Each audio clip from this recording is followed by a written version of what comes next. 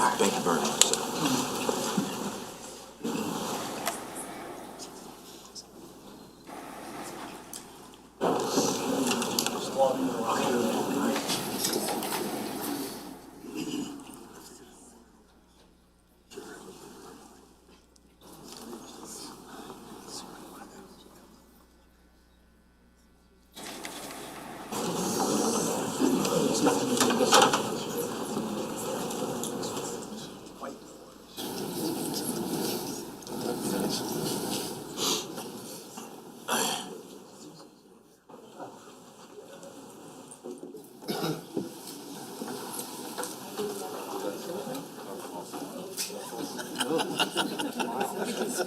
We all heard it, right? Love your enthusiasm, though.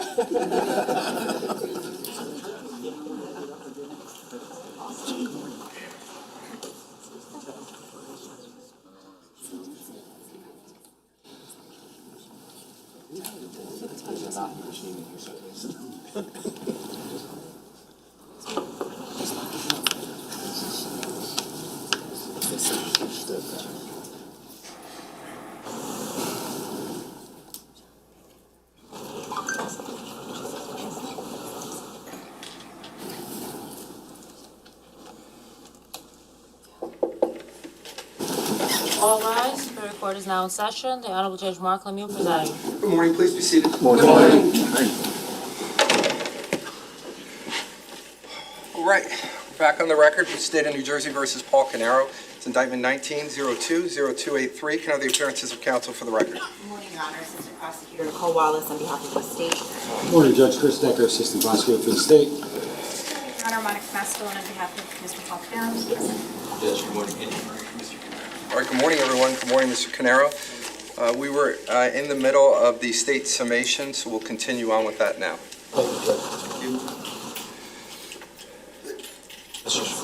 Can I have the back right table, please? Thank you.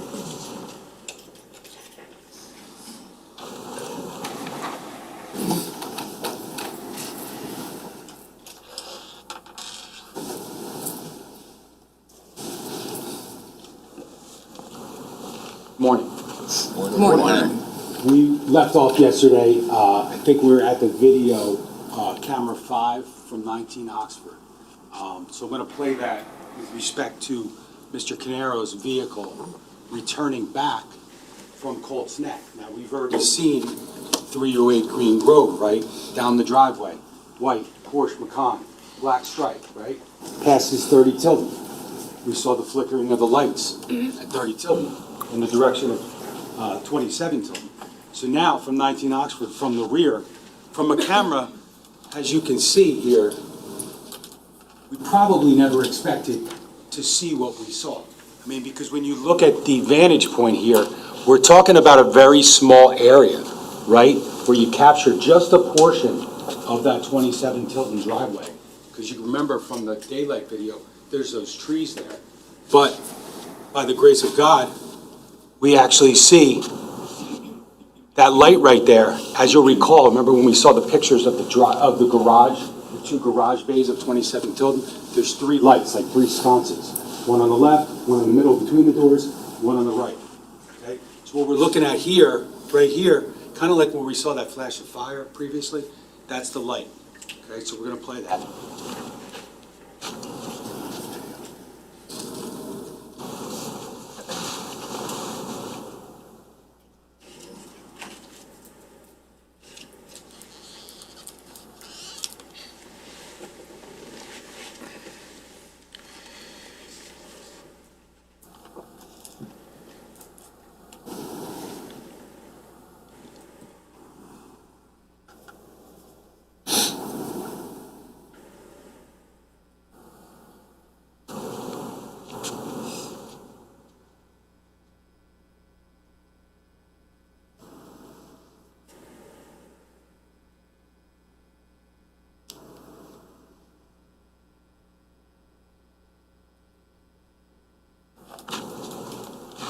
So now we've seen the white Porsche Macan, the one being driven by one person and one person alone. The person coming back with the jeans, with the gloves, with the scarf, with the gun, with the barrel in it, not yet out of it. He's pulled back in his own driveway. Now, when we talk about timing of the fire, remember we talked about Heather Kapp and Jonathan Harrington and when we can actually see the fire start. Now, we're going to see the video starts at 4:54. I'm going to speed it up a little bit because we know that that fire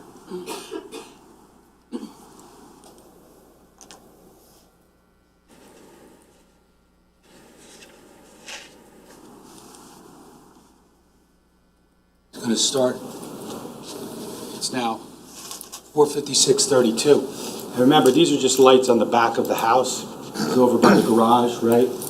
What we're going to see, remember, we have 4 top windows when we look at the daytime. We got a window over here, we got a window here, window here, window here. And then that 4th window is right about here. The gas line and the basement window would be just barely outside of that frame.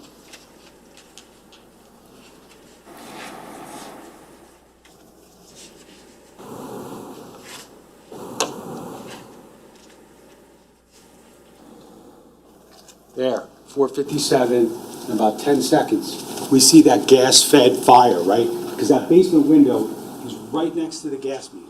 There's accelerant and the gas line, right? We got the gas from the gas can, we got the accelerant, and then we have the gas line right next to it. So we know exactly when that fire takes off, right? Because it's gonna flash here, right? And then we'll see from the next video, I believe it's the next video, when we look back at the driveway, you can see the flash, and you see the flash, but then it comes down, right? So that's the initial, the emanation, the beginning of that fire at 27 Tilton. So now we're going to see the same thing, 4:57, from the driveway view. We're going to see that flash, and then we're going to see it come down.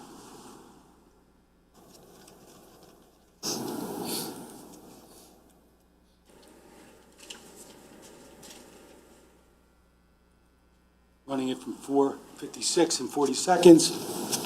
You see there's obviously some activity outside here, some lights on.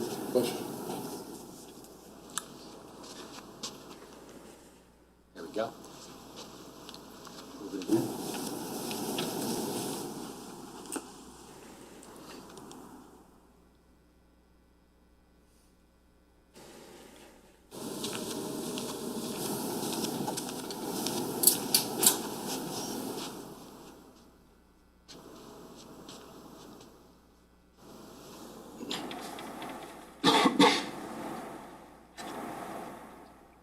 All this is going to be about 2 minutes before Mr. Caneiro pulls the Porsche Cayenne out of the garage.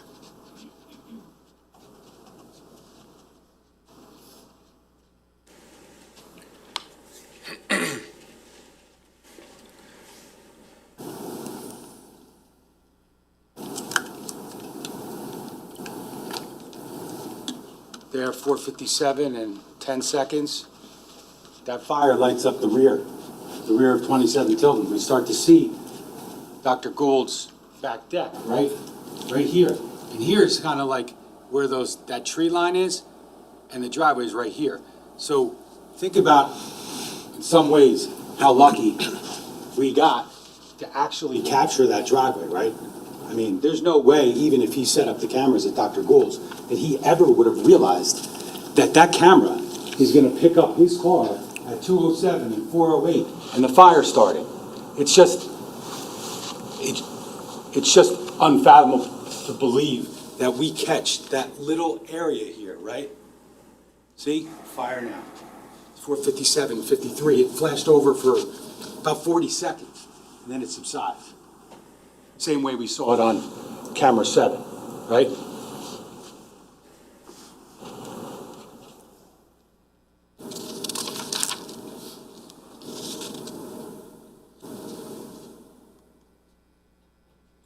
So now it's 4:59, 50. We're looking at camera 5 again with that small area over here, right? That driveway. We're going to see the Cayenne being pulled out of the garage by Mr. Caneiro. Here we go. He's backing it out. you know, because there's two cars there, right, by the one bay, and then he's got the opening by the garage, by the bay closest to Tilden Drive. So now he backs up, right, and then he pulls out forward, the same way he pulled out at 207. So again, we're just looking at that car backing up, right? It's gonna back up and essentially do a K-turn, right? It's the way you gotta get out of that driveway, the way he's gotta get that car out of that driveway. It's 5 o'clock and 5 seconds. The car's now heading out to Tilden. The car's gonna park on Tilden Drive. And think about where that car parked on Tilden Drive, right? It actually, he pulls out, we don't see it on the video, he pulls out and then he ultimately pulls it on the street, right in the area of Cap and Harrington's house, right? So now, Miss Cap didn't specifically tell you that was Paul Canero's car, but that's Paul Canero's car that she saw in the street between Harrington's driveway and her house. Same place it was, remember, when Chris Sorrentino was running up to the front door, hey, everybody's out of the house. Paul Canero's car. You just gotta put it into context, because sometimes when people watch things in the dark, they don't know what they're watching. Sometimes it takes a combination of evidence to kind of put it together. You know, they said a lot yesterday that we can't show you Paul Canero in the car, or we can't show you Paul Canero in the house at 15 Willowbrook, right? We don't see him running down or out of the house at, you know, let's say 3:42, 3:43 in the morning in Colts Neck. But the only reason we can't show you that is because of him, right? He cut the power in Colts Neck. He cut his own cameras. So when we talk about did they find houses to the west on Tilden Drive, and you know they didn't look or they didn't document, he didn't show you any cameras from the west side of Tilden, the other way out, right? You saw all those maps and photos and everything. But like any camera that would have been over there that wasn't, would have shown us likely nothing because nobody goes that way. But it would have showed you the same exact things that you could have saw from the 4 cameras outside of 27 Tilden Drive. Like it's a little hard to understand how we can be blamed for not having more footage when the best footage, the best evidence would have been his own cameras that he chose to shut off. And the only reason, ladies and gentlemen, you shut those cameras off is because you don't want anyone to see what you're about to do, what you did, and what you did after you did. It's extremely telling. There is no good reason, zero, in this world why somebody shuts off their cameras at 1:28 and 1:31 and then leaves the house for 2 hours in the middle of the night. His car, he's driving. You know, we talk about being framed, right? And all the things that we didn't find. And we talked about how no matter who did it, they didn't leave a lot of evidence in the car, right? In the Porsche Macan. Like there's no blood except for the, you know, the residue or the odor that's detected by the canine, Creed. Whoever was in that car, and I would submit to you that there is no doubt in this world that it was Mr. Caneiro. But the one little piece of evidence that was left in there that wouldn't have been all that noticeable, actually, Lieutenant Catalona didn't even seize it the first day when he searched the car. Remember when he takes the photos on the driveway? This was found the next day. It's a little piece of a black nitrile glove. Okay? Like, okay. Right? Consistent with the burnt gloves by the gas can, right? Consistent with all these gloves here. It's actually not that many, it's 6. But like if you're trying to frame someone, you're trying to set someone up, first of all, I said it already, you're probably gonna try to leave some blood in that car, right? I mean, it makes sense. You're probably gonna leave the barrel in the gun, it makes sense. You're probably gonna put the backpack in the murder car, not in your wife's car. But if you're trying to set someone up, this is the best you can do. leave a little piece of a broken glove, probably from when you tore it off and threw it in the back of the car, in the storage area, exactly where K9 Creed hit. I mean, that's not getting set up, ladies and gentlemen. That's just trying your best to not be sloppy, but still being just a little bit sloppy because of what he just did and the effect. No matter what you think of Mr. Caneiro, the effect that what he did to those little kids had to have had on him. Had to have.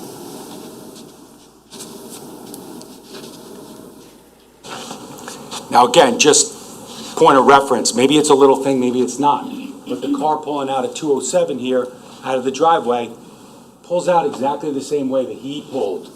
He pulled the Cayenne out at 5 o'clock. Maybe it's a little thing, maybe it's not. It's just another little thing that adds up with the gloves and the DNA and the ballistics and the cameras being off. And the cameras actually being on, showing you turning them off, right? I mean, that's important. Now, we talk about some of the defense witnesses, particularly now we referenced the cameras, so let's talk about Dr. Gould here, okay? Dr. Gould, obviously friends with Mr. Caneiro.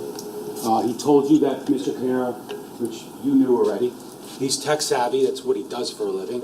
He talked about, helping out with electricity and helping the guy who did the wiring with the lights and helping Keith out and all the work that Paul did at Keith's house.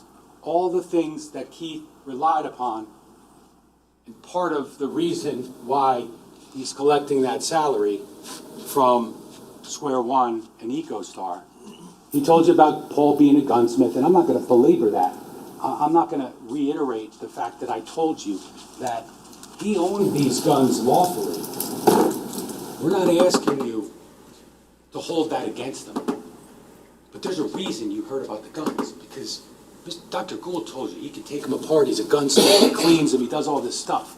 Like, that's exactly consistent with bop, bop, bop, bop, bop. Bop. Even Dr. Gould eventually got curious, right? He eventually got curious. I asked him, did you watch him before you gave the videos, before you gave them to the police? And he had. But at some point, he actually had to bring him back because not all the footage was on him, so he actually had to bring it back. I think it was Detective Melody. But I asked him, did you eventually watch it? And he was like, yeah. And he even saw Paul leaving, 2 a.m., Paul returning at 4 a.m. And I asked him, because we were looking at a photo, right? I showed him the photo of Sophia and Jesse and Jennifer and Keith. And I asked him about Keith's hair, and I asked him about Paul, who's got hair. Keith was bald. And then I asked him about Corey, just because, why not, right? Brought up Corey, right? They want to talk about Corey. What's Corey look like? We'll talk about why that's important later. I shouldn't have to prove that to you, ladies and gentlemen. He has nothing to do with this. Nothing. Objection. Come on up. You know what, it's overruled. It's definitely not an objectionable thing. Go ahead. Again, all this goes to the fact is that they told you Mr. Caneiro was cooperative, how he talked to the police at the scene, and he was spoken to by several of the ocean patrolmen. We're really just trying to figure out what happened. Why is there a fire here? We're just trying to figure it out. And, he's telling them that he wakes up, he's sleeping, right? He's talking about, and even his daughter said it, that he was upstairs all night, not really being the family man that he was described as. He's just up in his bedroom from, 4:30 that day until all of a sudden a fire he wakes up to. It's just all inconsistent with the evidence that you're hearing in this case. Now, when we talk about the background, the financial motive, the build-up with Paul and Keith, again, I'm not standing here saying that it should have been enough, right? Murder doesn't always or rarely makes sense. But Did we follow the evidence or did we ignore evidence? Did we try to see the communications, like, between Paul and Keith? Did we just stop after we heard that devastating phone call between Keith and Paul at 6:05 p.m. on November 19th, 2018? About 9 hours before the murder? No. You heard from Detective Miglioretti, he read these messages, and I'm not gonna read them all for you. I believe you'll have them. But we need to understand kind of where this all starts. And you've all heard about April 2018. A little hard to read here, but what we're seeing is April 11th, Wednesday, April 11th, 2018. And this is basically Paul getting caught stealing from the trust, right? Keith was obviously trying to inquire. You can see Mr. Artigas and Mr. Weinstein are included because they're trying to figure it out. Like, yes, it was brought up yesterday, and it's true. There were times when the trust was not funded properly, right? There are times with businesses where maybe Keith didn't have the ability to throw $7,800 a quarter to the trust account. That happened. But what they didn't say to you is that, and I said it yesterday, he's got one job as the trustee. One job. This is not like managing real estate assets and all this kind of stuff. He's got a life insurance policy. Pay the premium. That's all he had to do. And listen, if Keith doesn't fund it, like in past years, if he doesn't give the $7,800 that quarter to the TD trust account, then no one is blaming Mr. Caneiro for not, he's not gonna, no one is saying he has to pay it out of his own pocket. That's not the point. It's just, when the money comes to the TD trust account, that bank account, just click transfer. Like, think he can handle that. He knows his password. You heard it yesterday. The only time he ever forgot his password, of the 19 times when he transferred the money, not to Canada Life, but to himself, he never forgot his password, right? Never. It's like shutting off your cameras. It's like, Keith, I don't remember my password. Why do you think Keith's so frustrated? Keith's like, I'll even log in, just give me the password. But he can't give him the password. Take it for what it's worth. Take it for what it's worth. But Keith wanted to know where the hell the money was. And he couldn't get an answer. And he said, I don't know exactly what Mr. Paul Caneiro was saying on the other end, but we know by context that Keith is saying, you got 2 hours, let me know. You know, he's trying to be a little bit sympathetic, bless you. He's trying to be a little bit like flexible, right? Despite the months and months of thefts and where the hell is the money? He's giving him 2 hours. And he says, 8 o'clock, Paul. But you never heard anything about any other communication, right?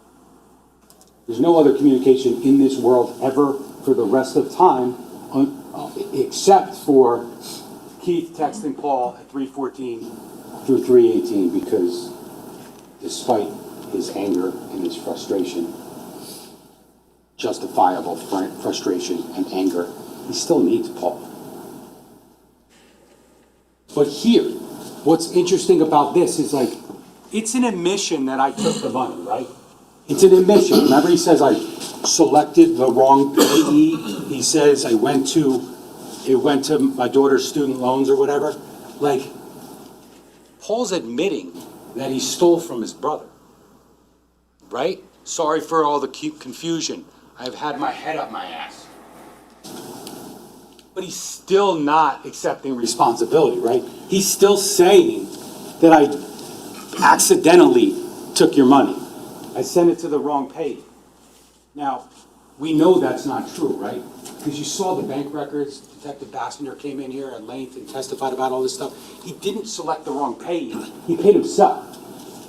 And there's a lot of talk about him paying it back and all that stuff, but, like, the reality is he didn't pay it back. It just went to the business, and then Keith transferred it back to the trust account, and then he took it. Because you will hear, if you want to call it paying back. If you want to say he reimbursed, whatever. Were there times when he stole in the past and reimbursed? Sure. Does it make it right? I mean, he didn't tell Keith he was stealing before he paid it back. He didn't ask the beneficiaries, Jen, Jesse, and Sophia, obviously not Jesse and Sophia, but he didn't tell Jen, hey, I'm taking a loan, because that's what he would have needed to do, according to Mr. Cardenas, in order to take a loan. These are not loans. It's just straight up theft. And again, I said it yesterday, but when the judge ultimately charges you on the law and he reads to you about theft and misappropriation, and on the verdict sheet, you're going to have some choices on theft. The allegation is $78,000, but playing with the money and looking at certain things and where certain things went in a family business, we're going to ask you to find between $500,000 and $75,000, not above $75,000. That's absolutely no issue whatsoever. But it's not the point. It's not about the money. It's about the trust. Like, think about 1999. Keith Caneiro decides, I want to create an irrevocable trust. And in order to do that, you need a trustee, right? And it's kind of ironic that it's so obvious what a trustee is, right? It's someone that you trust with your money and with the obligation of doing these things. But again, just transfer the money. Just click transfer. Send an e-bill or whatever the hell you have to do at TD Bank. But he knows how to do it because he's done it in the past. He knows how to transfer money because he transfers it to the TD Bank trust account to himself. It's not that complicated.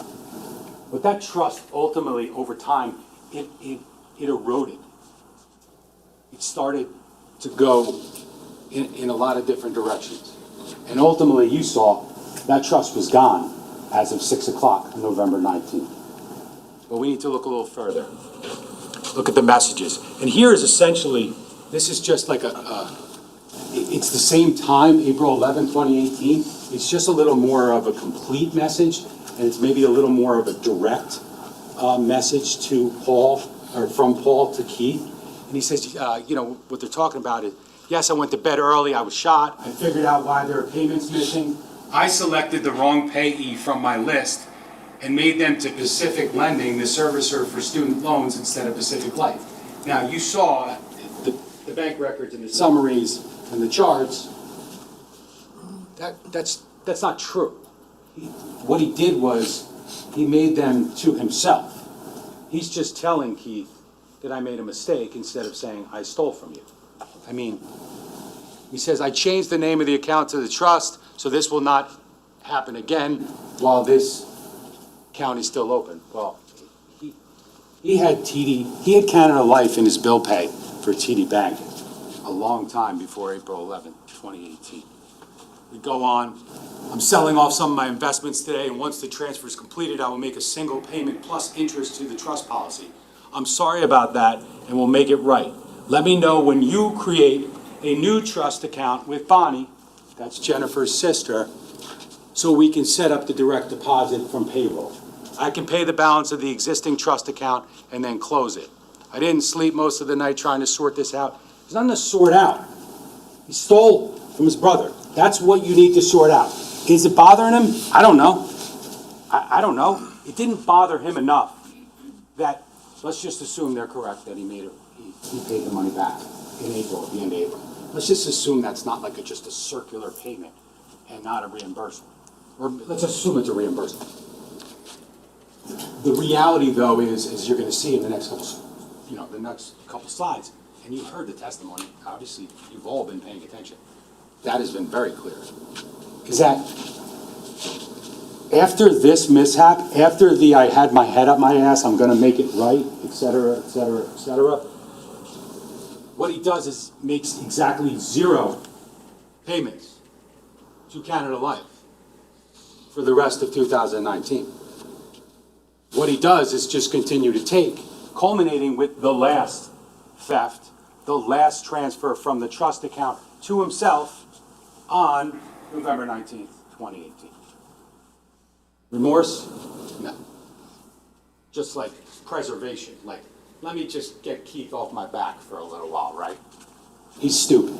That's really what he's saying.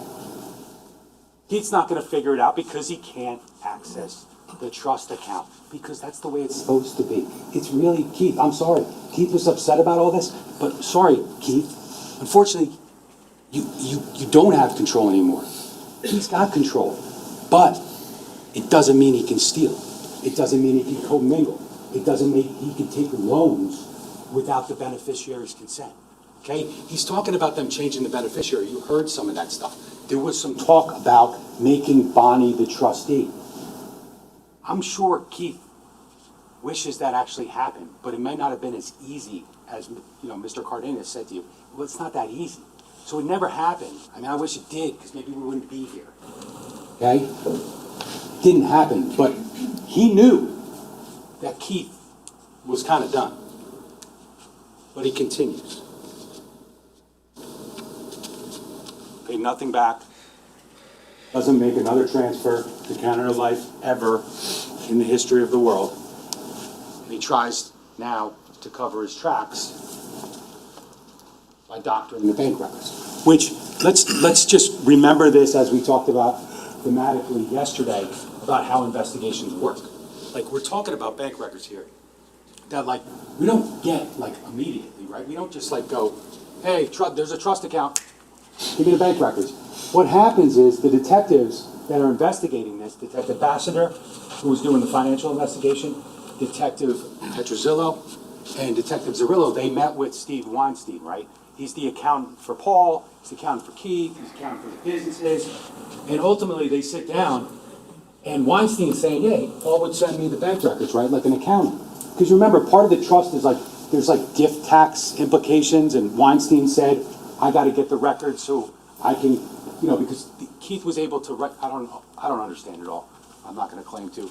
But basically, Keith had to account for gift payments. Basically, the transfer of the payroll he's allowed to account for it with the IRS and his taxes as like gifts, right? You have an allotment every year, whatever. And so Steve Weinstein, the accountant, had to like reconcile all that, right? And he's telling the detectives, yeah, Paul, Paul's making these payments to Caneiro Life. Here's the records, this and that. Ambassador's just gotten the records from TD Bank, and she's like, what the hell's going on here?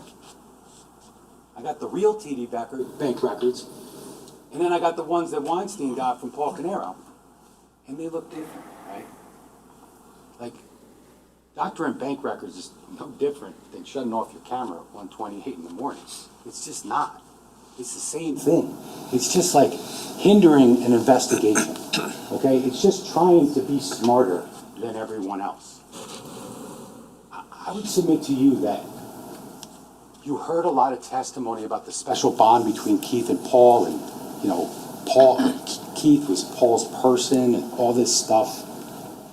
I don't know why I heard that so many times. But, like, I submit to you, based upon the evidence in this case, particularly this evidence, that he thought Keith was stupid. And he thought that this was his operation, despite Keith owning 90% of the business. Because we look here, we look at April, okay? And we see right here on April 9th, 2009, there is a transfer showing up from TD Bank to Canada Life Assurance, right? Okay, now we're going to look over here at May. We're going to see on May 1, these are the records that Mr. Weinstein got, right? And it says 501, May 1st, TD Bank bill pay, $5,000, Canada Life Assurance Company. I don't know how well you can see that. But the first record that he ever gave to Steve Weinstein has the word assurance spelled wrong. ASSUARANCE.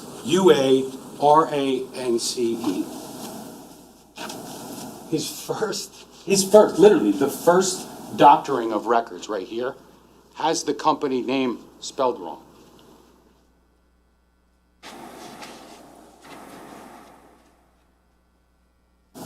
Okay, let's keep going. So now we're looking to compare May, what we just talked about with the misspelling over here, to the real bank records from TD Bank. And what we're seeing is not that it went to Canada Life misspelled insurance company, 5,000. 5,000 went to TD Bank checking account ending in 3837. I'm sure you remember that that's Paul Canero's checking account at TD Bank.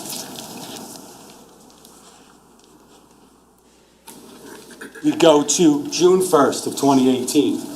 Fake records, real records. Here we see 618, Mr. Weinstein's looking at this, and he says, this time actually, Mr. Caneiro spelled assurance right, okay? But it shows that he transfers $7,500 to Canada Life, right? Weinstein takes a look at Detective Bassner's records over here, and he sees $7,500, same date, right, 6/18, June 18th, and it says, not Canada Life, but Paul Canero's bank account. And when we look here, we talk about funding, and I said it a few moments ago, but I don't know if you could do the math, but you look at all these transfers in, J. Martin payroll, EcoStar payroll. That's Keith's payroll going to the trust account. So, I mean, you could do the math, you're gonna have this.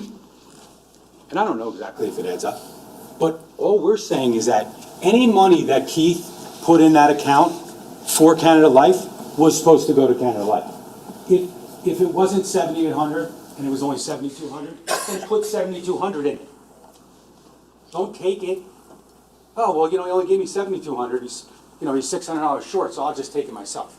That doesn't work. Now we go to July. Again, we see on the fake records, well, this part's real. J. Martin, EcoStar, all these transfers in. Periodically, the payroll, 500, 600, 500, 600, etc. Then Mr. Caneiro allegedly pays $4,500 to Canada Life. But when we look at the real records, lo and behold, that $4,500 goes from the trust account to Paul Canero's account. August, we see on the left side, doctored records, right? And you see these check marks, it's actually Weinstein. He was like going through it and like, as an accountant, you know, he's been working with this business for years and he knows their books and everything, but like, he's trusting Paul. You know, like he gave him the records. It shows it's going to Canada Life, right? Shows it's going to Canada Life, shows it's going to Canada Life, but it's really going to Paul Caneiro. Paul Caneiro. Paul Caneiro. And Steve Weinstein's not getting the records from TD Bank. He has no interest in that account. He's relying on Paul Caneiro, the brother, the trustee, to provide the records. It's not until Keith, Jennifer, Jesse, and Sophia are dead that Steve Weinstein has any way to know that this is just a perpetration of fraud by Paul Caneiro on his brother. You know, like, had Keith had these records and Steve had these records and Ron Artigas had these records, there wouldn't have been all that scrambling on November 18, 2018. You know, Keith, you heard it at 4 o'clock. Like, he's actually trying to give Paul the benefit of the doubt. Like, what's going on? I've been on the phone all day trying to figure it out with Canada Life. And the problem is that, like, Keith and Ron and Steve, like, they're not the trustee. Like, you might be the accountant, but it doesn't necessarily mean that they're going to give you the records. You heard at one point, I think, Artigas had to call and actually say he was Paul Caneiro because he was just trying to figure it out. But this is what's going on. This is what's going on. Again, you know, just in August, we see all this money that's supposed to be going to Canada Life, and it's not. And is it a big deal? Is it a ton of money? No, it's not. But it's about trust. Did he trust him? Was he sick of him? No, they're both sick of each other. Keith's sick of getting stolen from, and Paul's sick of having to deal with, in his mind, this BS from Keith. As if, like, Keith shouldn't have just had some faith that the money he's setting aside for his kids is just going to be there. Now, if there were times when it wasn't funded, so be it. That's not Paul Caneiro's fault. It's probably not Keith Caneiro's fault either, but it is. I mean, he's the one funding it. But it doesn't make that right. And again, when we talk about a lot of the evidence that you heard recently with who Paul Caneiro is or who he was, it's just not consistent with the investigation. I'm not saying that his family or his friends knew about this. They didn't know he was doctoring bank records. They didn't know he was stealing from Keith. But it's the reality. It's the investigation. And it's not tunnel vision. It just is following the evidence. And the evidence is right here. Okay, little things. Bank records, cameras getting shut off, DNA, ballistics, your niece's blood in your basement. It's easy to say, oh, well, DNA can't tell you how it got there. Well, we would have known how it was going to get there if he didn't shut the cameras off. Like, you don't need the DNA people to tell you that, you don't know how Sophia's blood got on there. I mean, we do. I mean, she did have 17 sharp force injuries, and his genes has blood all over. But again, the whole argument, like, we don't know how DNA gets there. We don't know how ballistics gets there. Well, in reality, we do. It's just that forensic scientists can't tell you. They're not involved. They get a pair of genes, right? They get a pair of genes, and their job is to say, let's cut this, let's swab this, and let's see what we get. The investigation, the detectives, the evidence tells you how it got there. The reason it's there, her hair on the scarf, God help me. Blood on the jeans, blood on the gloves. You know how it got there. You know how it got there. There's no explanation, okay? So to argue we don't know how it got there, the only person to blame for not knowing, or let's just say not knowing, we know. We just didn't see because we couldn't see him put the bag in the car. We couldn't see him take the clothes off and throw them underneath the pile. We couldn't see him starting the fire and then the other fire because those very cameras were shut off. If I say it once, if I say it 10 times, I'm sorry. But like when we look at where the cameras pointed and what they would have shown, it is so obvious why they were shut off. So September, we're going to see that the tensions start to build in September, we got the doctored records, 1,000 going to Canada Life, 300 to Canada Life, 1,000 to Canada Life, 1,300 to Canada Life. And then we see the reality. Transfer to Paul's bank account, transfer to Paul's bank account, transfer to the joint bank account of Paul and Susan, which she had no idea, and transfer to Paul's bank account. This is all Paul Caneiro. Zero respect. And I know I said it once yesterday. I'll kick myself if I don't make sure it's clear. When I talk about this transfer from TD Trust to his own bank account or the joint bank account, he's not stealing from Keith. He's stealing from Jennifer, from Jesse, from Sophia. So, if anyone could do this to their family, to do what we saw in those horrific pictures, isn't it more likely that it's the guy who's already stealing from those very people? Like, I'm not saying that justifies it. I'm just saying that it's not unfathomable that he doesn't really have that special bond that you heard about. Like, Sophia or Jesse's on his back in the pool, but he's stealing from them. He's stealing from their future. And he's hiding it. He's covering it up. But he got caught. He got caught. But he only got caught after the murders. No one really caught him, except for April. He got caught, but he lied about it. But the investigation into the fire of 2017, into the murders at 15 Willowbrook, really just unveiled the fact that he was stealing from his brother, and he was trying to cover it up. We talk about the escalation. These are Google Cloud messages from Keith to Paul and Paul to Keith, etc. Keith's saying, this is total bullshit. You have time to email me when you need money for your insurance. Remember, he asked if he could put the $5,000 and change for the car insurance on the business, right? Because that wasn't normally covered by the business. And this is the conversation about that. Keith is saying, this is total bullshit. You have time to email me when you need money for your insurance, but you don't have time to follow up with me when I'm fucking dealing with an issue that affects our only large client, that being Doris Duke. Don't put your insurance on my card. I'll find my own fucking employee and put my own fucker advertisement out. Keith, question regarding the insurance payment. So now he's like, he's pissed because he's got to pay the insurance on the company, right? $5,000, like, and I think at some point he says, I actually did it for you last year too. But basically Keith's like, now Keith's kind of stepping back and he's kind of going back into his, all right, let me try to help my brother, right? Let me see what I can do. And he's basically saying, why can't we pay it monthly, right? Why do we need to put $5,000 on the credit card?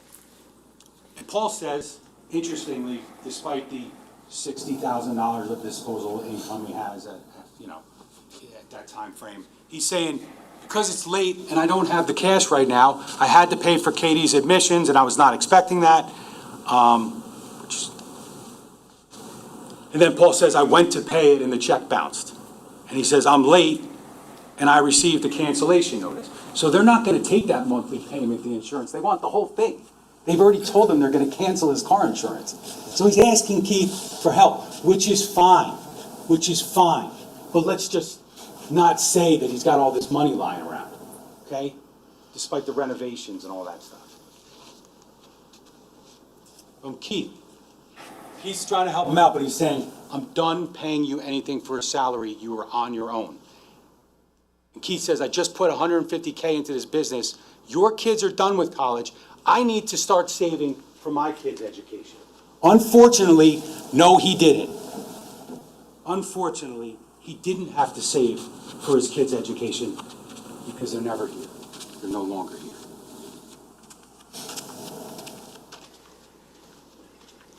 Now they're talking about September 17th. They're talking about EcoStar, the sale, right?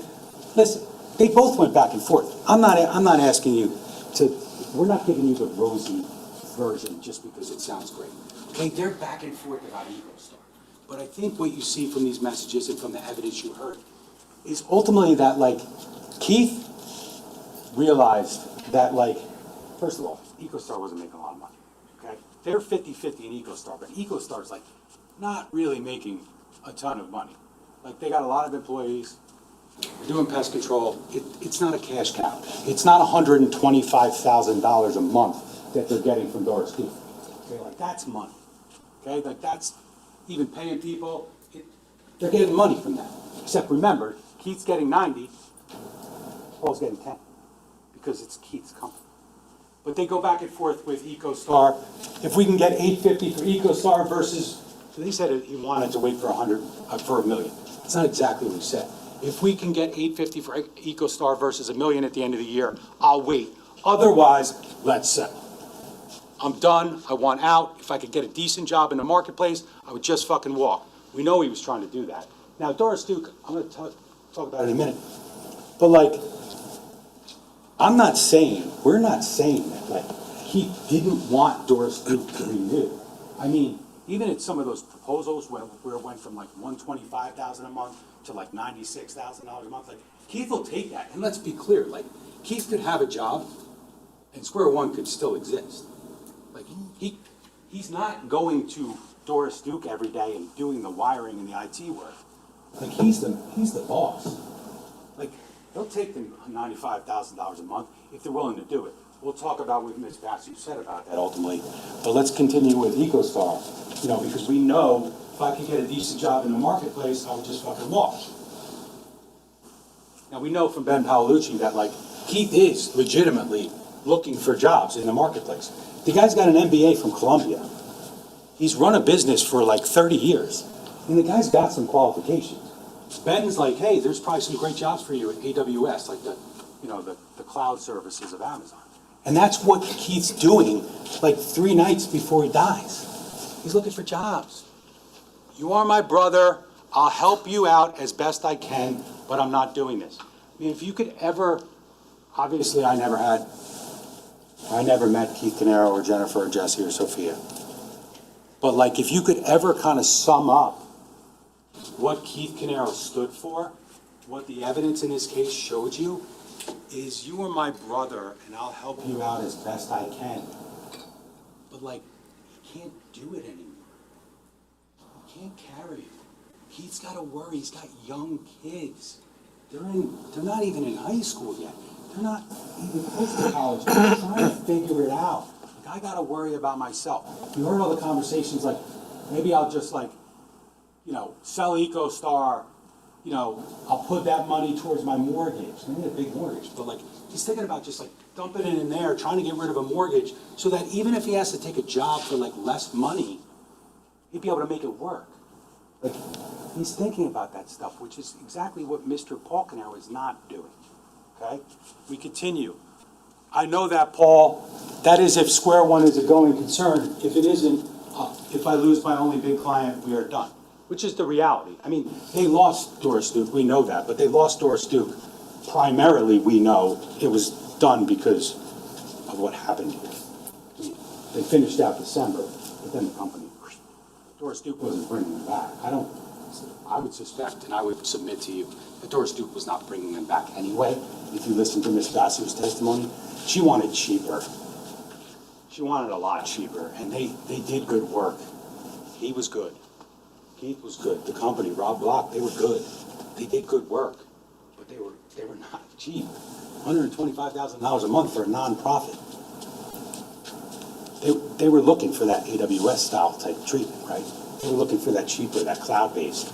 Okay, it was where the times were going. And Keith and Paul, they're both smart. Keith knew where the market was going. I think you heard that. Like, everybody kind of knew that, like, the modern day IT stuff wasn't going to always be exactly the same. And kind of what they offered wasn't necessarily what everybody was looking for, especially for $125,000 a month.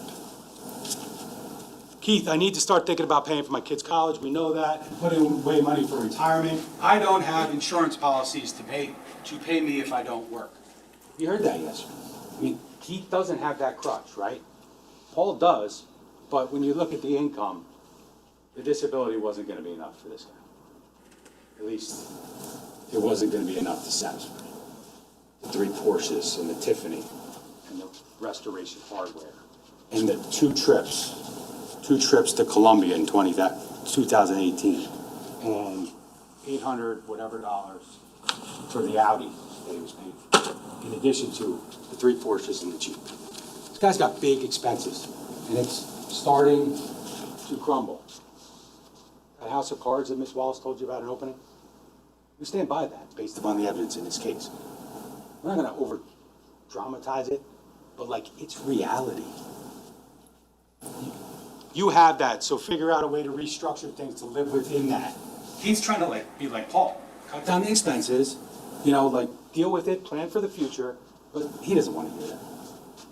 I'll do what I need to do to ensure my kids will be able to afford college without giving them loans, which is exactly what you did.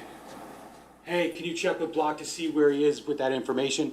So this is November 5th. So this is like the build up to Keith having to go meet with Doris Duke and Guli Basu, right? So basically, Keith's trying to get together the information, because they're asking questions and stuff, so he can go and present to Doris Duke and say, like, here's what I got, here are the options. You saw those 3 emails with the proposals.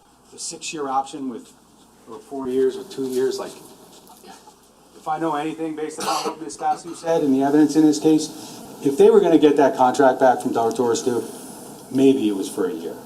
Maybe.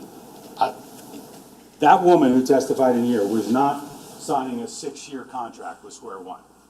I think that if you recall that testimony, that's abundantly clear.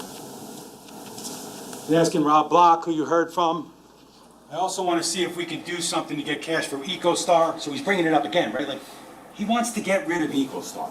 I mean, he's not going to sell it for $200,000, but if he gets a decent number, he wants out. It's just aggravation. In case Duke doesn't renew, okay, Paul says rest, we can talk tomorrow. Keith, I'm thinking that if shit really goes sideways, I cash out my 401k and insurance and get rid of my mortgage. I just said that. That's exactly what he was looking to do. Even if I lose money doing that. So he's not really concerned. He just wants to be able to get a job. Like, he just wants a quote unquote, like, this is not to disparage the family business, but he just wants to go to work every day and actually maybe report to someone who's responsible and just kind of like do his job and go home. Get a paycheck and go home. Not have to worry about payroll and where it's going and whether it's getting to where it's supposed to be going. Like, he wants a little more simplicity in life, it seems like. Paul says relax. That's what he always seems to say. Yes, he's calm. Is he level-headed? I submit he's not. But he's calm, right? Because he's trying to keep Keith at bay because he doesn't want Keith digging. Okay? He doesn't want him digging because when Keith digs, bad things happen for Paul Caneiro, and ultimately, bad things happen for Keith and his family. Let me see if we can get a call going with the people interested in EcoStar tomorrow. Even if it's 900, I would do it. Paul, fucking relax. He doesn't want to get rid of the business because, let's just say 800, right? He gets 400,000, right? He owes money to the IRS. He owes money to credit cards and blah, blah, blah, blah, blah. Like, that money is like, he's better off with an EcoStar credit card than he is with 400,000. That's just gonna go like this. It's gonna be gone in weeks. Okay, so understand that. Understand the expenses. It's not just like, sounds great, right? Hey, you sell the business, I get 4, you get 4. Okay, but, you know, there's money that needs to go elsewhere immediately. So it's not gonna get the job done. He needs that piggy bank. Go to sleep. We don't need to do this. We don't need to do this tomorrow. We don't know, Paul says we don't know what the future is. Well, that never a truer statement was made. And Paul Caneiro says we don't know what the future is. I know what the future is, Keith says. They're going to cut to 2 people. I'm going to have to kill the new guy that we just hired. When he says kill, he's talking about fire the guy they just hired. Again, 90-10. Doris Duke, I'll keep it brief. You saw that Keith, I think it was November 13th, he meets with Gouli Basu and Peter Simmons, who's like the CEO or LO or whatever it is. And he basically says, all right, after the meeting, like, they discuss, Gouli says they discuss finance and like, we want it cheaper, we want it less. They don't want less people. They don't want Square One to go from 3 to 2 techs that are in the office every day. They just want it cheaper. The only way Keith can really make it cheaper in his mind is to go to having 2 people go there every day as opposed to 3, because obviously it now brings his costs down, so that they can go to like 96 from 125, right? The salary savings. But like when you heard Ms. Basu testify, they got those 3 proposals, and she said, we didn't make a decision yet, but I would submit to you based upon her testimony, that salary savings was not gonna get the job done. And maybe it's easier because now we're getting pretty close to 2019. Maybe it's easy to just run out that contract. Because remember, the contract wasn't actually expiring.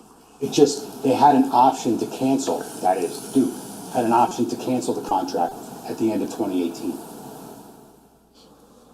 So like, it could have gone another year.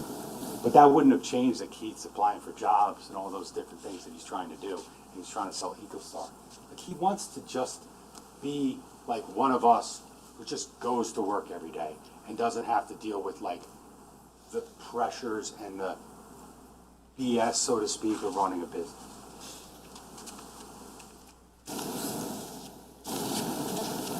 Now, again, I'm not going to belabor it. You heard the testimony. You've seen the charge. You're going to have them. You know, they made it sound like, okay, these are his expenses. This is what he makes. And he's going to get more in a little while from disability. But like, the reality is, when you look at the bank records, when he's taking money from the trust, it's because he's in the negative. You know, that insurance check, it bounced. Like, I'm not saying if he thought rationally, he couldn't have figured it out. But this is a guy who's got 3 Porsches in the driveway. Like, he's not looking to cut his expenses. He doesn't want to do that. Overdrafts, return payments, withdrawals during that time. Now, September 2018, Paul's financial issues that we've seen in this case, and you'll have 9-3. Paul complains about not being properly reimbursed for his cars. Like, he's going to Tiffany Rivera, the business manager, and he's saying, you know, ever since we got the different car, I think it was the Cayenne, whatever it was, I think the reimbursables are wrong. So it's like, he's complaining that, like, he's not getting enough money for the car reimbursables, as if, like, he should even be getting them as a 10% owner in the business. September 11th, he received a failed payment notice for Susan Canero's iPhone. Basically, like, he didn't pay the bill. 9/11, Paul considers taking out another, and you heard about several, 401k loans from Susan Canero's account. She doesn't know. 9/12, he receives a missed Audi payment notice. 9/14 to 9/16, he gets an email regarding that Allstate payment. That's the one for the car insurance. Again, September 16th, Paul asked Keith if he could put his auto insurance on the company card. We saw that.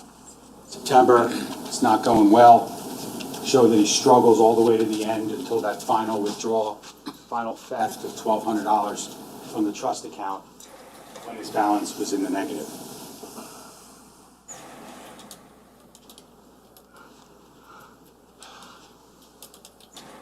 Are we ignoring things or are we following the evidence?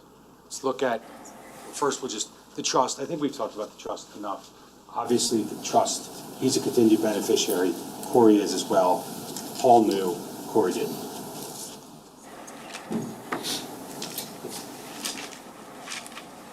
Let's just talk about the trust in the context of how Mr. Caneiro looked at it. Yeah, and that's what that trust is going to let you do, because the trust account is going to give us access to everything. It allows, basically unlocks all the other stuff, with, getting everything back, sorted out. Like, this is January of 2019, he's talking to his wife. He's basically explaining the trust and how it unlocks other stuff and investments or God knows what. But like, Keith, Jennifer, Jesse, and Sophia are dead, and he's talking about the trust account. Like, family man, loves his brother, special bond. Keith's dead. This is the conversation. Yeah, and that's what that trust is going to. 2018, January 2nd takes 1,000. January 10th takes 500. 22nd takes 2,500. February takes 2,200. May takes 5,000. Prior to taking this, he's in the negative. May 15th, he takes a 401k distribution of $43,000.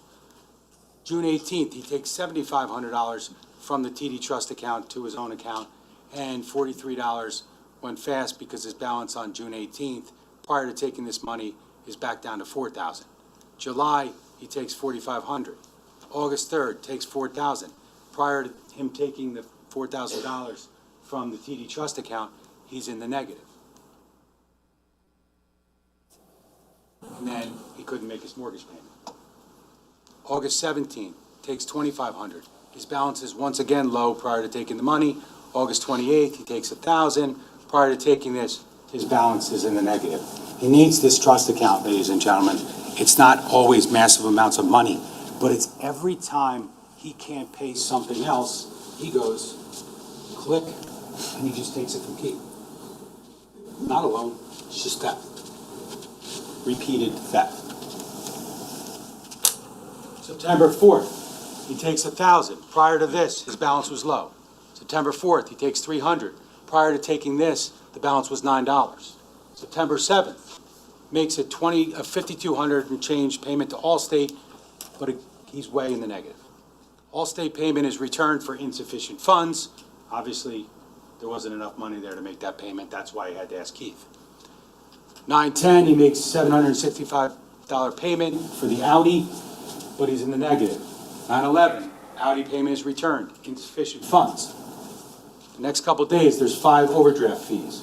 September 12th, transfers $2,500 from the EcoStar operating account to get out of the negative. September 13th, transferred $500 from EcoStar. Sorry, I just said that. 9/14 pays $1,265 IRS bill and is in the negative again. September 17th, takes $1,300. Prior to that, he's in the negative, and then he's back in the negative on the same day. September 18th, transfers $1,000 from EcoStar.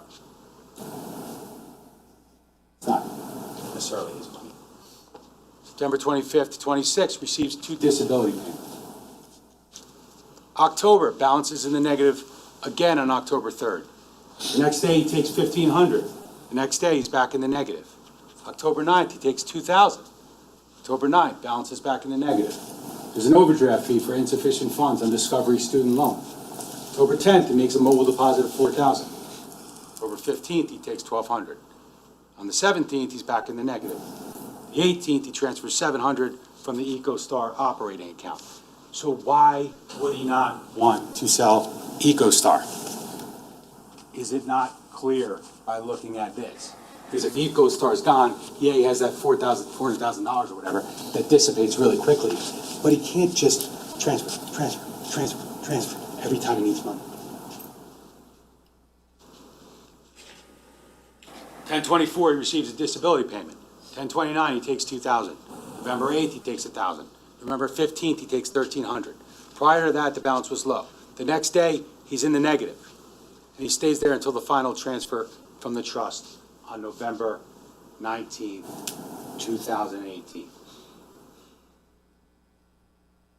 The same day Keith's trying to figure it out, he is stealing $1,200 from the TD Trust.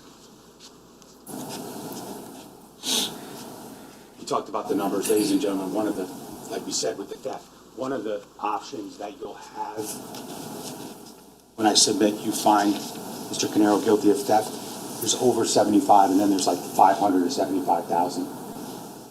Conservatively, there's no doubt we will ask you to find in that range. Continue to follow the evidence. Now we get to, now we know Mr. Caneiro stole $1,200 from his brother.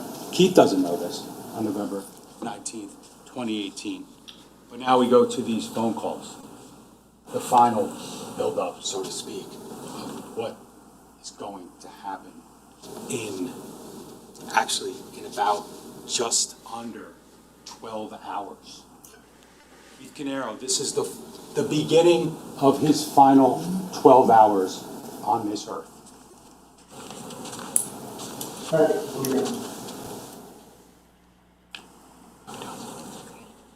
Counterlife is telling me they haven't been receiving money except in April. That doesn't make any sense.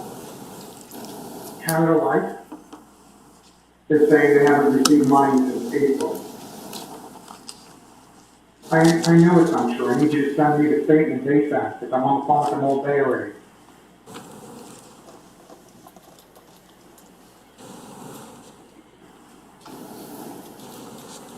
I need to access the money.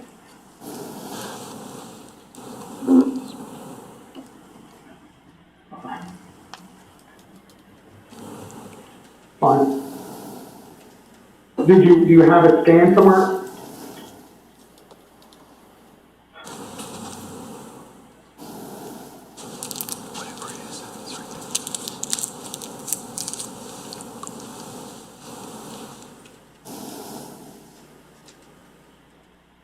Do you have it scanned in Equinor? Can I log into it and grab it? Do you have the online access? I'll just go online and see it. You don't have the online access?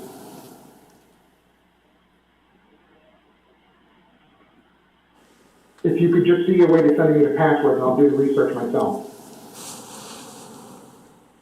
Thanks.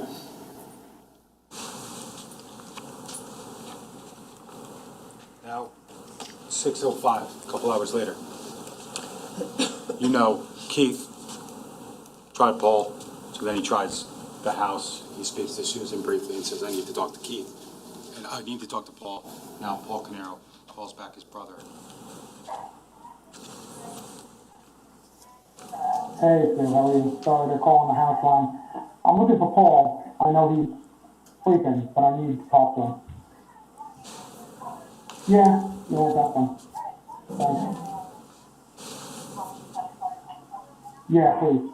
Call me on my mobile. Thanks. Yeah, thanks. Bye.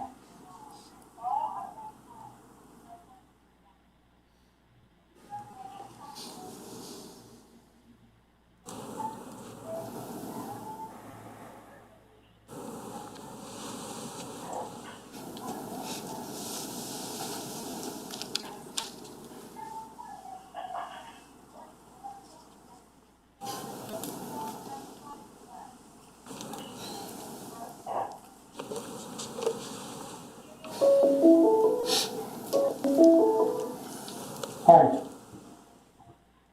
I just spent the last hour and a half on the phone with the insurance company. They're saying they haven't received any money and that they took a loan against my account and they're taking another one in October, which is just in October.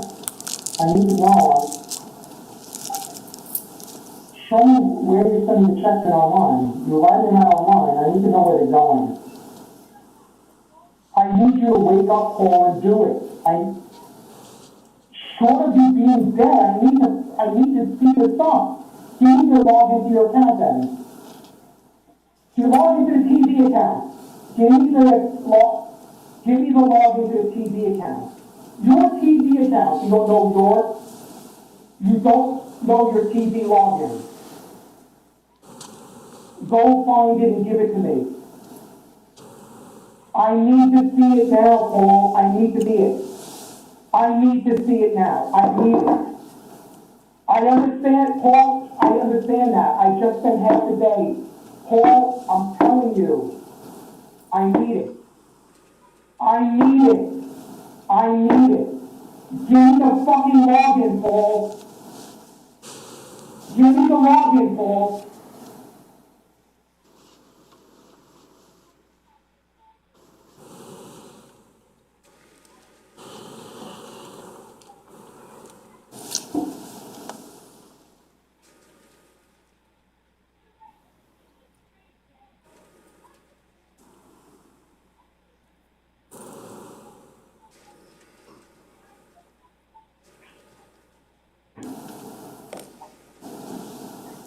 Paul, just give me the login so I can see where the money went. They get on your computer and tell me where the money went. Paul, somebody else could read it to you there. I need to know where that money went.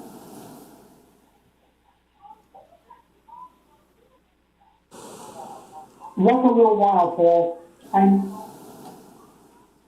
I understand you're saying you need to wake the fuck up, Paul. Paul, I'm telling you, I just spent half the day looking for this. I need to know where it went. Paul.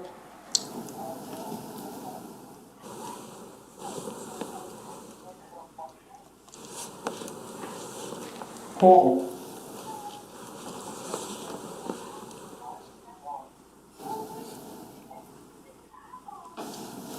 Are you sure it went to the right place this time?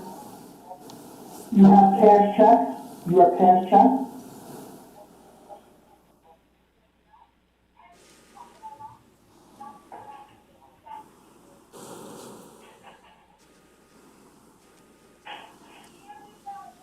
Paul.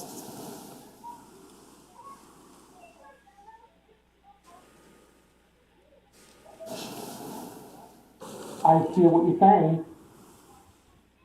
Paul, I'm worried. I need to know where it went. All right, an hour or two. An hour or two. An hour or two, Paul. That means by 8 o'clock.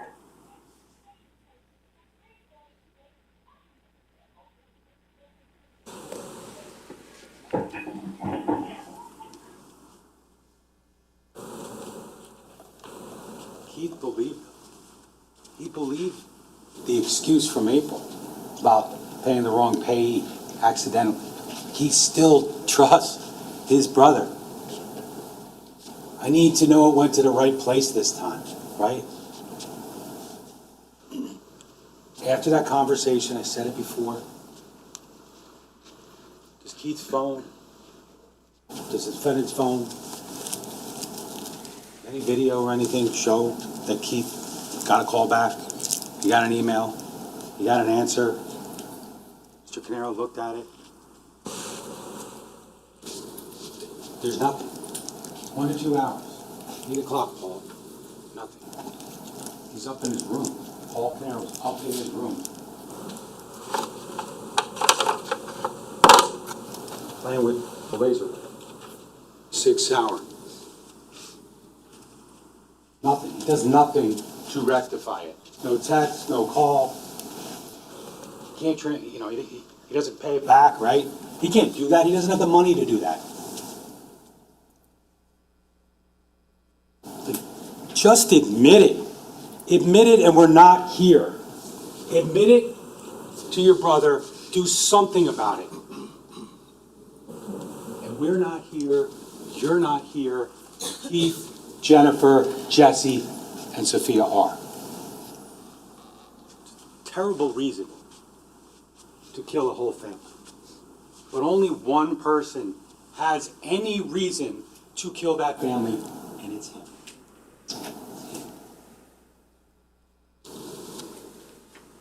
To the negative. And when we talk about Miss Wallace, and I won't belabor, and Miss Wallace said it best in openings when she talks about those 3 income streams that Mr. Caneiro has. He's got the payroll, right? He's getting paid. His family, he and his family are getting paid by Square One and EcoStar. He's got the disability, and then he's got the piggy bank taken from Keith. Those are the steady income streams in 17 and 18. Okay? If they get rid of EcoStar, he doesn't have that. If Miss Basu and Peter Simmons from Doris Duke say, you got a year or you don't have anything, we're moving on. He's got nothing but the disability. And it's not enough for the way he lives. It's just not enough. And he's not willing to make it work. Also, though, when we talk about motive, right, we know there's that $1.5 million from the trust account, right? And you really haven't heard us standing here. Ms. Wallace explained it in opening. We're not saying that, like, he killed Jesse, Sophia, Jennifer, and Keith for $1.5 million. That's part of it. I'd submit to you, ladies and gentlemen, that had to be the only reason that he went back inside that house or went inside that house. Because that's gotta be the motivation to go in and get rid of Jennifer, Jesse, and Sophia. He killed his brother. I mean, again, I said it yesterday, not justifying, but saying he purposely, knowingly killed his brother. And it doesn't make it right. None of this makes anything right. But like, that's why you heard all for 5 weeks, you heard about why it's so believable how he could kill his brother. It's so believable. Just understand the context and the build-up and the jealousy and the, I'm not doing this for you, Keith, anymore. I'm not coming over and fixing this, fixing that. You can understand that. But the only reason, after you execute your brother, that you make that conscious decision to walk inside that house, that dark house, betray that trust, is because the money's inside, right? The only way he gets anything, he just doesn't get anything other than, he doesn't even get anything from the businesses. Presumably it would have gone to Jennifer and the family, right? They're 50%, they're 90%. Only motivation to go in there is money. Now, does it make sense? I don't know. I struggle. Why? Why would he kill Jennifer, Jesse, and Sophia? Why? The only thing you could think is that it's $1.5 million reasons why. He's already killed his brother. He's going the rest of the way because he knows it's how he benefits. But assume for 1 second that maybe Jennifer came out and caught him, and that's why he had to do what he had to do, right? Jennifer walked out because she heard the gunshots, runs back inside, game on, right? Kids come down because they hear the commotion. I don't know what the answer is, to be quite frank with you. I don't know. I can't get inside Mr. Caneiro's house. All I know is that he did it. He did it. Because the evidence tells you he did it. I wish I could come up with a reason. I have no reason. I could never come up with a reason to tell you why he did what he did to the kids. I don't know what to tell you. But he did it. He did it. Because the evidence tells you he did it. This shutting cameras off and DNA transfer, and God only knows why my niece's and nephew's DNA is on my jeans in my basement. You know, why would I lead police there? Maybe he tried to destroy it and he just didn't do a good job. But he did it. But he also, to kind of close that loop, what Ms. Wallace told you was it was less about what he stood to gain and more about what he stood to lose, like the desperation and the frustration and the, Keith, I'm not doing this anymore. I'm sick of you owning 90%. Because he's not just losing the 3 steady streams, the theft, the disability, and the payroll. He's losing health insurance. He's losing these credit cards, $143,000 in 17, $120,000 in 2018. Man, that's not $50,000 of disposable income. That's reality. So he stood to lose. They told you the motive isn't good and all that kind of stuff, but it's good for Corey, but it's not good for Paul. But like, for Paul, it's not just about that he stood to gain 50%. It's also about all that stuff that he would have lost had Keith's plans kind of come full circle and had Keith realized that his brother is stealing from him.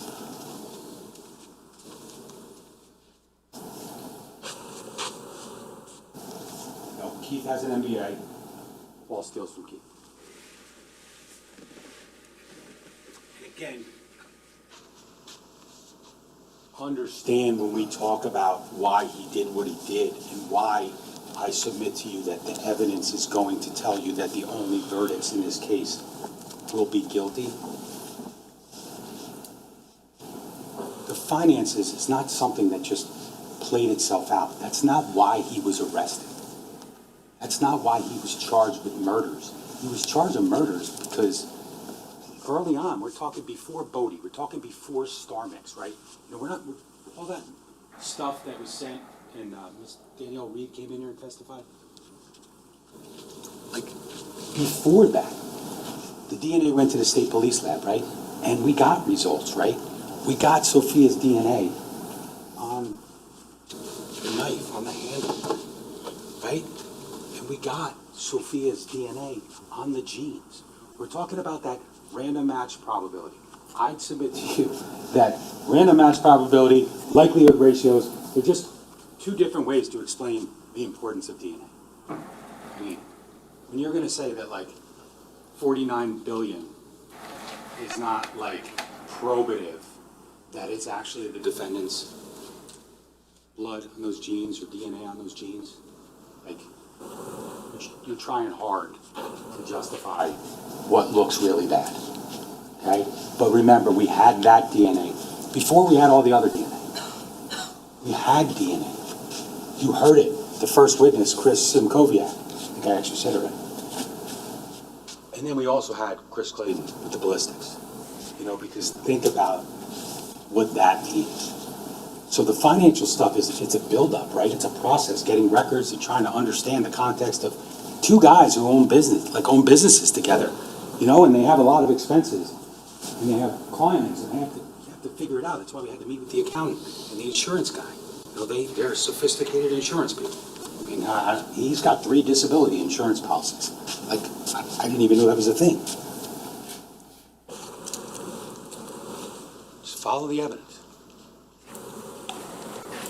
And again, when we talk about the finance and the motive and stuff like that, and whether or not it justifies anything, like, think about the fact that within hours of the investigation, Lieutenant Catalona searches the Porsche Cayenne, Susan Carroll's car, at the Ocean Township Police Department. The car, he never thought he was gonna have to drive to the police department. Never thought it was gonna be searched. It's the barrel. Like, I don't care how much he loves the backpack. I don't care how much it's an extension of his wallet. But you wanna have some stuff in your backpack? Sure, okay. It's actually a tactical backpack. I work with a lot of detectives who carry basically the same bag. And they have stuff in there, okay? But like, that? Silencers over there? I'm not gonna belabor it, he didn't use it. We told you that, we told you he didn't use a silencer. It's interesting though, why he's got a silencer in his backpack. It's because really, in reality, he doesn't want it to be with all the guns that are lawfully registered, right? And the rifles and stuff, the gun cleaning supplies, and the, you know, the hanging targets, about to shoot it. Because the silencer looks bad. Like, there's no reason to have a silencer. He didn't use it. He didn't need it. We know it. And Kapoor heard it from 2 miles away, right? The gunshots. Remember, he's fleeing that scene, thinking to himself, man, we're in Colts Neck, it's wide open. Somebody's gonna hear that. Like, you gotta assume someone's calling 911 when there's 6 gunshots in the middle of the night. I mean, you have to. That's why he's sloppy. That's why he got the hell out of there quickly. And that's why he went back. But like, before we talk about motive, ladies and gentlemen, why is he taking this out of the 6 hour? If you're getting set up, you're not taking this out. Now, Chris Clayton, he figured it out. It wasn't hard for him to figure it out. He test fired this barrel. He test fired the barrel that was in the 6 hour as they found it in the locked metal cabinet in his basement. He figured it out. The barrel from the gun that was in the cabinet, just in case they found it, that barrel doesn't match. This isn't like, oh, they're both 6 hours, et cetera, like all the ammunition's gonna match. No, it's not like that. That's not what Clayton told you. 1 6 hour could have been manufactured seconds after the one before it. And the ballistics will never match. Bullets, gun, they only link. Bullet matches to 1 barrel. 1 barrel because it's fired out of here. Let's just keep that in context. This, ladies and gentlemen, this killed Keith Caneiro. This likely shot Jesse Caneiro. You heard the testimony. Dr. Thomas said she couldn't conclusively say it, but it appeared to display patterns consistent with the gunshot wound through the chin, like a graze wound. And you know we found the bullet in the kitchen a few feet away from where Jesse was. So, context, investigation, step. Build up. Not zeroing in. You know, if this didn't match, or the gun didn't match the projectiles, I don't know, do we maybe look somewhere else? If the DNA didn't come back to him, and he didn't come back to his niece in the basement, do we look somewhere else? Yes. But like, should we be stupid? Or should we follow the evidence?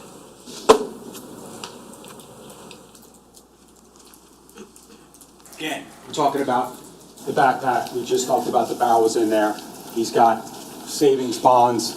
He's got Colombian currency. He's got a driver's license.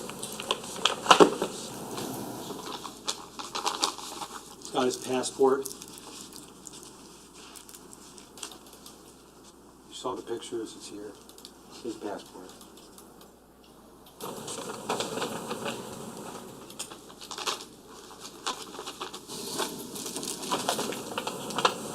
Rowdy Kate. Got every card in his wallet, right? Including, it's not in his wallet like in his pants. It's in a backpack in his backyard, in his back seat.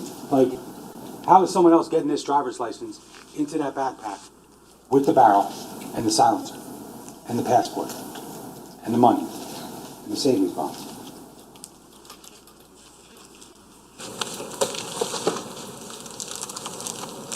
You're going to set him up. You picked the wrong car. It doesn't make any sense. You're putting that stuff in the Macan, no doubt, if you're trying to set someone up. Not in this car. This is where they found the barrel. It's in a pinch bag, you see. It's the barrel.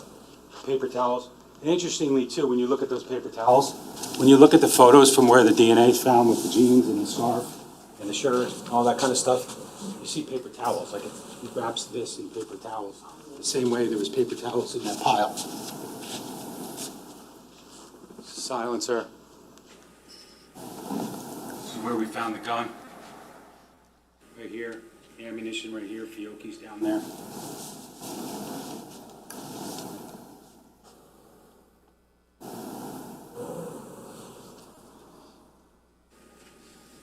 You know, after we find the barrel, and after we find the gun, then we get some DNA results, and it's starting to look like we're not zeroing in on the wrong guy, right? Just following the evidence.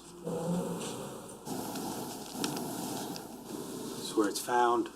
This is the jeans, and there's one pair of jeans. There's one pair of jeans. Obviously, look at the tearing on the jeans. I mean, there's a portion of these jeans that are missing. We talked about it yesterday. This is what's in the bag, because that bag was sent to the state police for testing too. I mean, they saw that. They didn't say, these are different jeans, let's test them. They saw that they were one pair of jeans. It's the blood. Blood in the gloves right here. Talk about transfer. You want to talk about transfer. Like, could some of that blood got onto the glove? The blood from the jeans got onto the glove? Of course, it's right there. But could there have already been blood on the gloves? Like, why are they in this pile? Because he's using these gloves to try not to leave DNA, to try not to leave fingerprints. Okay, like, this is like, you know, there's a lot of questions. Did Detective vote? Did he check that door? You know, did he swab it? There's blood everywhere. There's not blood everywhere. You're going to have all the photos. It's a fire scene. There's a bunch of blood in the kitchen, which Detective Cordoma explained about. You know, he's an expert in blood spatter analysis. But there's not a lot of blood in the kitchen, and there, you know, we get criticized because they only swab 4 areas. But like, you can't swab every single place where there's blood. State police, I think you heard, they're not going to test it all for sure. That's for sure. They took an area here, an area here, an area there, and an area here. And you know what you found? Sophia. You found Jesse's by the handprint, right? Very visible handprint on the south side of the kitchen island. And then you go around to where Jesse's found. And then, I said it yesterday, but you find that blood on the kick plate on the bottom of the stainless steel cabinets. And man, we really just figured it would be Jesse's, right? And maybe it took them so long because they were just trying to piece this together. Like, what can we do to kind of explain one day to a jury what happened in that kitchen?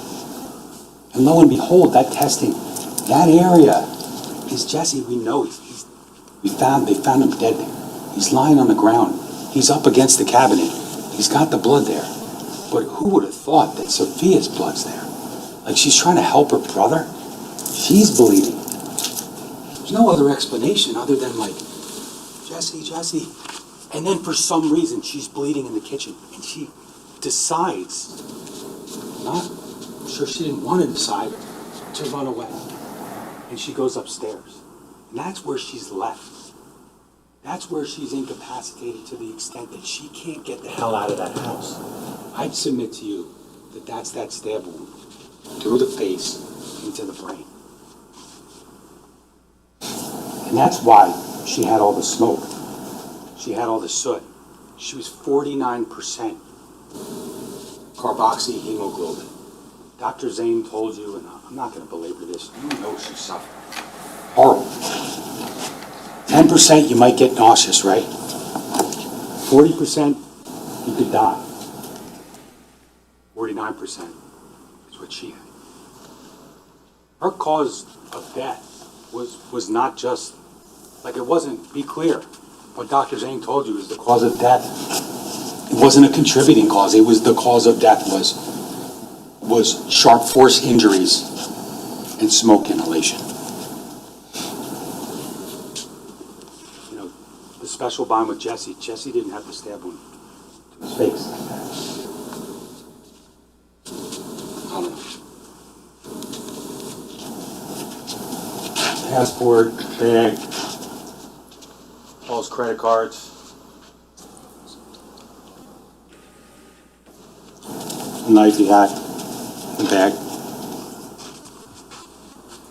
The flare. I don't know. I mean, again, the cameras are shut off, so I don't know if he's walking around like this with a spare phone that's in. He's got a ton of spare phones in the bag.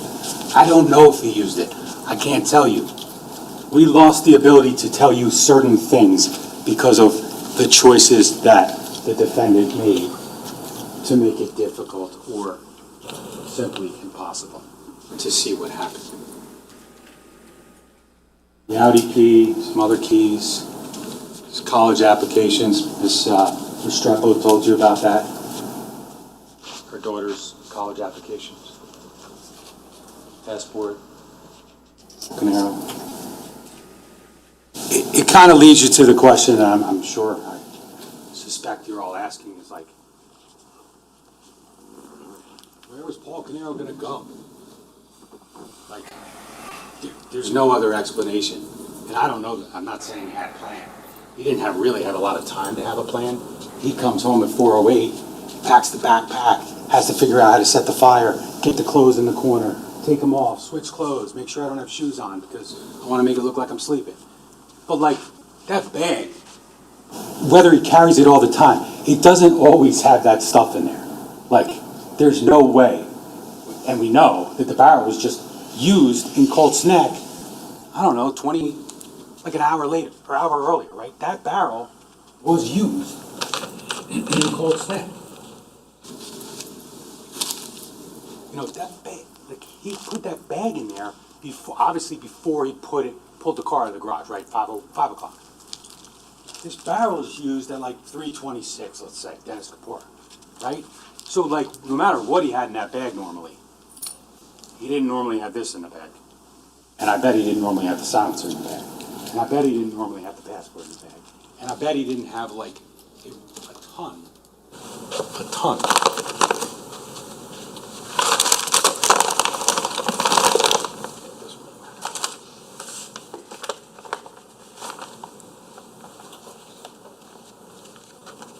Ton of savings bonds. Caitlin and Marissa Caneiro. Like, he's got a safe in the garage. That big black safe you saw spinning. Like, what the hell are these doing in the backpack? Listen, not the biggest piece of evidence, but like, think about it. What's he thinking? He's thinking that, like, listen, if the cops show up and like it doesn't look suspicious, you know, like we had nothing to do with the fire, they're not going to question us about it. It just looks like, you know, they're going to start an investigation. Maybe they'll look for whatever. But like, if he's got a minute, I mean, think about what he just did. Like, he's got no choice, man. He's using that passport and he's getting the hell out of here. But he never had the opportunity. Because he never left the Ocean Township Police Department. Because we found certain things quickly enough to make it clear that he had something to do with this fire. Now, he wasn't charged with murder right away. I think Detective Zerillo told you that. It's like 8 days later or something. So it's not like they just said, you killed everybody and they charged him. No. But based upon the evidence they uncovered pretty quickly in Ocean, the cameras and all that kind of stuff, and shutting off the cameras, he gets charged with the arson in his own house.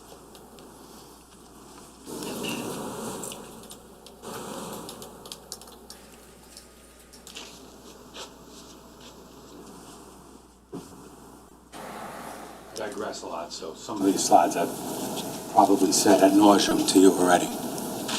But this is about evidence, and it's not about one little piece of evidence. It's about the combination of a ton of evidence that is all pointing squarely to Paul Caneiro. Talked about that. But I kind of want to close this because, you know, it was brought up in opening statements that there was another brother. And it sounded to me, my recollection is that basically they were saying that Corey Caneiro did this, right? Now, I just wanted to put in context, like, that you have not heard anything about anyone entering that house other than him or other than his family in Colson. I mean, in Ocean. Like, you have not seen a other people on camera. You have not seen other evidence. So let's just think about if he's framed. Okay, because again, if what they argued in openings and yesterday in summations is in any way true, he has to be the unluckiest man in the world, because we would have seen this had he not shut off his own cameras. So it's like, kind of shot up his own house. So, between 1:31 and 2:08, because remember though, Paul Caneiro told the police he was asleep, right? He told them that he hadn't been in the basement since 4 p.m. the day before. No, that's not true. But between 1:31, that's when he shuts off the cameras in the basement, on camera, and 2:08 when the car leaves. Corey or whoever has to sneak inside 27 Tilton. Now, Caitlin Caneiro told you when she testified, Ms. Wallace asked her, you know, she was the last one to go upstairs that night. I think she said it was about 11:30. Ms. Wallace asked her, were the doors locked? Like the rear doors that you heard a lot about. You heard that they were open, right? Lieutenant Catalona told you about that? How he also told you about how he checked all the doors for visible fingerprints and things like that, and he didn't find any. But those doors, when she went to bed, are unlocked. How is someone getting in this locked house? How is Corey Caneiro getting in it? You didn't hear, like, you heard a lot, like, oh, Corey came over one time or several times with the kids and used the pool when we weren't home. Like, who was that? That's like, hey, Corey's been alone in the home before. He could have done something. But did he? No. Did you hear any of that evidence? No. Is it evidence? No. Okay? They're trying to kind of give that, like, oh, Corey was there alone once. Like, maybe he did it. Okay, so between 1:31 when we know he's awake, okay, last time, like, you see him awake because it's the last time a camera's on. Between that time and 2:08, Paul's got to go to bed, fall asleep, and someone's got to figure out how the hell to get into that house. Several of the doors have chimes, right? You know, you heard about the soundproofing. I've never heard that before, but you heard it. I guess there were some soundproof rooms. That's convenient now, but it is what it is. Corey or whoever's now also got to get in the house, he's got to go down to the basement, he's got to figure out where to, I guess, find a key or a combination to the lock for the safe with the guns, because he's got to get the guns, right? Got to get the gun, got to get the Fiocchi ammunition. He's got to find the key to the Macan, right? I mean, I think it's safe to assume when you have a loaner car, and I think he only had it for a couple days, I knew it was a short period of time, but one of his daughters said that. Anybody get a loaner car when their car's getting serviced and get more than one key? But you're not buying the car. You're not buying the car. They're giving you one key. This is the Audi key, but it's one key. Okay, so he's got to find the key. He then has to go back outside quietly, get in the car, drive to Colts Neck, do everything he did in Colts Neck. Take the panel off, disable the generator, no testimony that anyone other than, not even Ben kind of said it, who was like aware of everything, but like, the only person you ever heard about any knowledge about the generator and all that electricity and stuff in the basement is Paul Caneiro. But whoever goes to Colts Neck, they gotta rip the panel off, disable the generator, they gotta shoot Keith with, like, I mean, there's no other way to explain it. You saw the photos. I got one right here when we talk about Keith. Like, he's got one shot in the back, comes out the stomach, through his hand. Every other gunshot is here up. I mean, that's a guy, that's a shooter who goes to gun ranges. That's a shooter who's got multiple guns. That's a shooter who practices. That's a guy who's got, you know, things in the backpack.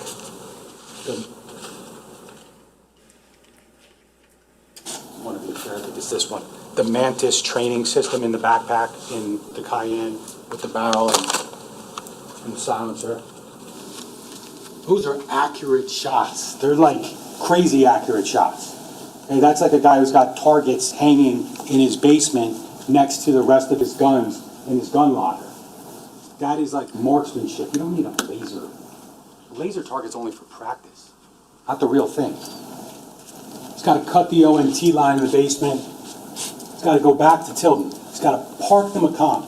He's got to again get back in the house quietly when Marissa, Caitlin, Susan, and I guess Paul are all asleep in the house.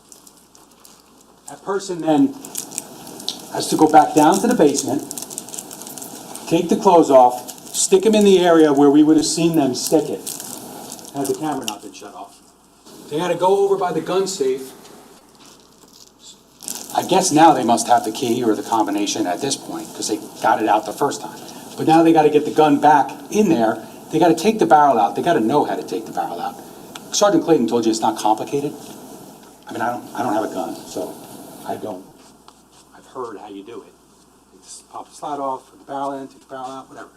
But they got to do that, and they got to have a reason to do that, which is very inconsistent with what we're talking about, setting someone up. And again, they'd be doing all this by that locker in that gun area with the cleaners and all that stuff. They'd be doing it in a place where they should have been on camera, but they weren't because of him. So he's either guilty of murder or he's the unluckiest man in the world. Person then has to get back out of the house, set the fire at 4:30. And then interestingly, I said it yesterday, but I don't know how the guys, the mystery guys that are at the house at 4:30, if that time's accurate, are still there at 5:02 or 5:01 and change when that second blaze starts in the garage area by the driveway.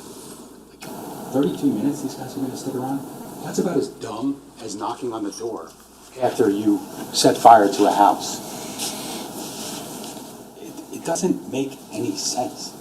It's just a way to try to figure out a way to say that despite the evidence all pointing to me and all being extremely devastating, hey, I got set up. But all these steps set fire to the house, put Paul's backpack not into the Macan, but into the Cayenne in the garage. And again, third place, we should have seen that backpack go into the Cayenne because it's in the garage and you saw it when he shut off the cameras. Unluckiest man in the world. And then Corey's got to go back before Caitlin calls and his wife gives him the phone and they speak before he comes over and takes him out for bagels.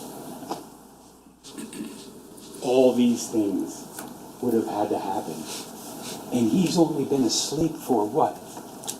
I mean, he's in the basement at 1:31. Like, how quickly could Paul Caneiro have gone upstairs and gone to bed? Like what? I mean, minimum, he's got to go upstairs, he's got to lie down. No matter how tired it is, it takes a couple minutes. Like, within 20 minutes of that, all of a sudden, someone's sneaking into the basement and taking the gun and then leaving and then coming back and somehow getting in without serving anyone, without the dogs barking.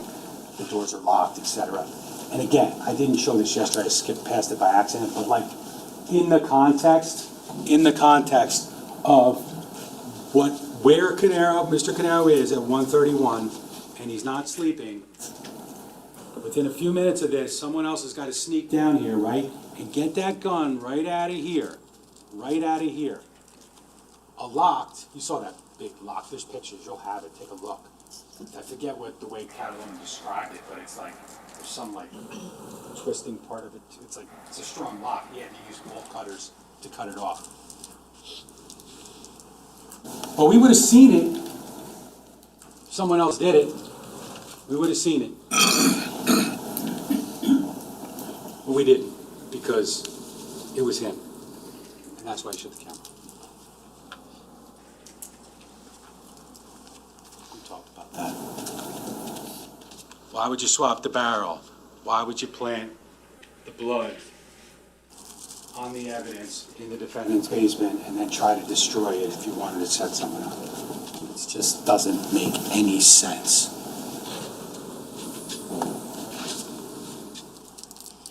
It's like, I hate this analogy, a lot of prosecutors use this analogy, it's like another thing I said I never do, but it's like the kid caught with their hand in the cookie jar, right? You know, mom walks in and catches the kid in the kitchen, he's got his hand in the cookie jar, he's got some crumbs on him, and all of a sudden his mom's like, "What are you doing, Paul?" And he goes, "It was Corey." That's That's really what we're talking about here. Follow the evidence. Follow the evidence. You know, it's implausible to understand how someone gets Mr. Canero's DNA on the inside of his jeans and in other places that we've talked about. Now, we're getting there. Obviously, you probably all recall video that was ultimately obtained from the Wise cameras at Keith's house. Same grouping of cameras where we saw the conversation in the office and in the kitchen. This is the Garage North camera, and obviously this is we played about 16 minutes of video, 2:35 to 2:51, and you see someone appear, right, and then you hear that metallic noises as the person's ripping the panel out or trying to, and it's taking time. You see the person go that way. But we're gonna watch. We're gonna watch a portion.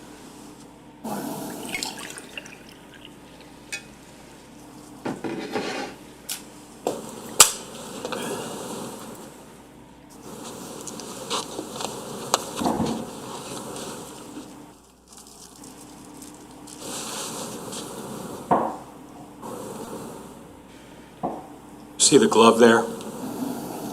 Black glove.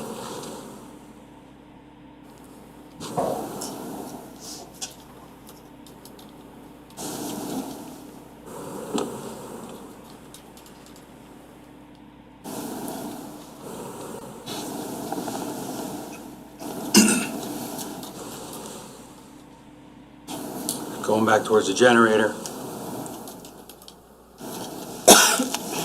You just saw a small portion. There's about 15 minutes. At times the light comes on, light comes off. He goes through. He goes over by the generator. That's where he's kind of over by the generator, over here. But he's not really gone very long because we know it's just a switch. Because if you know where it is, you just shut the auto on off switch off, right? There's a lot of talk about measuring this. Like, yeah, you could measure this, right? You could see where that third panel is and how tall it is, right? But the problem with that is that there's no way to really tell because this camera's at an angle. Like, we're not shooting straight, right? So there's no way to tell or estimate the size of that person, I would submit to you. I would submit to you that what we're going to look at here, you slow it down, you can pause it, you can do whatever you want. But this person, regardless, and I know it's paused here, but if you watch it, feel free to watch it again. This person's got hair, right? Hair. And they're wearing black nitrile gloves. And that's entirely consistent with all the evidence. Now, obviously, nobody is identifying that person, right? It's impossible. But when you look at all the other evidence, in his car that's driving on Willowbrook just a little bit earlier, and then parking, out here, right? Out here past the solar panels, either on that driveway or in that little opening on the grass, walks right up to this area, right? And remember, when we look out here, this is just a little patio here, and this is exactly where we find the shell casings. So he shuts off the generator, shuts off the electric. He actually doesn't even shut off the solar panels, which shows you that you kind of have to know the house, right? Because what you found out about the solar panel array is that it's not a backup source of power. And I don't know, I'm no electrician, but I would have thought that the solar panel might have done something when the power goes out, but it actually doesn't. And really the only people that know that are the people that were there when it was installed and the house was being built. Paul Caneiro, Keith Caneiro. So you wonder why that wasn't shut off. It's because it didn't need to be. But when you think about the evidence in this case, and I know hair is it's a little fact. It's just a little thing, right? But that's not Corey Caneiro. That's not Keith Caneiro in the middle of the night either, because they're both bald. And these gloves right here, Paul Caneiro's DNA on them. Just showed them to you. So it's like, we can't tell you everything. You know, I wish maybe we would have saw something out here at around 3:42 with someone leaving the house, right? But we can't because he shut the power off. He shut the power off. Shut it off in Ocean, and he shut it off in Colts Neck. And when you do that, it makes you look really guilty. And I'd submit to you, it makes it look bad when you're trying to argue that we didn't do this or we didn't find this. Because we had no ability after 251 to see anything. We'll talk about that in a second.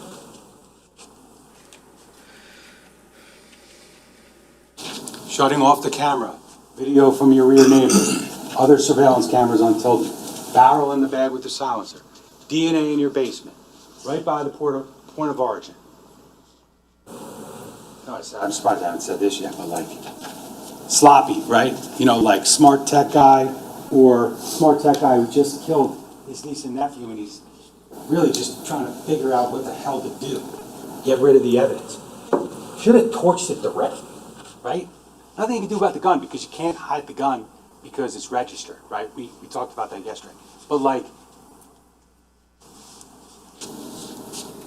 you should have just torched it directly. Like, torched it. Put it outside. One would have thought, though, setting that fire outside that window, with the window open and pointing right into where this stuff's found, it should have been destroyed. Again, like, Ocean Township Fire Department really screwed Mr. Caneiro. That was the plan. Just didn't work.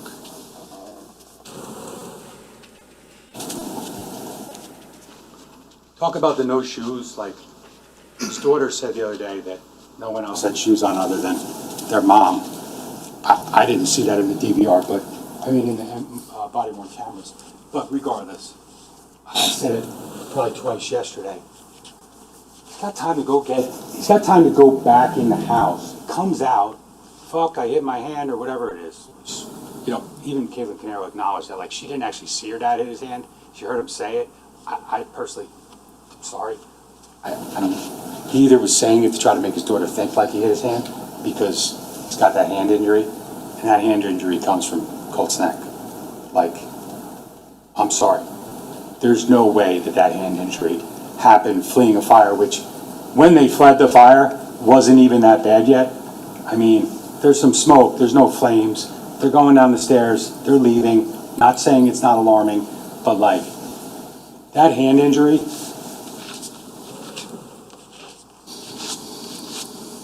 I mean, there's no other way to look at it other than it's gotta be from Sophia Caneiro. 17 sharp force injuries, and then Dr. Zhang told you about the blunt force injuries. He's got gloves on, right? But get the hell out of that hand somehow. But here, like we talk about, this is the mudroom, 27 Tilden. I won't belabor this, but this is the mudroom, and this is what you pass as you go into the garage to get the Cayenne to pull it out. I mean, here you just have like a pile of stuff, a pile of shoes. The next picture, there's other shoes. Like, I would suggest to you, in combination with all the evidence, is that like not wearing shoes that morning was just like a really trying way too hard to make it look like you were sleeping and you weren't in Colts Neck killing everybody. That's what that looks like to me. No coincidence.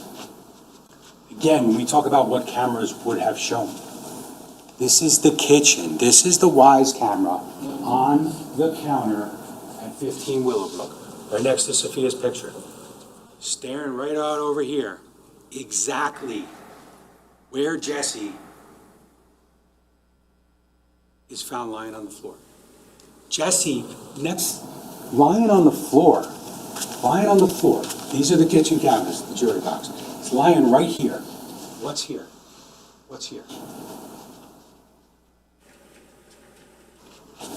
The mudroom, the garage, the door with the Nest cam. Freedom. Life. He was so freaking close to the outside.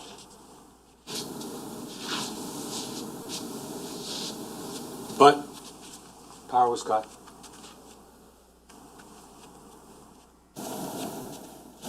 the Nest camera, I'll talk about it quickly. They kept showing it during cross-examination. That picture of the Nest cam, right? Of what, they just kept showing it. And then all of a sudden, Lieutenant Petrozello testified. And then, he got asked about it. And it was like, oh, there's actually, an explanation, right? The Nest camera, so this is the door next to the garage. Okay, well, I think it's right here. It's the door next to the garage. So the garage is right over here.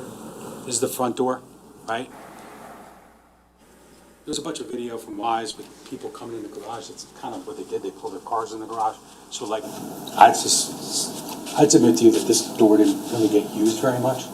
But what this picture actually is the exact same picture, notifications at Nest to Caneiro in Ocean. Your cameras just got shut off. This is what it showed.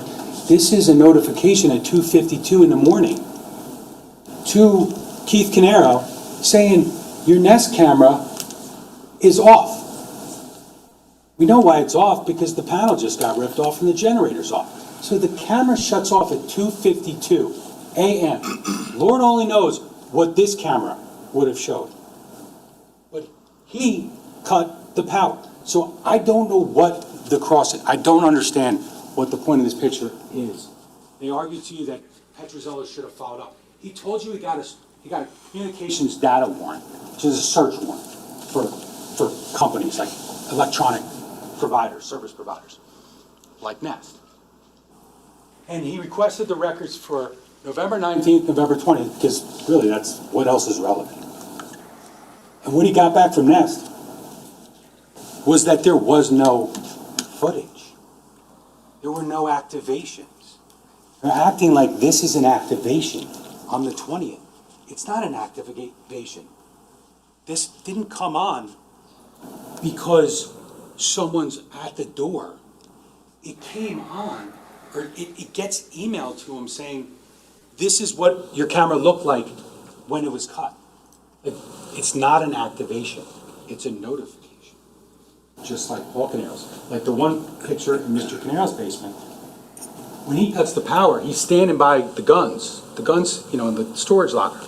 So he's in the picture. The other one, he's not actually in the picture when it gets unplugged. I don't know if they're both unplugged from the same place and he's only in one picture and not the other. But they're right next to each other, so he's there. But this is nothing. If there was video there was an activation at, let's say, 2:45, we would have got it from Nest. But there wasn't any, because no one was in this area. He's over on the other side of the garage, ripping the panel off. So this, ladies and gentlemen, is just confirming, all it is. It's confirming that the power was disconnected at 2:51, 2:52, just like that Wise camera showed you. Because kind of like the DVR in the garage, it's like, he's there, it's 2:51 and change, and all of a sudden, camera's off. Coincides with the noise and the jiggling and the ripping of the panel and the door on the ground, right? And the meter on the floor. Can I see the attorneys for a second?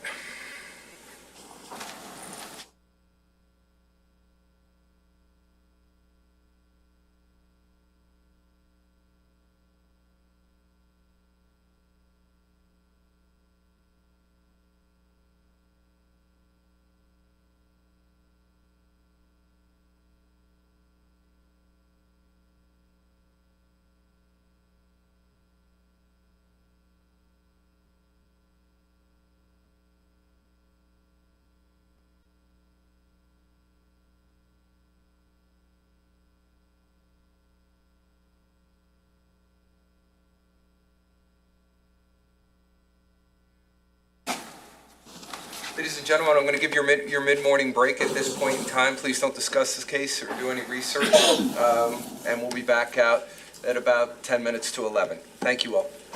Can you turn the lights back on?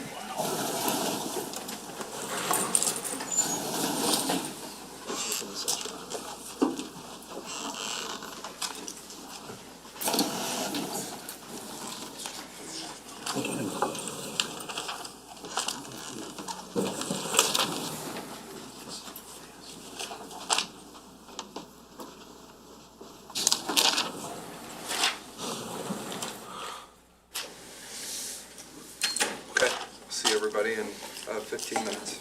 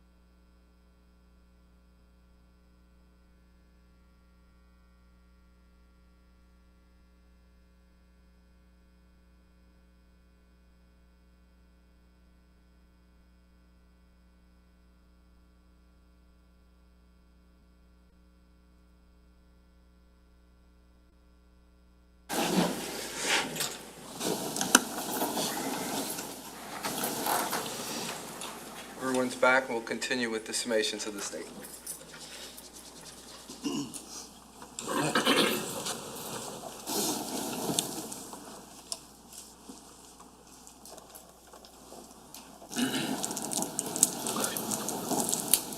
We're done.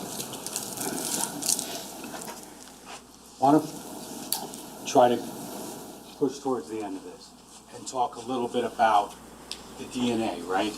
The DNA and what it actually means and what it doesn't mean. Now, I've said it many times, but his DNA, his genes, his house, Sophia and Jesse's DNA on it. Dr. Wright told you, relatives share DNA, we got it. Does that change, though, the cross-examination of Dr. Wright? And how he indicated that many of these samples conclusively and reliably showed that the victim's DNA were on his clothes that he tried to destroy. That allele sharing argument, the question marks in the one column with Corey, it's just desperation and another attempt at betraying another member of his family.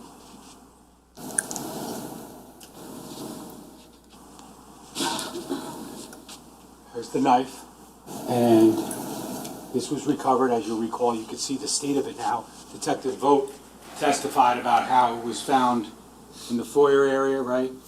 Kind of in an area that had been kind of, not necessarily dug out, but kind of collected in that area. And you'll recall that that's the area where Jennifer Caneiro was found. Remember those pictures? She had a little yellow blanket that they put on top of her, right at the top of the stairs that go down to the basement. And then her daughter is up the stairs on the landing. And that knife,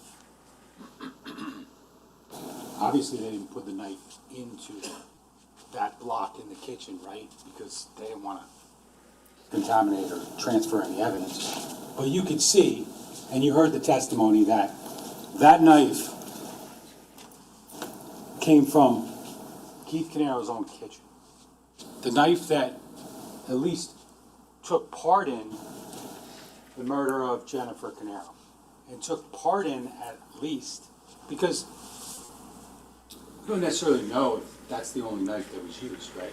That's the knife that was found. You don't know, potentially, if he left with another knife. I mean, you know from the testimony in this case, you brought out that black bag with Detective Catalona. We walked it up here, and we didn't really open it up and show you everything in it. Really no need. You saw some pictures in one of those drawers that was over by the metal gun locker in Mr. Paul Caneiro's house. By all the guns. There's a bunch of knives in there. But obviously at some point, he has to turn to another weapon. They're arguing that because there's a gun and because there's a knife, there's two people. But what evidence of there is that? You saw the garage camera, right? That's 15, 16 minutes of footage that shows one person. It's like he has a ton of bullets and all that kind of stuff, and he would have brought enough bullets. What if, for instance, he was just going to shoot everybody once? Or, he obviously could have shot Keith Caneiro once. I mean, one bullet, at the end of the day, would have killed Keith Caneiro. That one last shot on the jacket with the gunshot residue, and you heard from Judith Link from the state police, that cruciform tear, which is consistent with the gun firing against the fabric and causing that tearing, that was enough. So the fact that maybe he didn't quite bring enough ammunition, does that mean there's two people involved? I mean, presumably, he had a magazine. We don't know which magazine he used, because he had hundreds of magazines in his house. But we know how many bullets were found, right? We know how many bullets were found, and we'll talk about that when we get to ballistics, but we're going to go to DNA. Now, again, importantly, because they did a lot to try to want to say denigrate, but they were trying to point out things about likelihood ratios and mixtures and things like that with the Bodie and with the star mix. You heard about star mix and how like 90+ labs in the United States are using it now. State police got it in 2022. That's why we went to Bodie. And, you know, the state police was actually kind of like behind the game, like because of COVID, and a lot of labs have it. And basically 80%, I think they said, of labs in the United States are using it. But like, put that aside for a second, because that's just a way, like Dr. Reich said, is that like, majority of what he sees as a DNA analyst is mixtures. So mixtures are common. So like when you see like, you know, they test something and there's two contributors and maybe there's just like a little bit of the second one, there's not enough there, it's a mixture. That's what star mix is able to do. And like comparing numbers, like, you know, Sophia's 8 sextillion or whatever, likelihood ratio, like, that's great, right? I mean, that's very probative. That's her DNA. But like in that one sample, the defendant in that mixture might only be like 400,000. But that's also because, as you heard, there's something called like average peak heights and RFU and all that stuff, and I'm not going to get into the weeds. But like basically you have two contributors, and one of them just, there's not a lot of that DNA in that mixture, but it's there. And StarMix is able to actually opine on mixtures better than like real humans can. And that's why StarMix exists. But, you know, it was brought up that like StarMix doesn't give you a yes and no answer.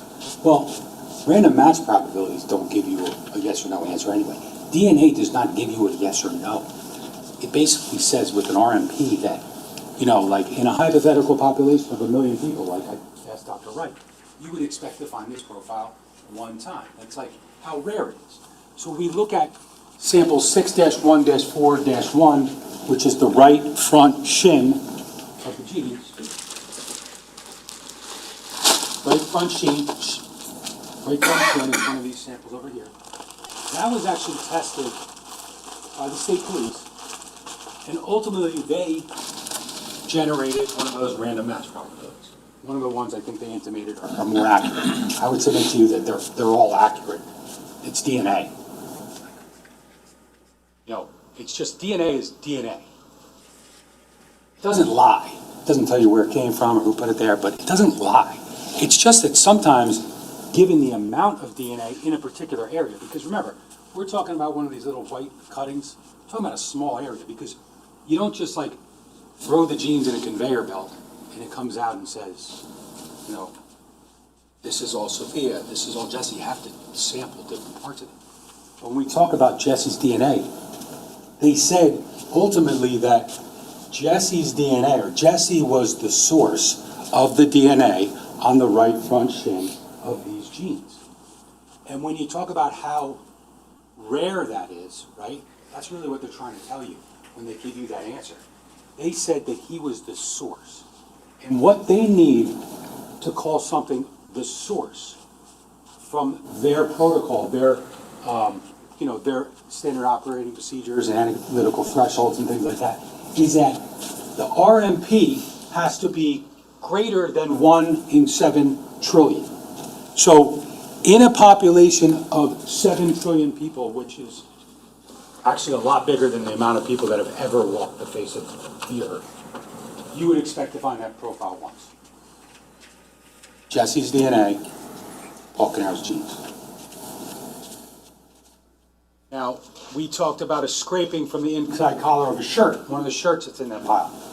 DNA profile is approximately 100 million times more likely to occur if H1 is true, which is basically that Paul Caneiro is contributor 1 to that sample. So,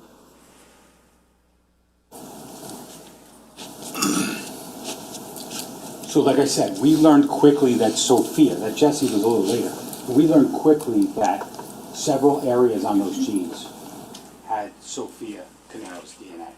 So that's quickly. So like that's, again, like before we start digging into finances and all that kind of stuff, we see his car leave, come back, and then they find, well, the dog hits, the cadaver dog, hits on the set of human remains, and lo and behold, the state police tells us that's Sophia Caneiro's blood. follow the evidence. The same way they told us early on that her DNA was on the handle, which tells you that that's the knife that was thrust into multiple areas of her body. So when we talked about some of the star mix evidence, some of the DNA that was tested by Bodie, we talk about sample. I think Dr. Reich in his PowerPoint, he had three samples he talked about. The first was E01A1, which is, I've said it many times, but it's the inside of the genes above the knee, right? It's kind of like wearing DNA. Like, you know, that's where you get things when you move, and you walk, and you shed. Now, when he talked about it, he was like pointing out different things, and I'm not sure why he chose that sample, because it's very probative, A, and B, it's extremely conclusive. But what he didn't tell you is that contributor 1 was Sophia Caneiro with a likelihood ratio of 470 sextillion. That number doesn't just come out of the blue, that's science. And then contributor 2 was Paul Caneiro with a likelihood ratio of 3.7 quintillion. And when I asked Dr. Reich on cross-examination, are those reliable results? Sophia's results and the likelihood ratio, Paul Caneiro's results and the likelihood ratio. Is that reliable? And he said, yes. E01C1, another area on the genes. This is the exterior front right thigh. So up here, Sophia Caneiro, single source right here. He was saying, oh, you know, you could do a random match probability. I guess you could. But I think he said that the number would actually probably, interestingly he said that. He said if you did a random match probability on that number, 2.1 septillion, I think basically what he said is that it should be about the same, i.e. they're both pretty accurate. And that likelihood ratio is 2.1 septillion. Again, all numbers, when we put them in context, are bigger than the amount of people that are on the earth today, 8 billion we heard, and the number forever is about 100 billion. Again, Dr. Reich, this is reliable. I asked him specifically, is that a reliable result? Yes. E02B1, interior of glove 1. I know I think we saw there's 6 gloves. Contributor 1, Sophia Caneiro. LR of 1 septillion. Dr. Reich, that's okay. That's reliable, right? Nothing wrong with that. E03A1, glove 2, exterior, contributor 1, 59%. Likelihood ratio of 100 quadrillion. Then we got to contributor 2, Paul Caneiro, 41%. LR of 45 quadrillion. That's actually like not, it's kind of like it's not an equal, it's not a 50-50 mixture, but like it's more Sophia, but there's a lot of Paul in there, right? And Dr. Reich, when asked by me, said, those conclusions are reliable. It's their expert saying that. E03B1, glove, interior, and they acknowledge, I think all the DNA people acknowledge that, like, we don't necessarily know which is the inside, which is the outside of those gloves. Like, it's just kind of impossible to tell. It's the way they came to it. However they got the glove, they treated the exterior as the exterior, interior as interior. But quite frankly, there's results on those gloves from interiors and exteriors that are very probative, so I would submit to you that, like, he gloved up. He gloved up. You saw it on the video. He gloved up because he didn't want to leave anything. Now the car is so clean.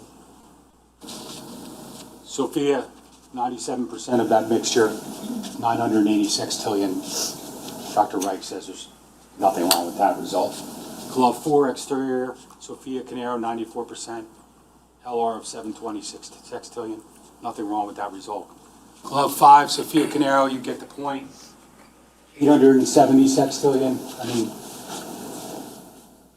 a bunch of this stuff went out together. Probably didn't need to test all these areas of all these gloves. But I mean, consistently, you're finding that Sophia Caneiro's blood is on these genes. E06B1 at the glove. And here we see contributor 1 this time, 58%, is Paul Caneiro with an LR of 49 billion. Sophia Caneiro, 42%, 19 quadrillion. No issue with either result from Dr. Reich, who was testifying on behalf. E10A, this is a swab from the lower kitchen cabinet. This is one of the ones we talked about.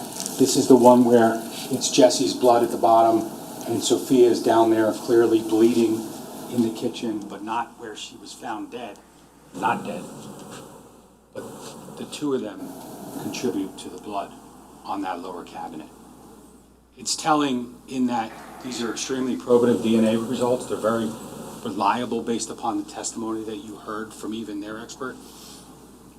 But it's very probative, like, what the hell was happening in the dark in the kitchen. E11, this is a underneath the pull-out drawer near the sink, Sophia's DNA. And E12D, this was actually early DNA. This was like before we went to Bodie. And when we looked at that scarf, ultimately you saw the testimony that there was a bunch of defects in the scarf. And there was also, I think, 3 hairs. When you look at defects here, it's hard to tell a little bit, but there's some holes in here, which are consistent with knives. Like the blade of a knife, maybe holding the scarf around your hand, the gloves, because at some point this scarf is in Colt's neck, and at some point this scarf ends up with strands of hair, longer strands of hair from a late 8-year-old Sophia Caneiro.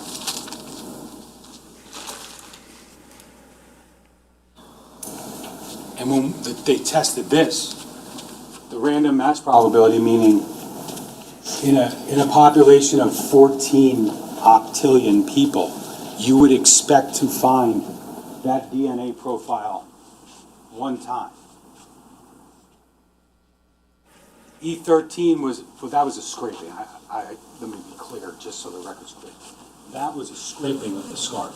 Once they took the hairs off, they scraped it to try to get a cross-section of, see if they get any DNA off it. And ultimately what they came up with on that was Sophia Caneiro. That was the 1 in 14 octillion. The hairs, we have E13, E14, they're 2 hairs, and the results in a population of 4.1 octillion or 34 septillion, you would expect to find that one time. We talked about 61-4-1, that's Jesse's DNA. Dr. Reich says that's reliable. This is what we look at. We're looking at the Bodie chart. And, you know, I think there was one sample that I asked him about Mr. Caneiro's DNA, and it was the one time he tried to kind of, I'm not sure if that's reliable, I'm not sure. And then I showed him a transcript, and we kind of resolved that he has said in the past that that is reliable. Their DNA expert concedes Sophia's DNA is on the jeans, it's on the scarf with defects, it's on the glove, all items from the defendant's basement. They're all reliable according to the defense DNA expert. He concedes Paul's DNA inside the jeans, we talked about it, and on 3 different nitrile gloves, black nitrile gloves, just like the one seen on the hand in the video at 235 to 251 outside 15 Willowbrook, next to the electrical panel. He says those LRs of 45 quadrillion, 200 million, and 49 billion are reliable results. You can see it's Jesse's DNA. So what we know is that Jesse, Sophia, and Paul all contributed to DNA on the jeans. Sophia's DNA is on the scarf, the hair. Sophia and Paul are on the gloves.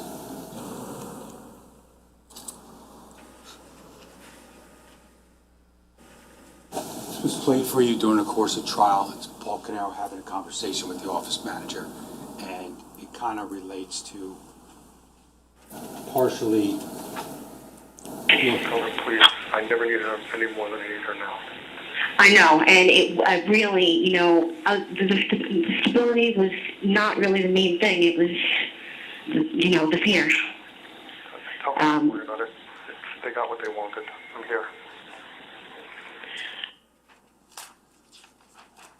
So December of 2018, after he's charged, he's trying to get a former employee to come back and run the business. Like, that's what he's worried about on December 5th, 2018, despite the fact that he's facing murder charges. His brother's dead, sister-in-law, Jesse and Sophia. But what Tiffany's saying on that phone call is that Larissa, the other employee, doesn't want to come back because she's scared. And what Mr. Caneiro says is, there's nothing to be scared of. I'm here. Doesn't say, because you heard some testimony that like Corey worked with the business to try to keep it running after the fact. Doesn't say. What he doesn't say is kind of telling, and it's kind of probative of really who did this. It's a little thing again, but he doesn't say like, be careful, Corey's showing up at the business. Like, that's what you got to worry about. He's saying, don't worry, there's nothing to be afraid of. Because they're worried that like someone's out there. Keith's dead, Paul had a fire. They don't know the whole story yet. Nobody does, because we're still working on it. Don't be afraid of Corey, who's at the business every day. They got what they wanted. I'm here.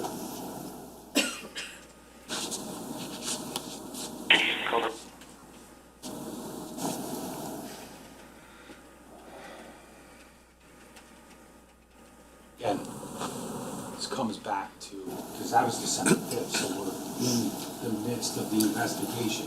Because like I said, this stuff it doesn't appear, okay? This is effort. This is investigation. This is seizing items and sending them places to get tested to try to see. You don't know what you're going to find when you send ballistics to the ballistics lab. You don't know what the answer is going to be. You don't know what the DNA people are going to tell you. So you're in the midst of that. But then when you start to get those results, does it tell you anything other than Paul Caneiro did this?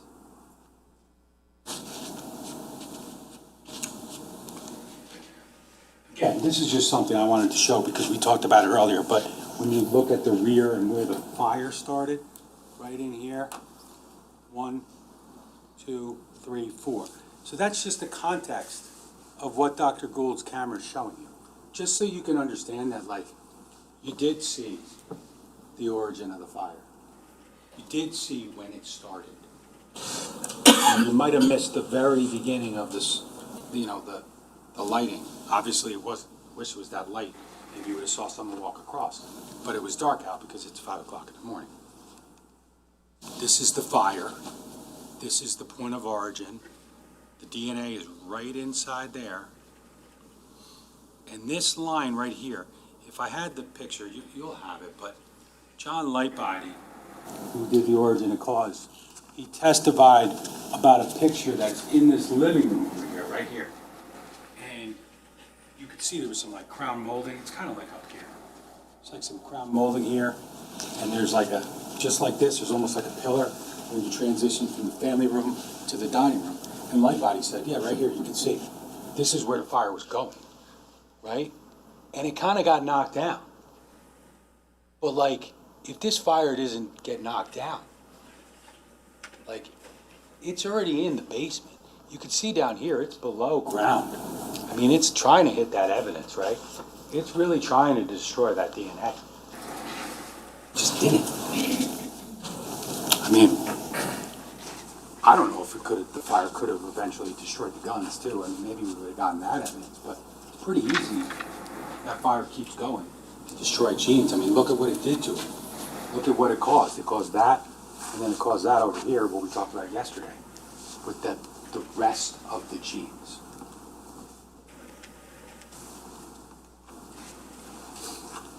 We talked about this yesterday, but it's just like things that are brought up, and then all of a sudden, like, we give you some context, like Lieutenant Petrozello testifying about how, like, yeah, we did check that camera. Like, you know, it was always like, you guys didn't check this, you guys didn't check that.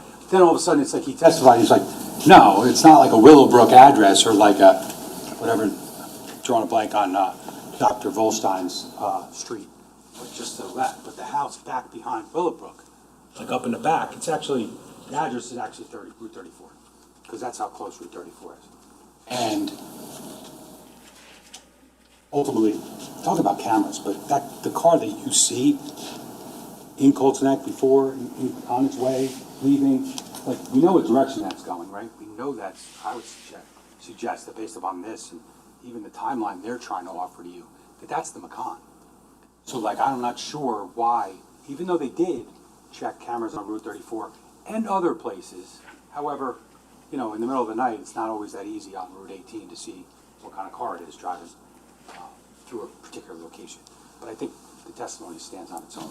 But the point being is that he did look, right? That is a relevant camera. That camera, had it been closer to 15 Willowbrook, I mean, they're big properties, so it's kind of like a little different than, you know, Mr. Canero's property and the Oxford. Very nice houses, right? Nice piece of property, but they're closer. So the cameras are going to be more probative. But here, I mean, it would have been great if we saw the car park. I mean, it would have been the McCann. But, like, he parked over there for a reason. He wasn't trying to be on camera. Like, he may go to Keith's house a lot, but he doesn't necessarily ever contemplate the idea that, like, Catherine Lucchese across the street has cameras. I mean, that's a big property, too. Pretty set back, and that's obviously why the footage is kind of had to be pieced together by virtue of, like, taillights and different things. And timing, because it makes sense, and that's his car. We talked about the phone. I mean, just the reality, and I don't know, I said it yesterday, but I'll say it very briefly again, but the phone, I don't understand exactly how the phone does anything to tell you that all the evidence that points to Mr. Caneiro does anything other than point to Mr. Caneiro and prove that he's guilty. But again, just the context of what Jennifer would have been doing. I mentioned before, like, we don't know if maybe she even went outside and got chased in. We don't really know because the cameras were cut, the power was cut. But whatever happened, ultimately, she was killed inside. She was shot. She was stabbed. Just like her son, her daughter were stabbed.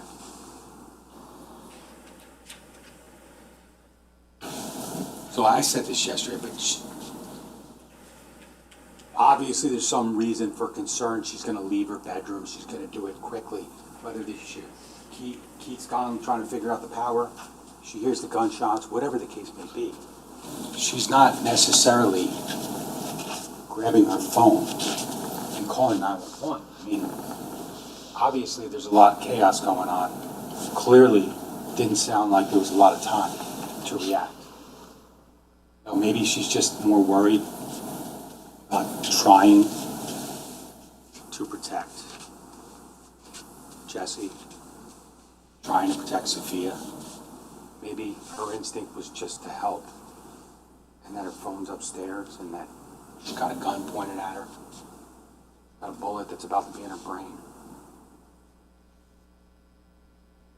Because this is what's going on. This is Jennifer's body. Remember when before the detectives, they wanted to protect the integrity of the scene and the investigation, and Detective Cordoma, Detective Vogt, I think Lieutenant Mueller, go in and take the body out, and Detective Flanagan, who took a lot of the photos, Detective Cordoma told you, he took a lot of the early photos. He was like the first guy there from forensic, and you could see the depths of the fire in the back of the house. Like, you got a real sense, which Cordoma said was very helpful, seeing the the path, and the evolution of the fire was very important to where it started, because it wasn't always a certainty where it started. I think it started in that cedar closet. I didn't put the video in here, but one of the interesting things that you can see from Patrolman Mazzicola, his MVR, his camera and his police car. Remember, he pulls up to the front of the house, and there's a point in time his camera's just running, where he goes over to where Keith is, and Dr. Volstein's over there, and then another officer comes, and Mazzicola and Miyakawa, the two officers, they go around the side, because that door is open. Remember kind of where that one live round is found? On that southwest patio, there's an open door, and they find that door open, right? I think I said it yesterday. And obviously, they looked at that area to see if there's any fingerprints or anything, but like, that's kind of the way he went out. And that's probably just about the best way to get out when you're trying to get to your car. You're trying to do it quickly. But on that, once Mazzicola and Miyakawa, the other officer, they go around, you can actually see, well, first you see Dr. Goldstein open that door and smoke.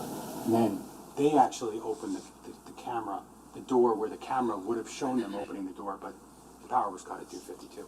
But Mazzicola opens it, and you see the smoke come out by the garage. But during the course of that body-worn camera footage, one of the guys, his name's Sergeant Savage, walks across the front while the other officers are over on the side.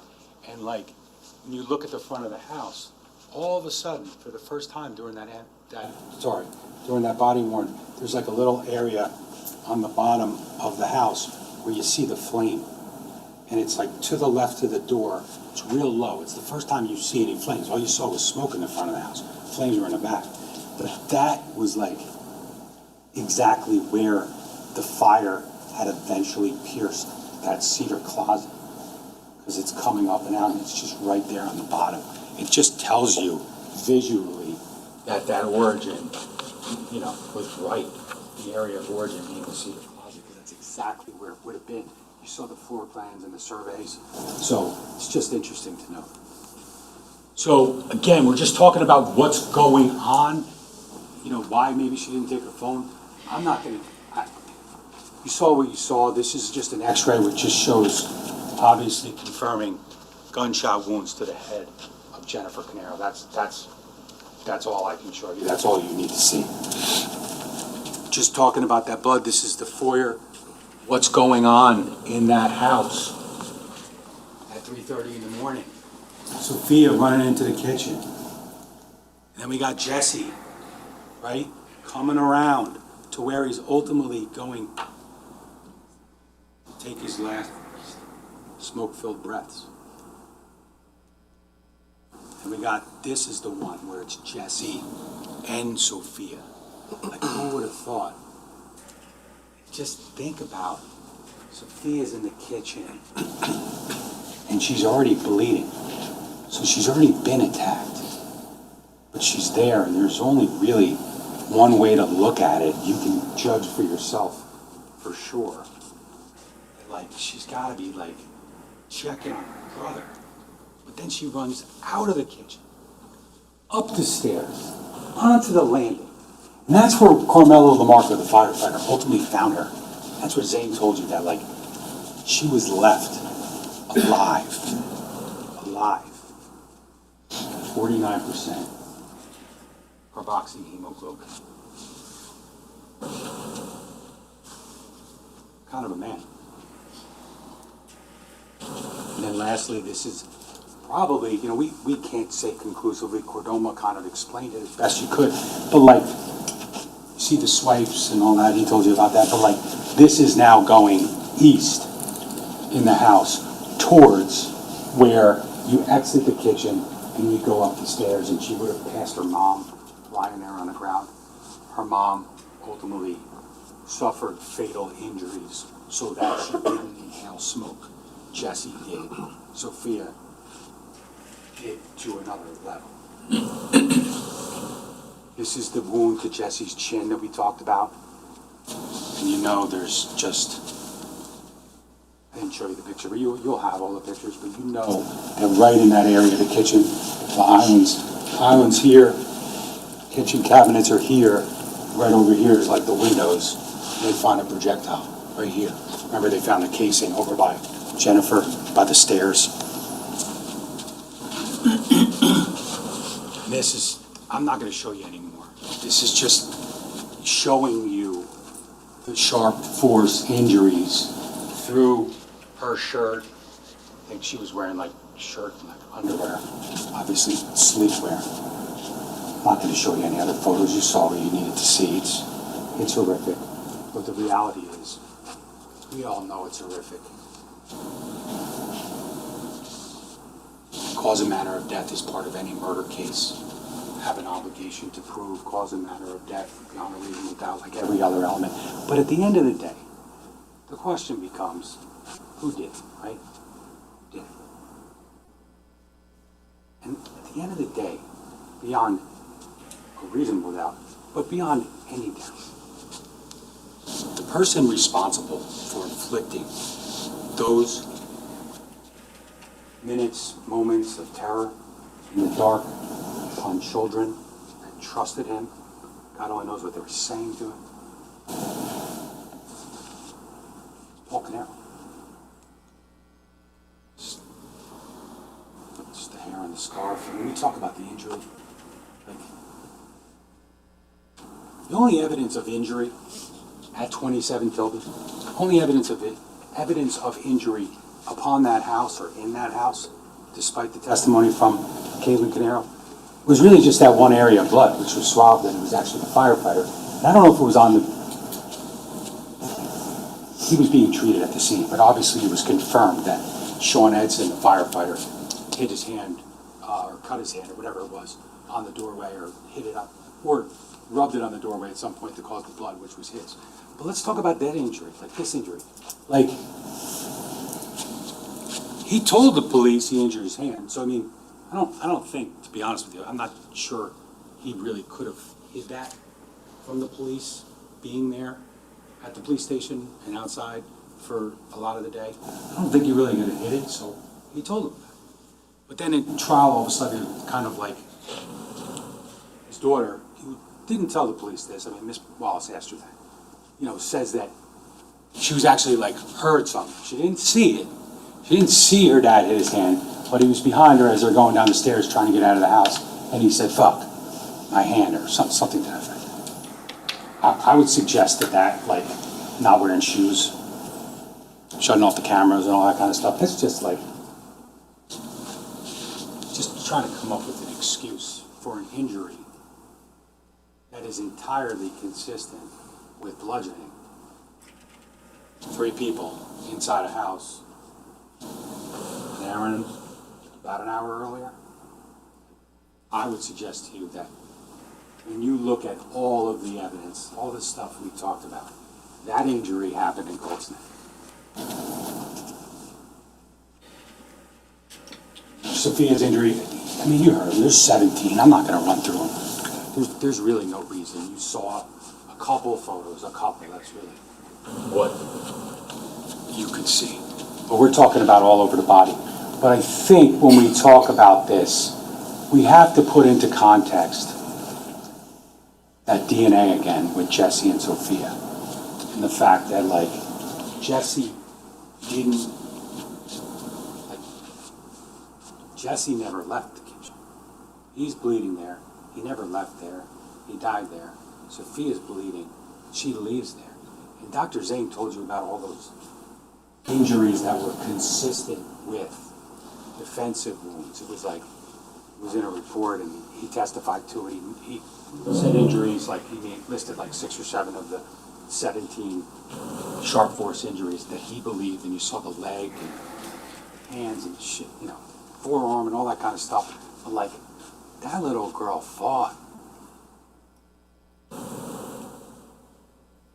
I mean, nothing else I can say. That little girl fought. Again, I'm not going to show you photos because I'm not going to do that to you, you know? But like, this is just like Dr. Zhang, like notes of just, what else can you say other than how much writing is on that chart, that diagram? I mean, you don't need to see blood, you don't need to see cuts. It's just, look at the writing. It doesn't even matter what it says, it's just a lot of writing. I won't say it again. You know that 49%, you know what Dr. Zhang said it meant. I mean,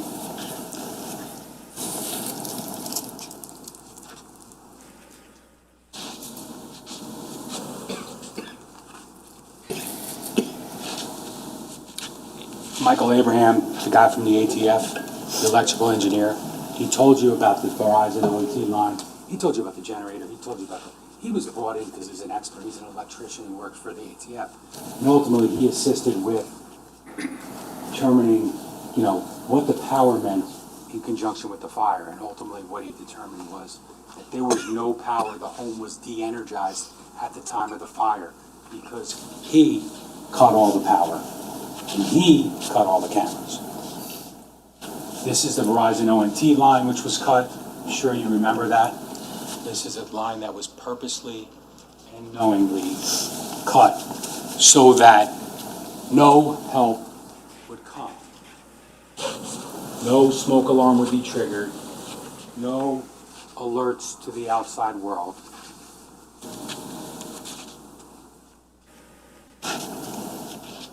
This is what we have. This is the shell casing. This is the live round. Or no, sorry, this is shell casing. Shell casing. All Fiocchi, very rare ammunition. So rare, ladies and gentlemen. There was a lot of cross-examination about it. So rare that Sergeant Clayton said they have thousands of different types of ammunition at the state police.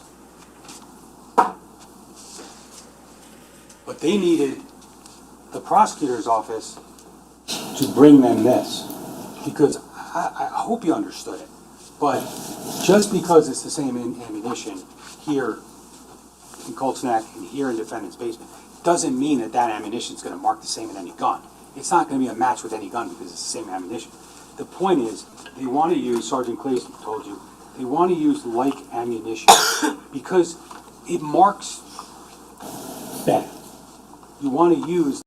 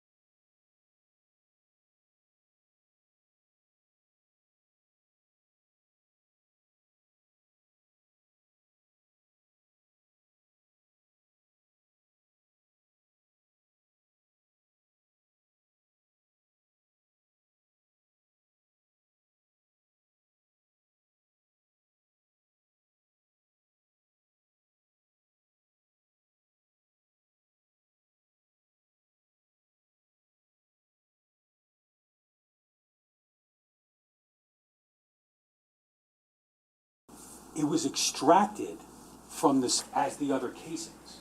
So you match casings to the gun and bullets, fired bullets, to the barrel.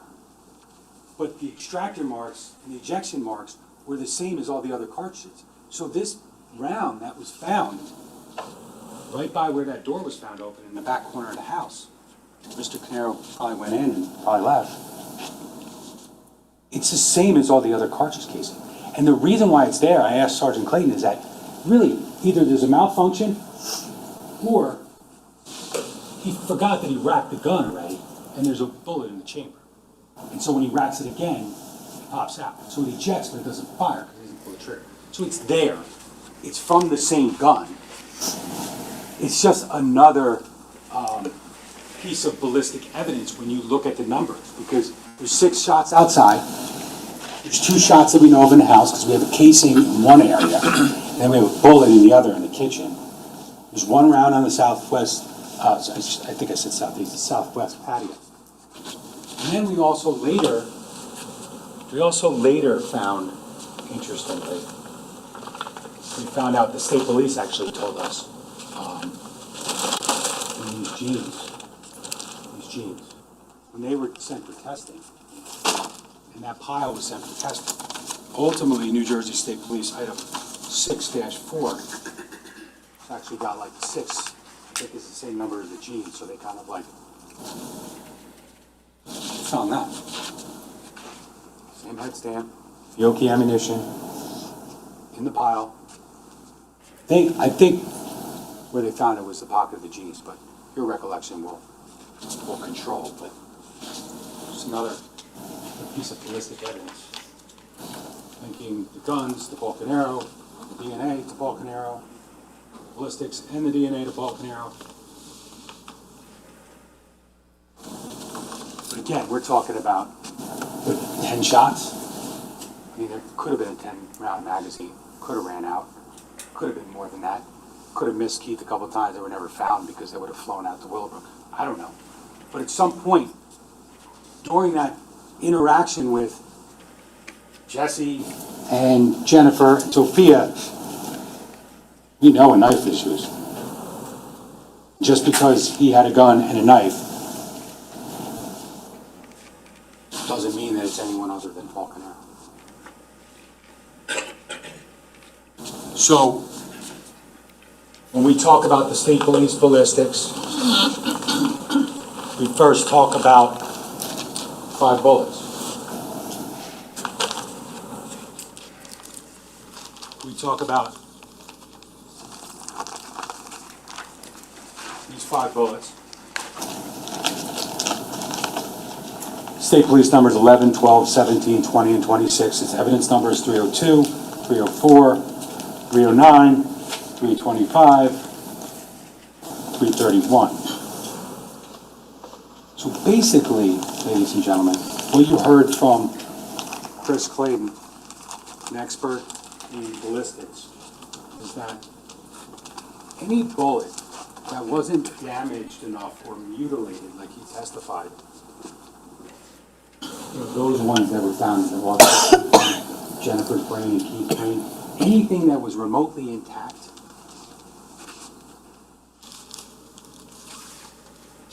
matched this barrel that was found in Keith's backpack, Paul's backpack. This is, just so we realize, this is actually the live round from the southwest corner.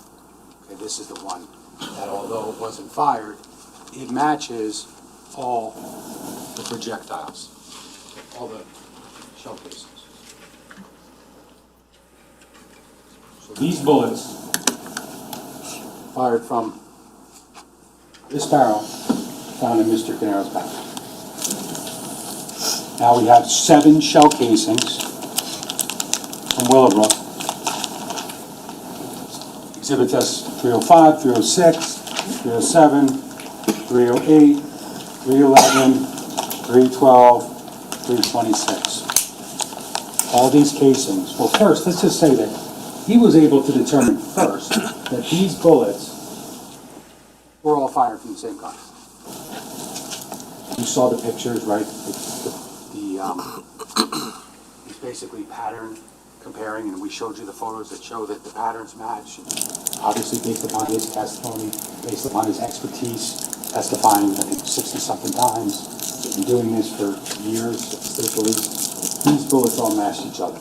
And then he drew a comparison of these projectiles, of these shell casings, and said they all match. Before he did the barrel and the gun.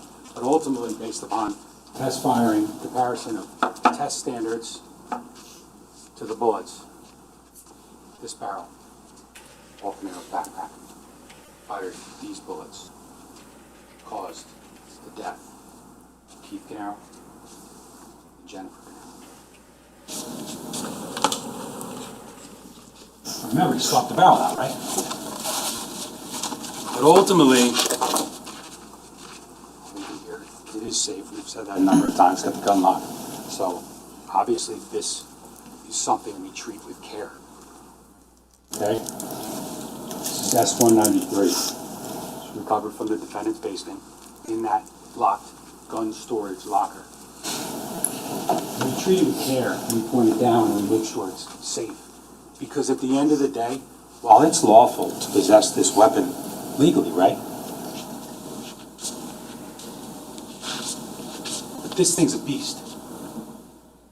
You know, these have lawful uses, certainly. People use them for sport and to practice, and that's fine. But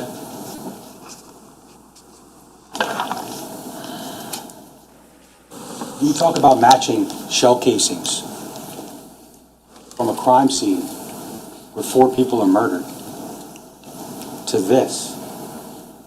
You gotta treat this with care because this thing takes lives. And this, and this, and these, and these, they're why we're here.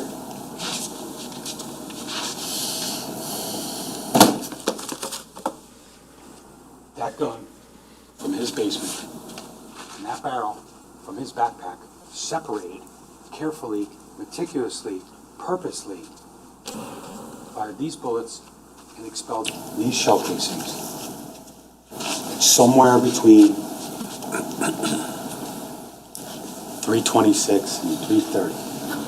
And then he went into that house and he caused the rest of the carnage.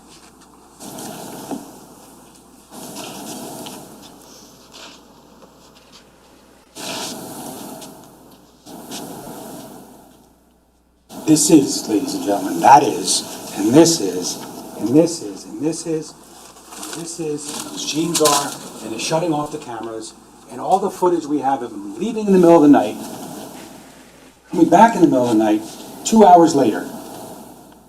That is proof beyond a reasonable doubt. We ask you, as jurors, to hold us to proving this case beyond a reasonable doubt.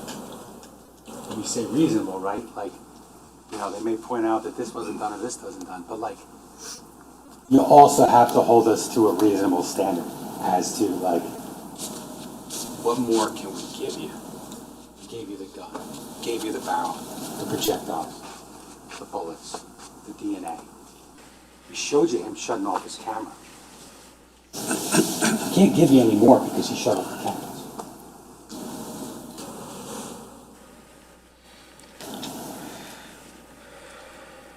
We followed the evidence in this case. Murder doesn't make sense, but murder happened. Murder happened November 20th, 2018, in the darkness. And it happened 4 times. There's no way I could justify anything remotely resembling a good reason. But it happened. Talked about timeline, I promise. Just about that. Just want to close the loop with respect to the timeline. Okay, you talked about it, and I think the defense, you know, Ms. Mastalone, I think it was with Lieutenant Petruzzello, we created a timeline and all that stuff, and I guess the idea was that, like, the timeline doesn't make sense, or there's not enough time to do this and not enough time to do that. Well, you'll have those timelines and evidence. They've been marked. I think Ms. Wallace then asked some follow-up questions, and we added some things. 3:50 is a phone call, first phone call. 6:05, Keith calls Paul the second time. 1:27 a.m., Paul plugs in his iPhone. Probably just after practicing with the laser light and that other 6 hour. 1:28, goes into the garage, shuts off his camera. We see the Cayenne, see what we would have seen. 1:31, he goes downstairs. Sorry. We see him here, right, and we see the gun locker. He's shutting off the cameras downstairs, making sure that you wouldn't be able to see him leaving the DNA and putting the gun back, swapping the barrel, et cetera, et cetera. And we get to the Porsche, clearly, the Porsche Macan, 207, leaving Tilton. 227, Porsche Pecan, Willowbrook. 235, 251, the video we saw with the gloves and the hair. 252, the first alert from the Verizon, saying basically the Verizon box is not cut yet, but saying that power's cut to the area. Same way that camera, the Nest camera outside, said 252, right? Keith sends these text messages, 314 through 318, there's 4, but the last one says, really, it's not really a communication, it's a text message, but essentially, if you want to look at that as communication, that right here is the last thing that Keith Caneiro would ever say. And it's basically telling his brother he's going outside to check on the generator. Little did he know that when he got outside to check the generator, these and this were going to end his life. We know the Verizon line cuts at 3:42 per what they said. So there was also some testimony. I'm not going to belabor it. 6 minutes is there's no question it's enough time. But it could have actually been a little bit before 3:42. I think Mike Abraham said that Verizon pings the box every once in a while. I think he said every 30 seconds. So, I mean, it could have been 30 seconds earlier. Who knows if that's even accurate, if it registers right away. But the line's cut, the fire's set, and then he runs, like, look at the pictures. I mean, I skip the nearest bathroom and I go to the next bathroom. That's probably the distance of me running to get to that car, to get onto Willowbrook at 3:48 and 17 seconds. And then, ultimately, 4:08, Porsche Macan returns to Tilton. Paul's iPhone is unplugged, 4:54. The main fire starts at 4:57. Porsche Cayenne pulls out 27:10.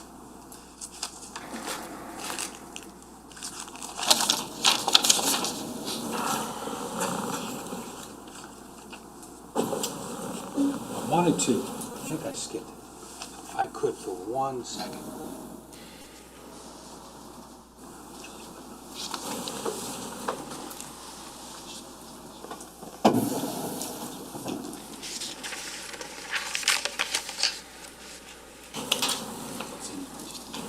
Apologize. Almost done.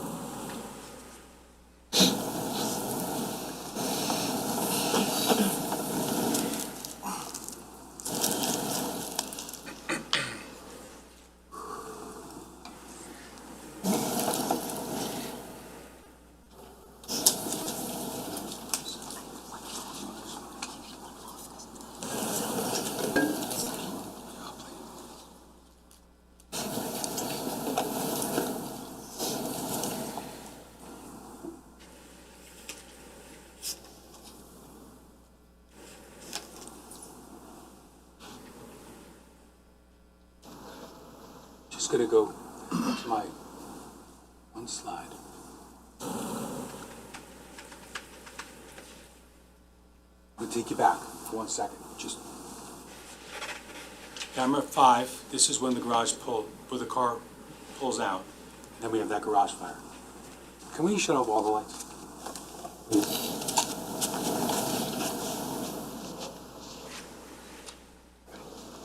So, we know the car pulls out. Mr. Caneiro pulls the Cayenne out.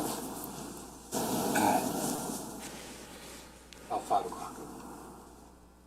Just fast forward, because we know we got about a minute and a half till that fire starts. We're going to let it run now. About 5:51. And just, when I talked earlier, this is that light by the garage. One of like the sconces or wall-mounted lights to the garage. Just in the next little while, just want you to pay a little attention to some movement, some shadows in this area before the flash.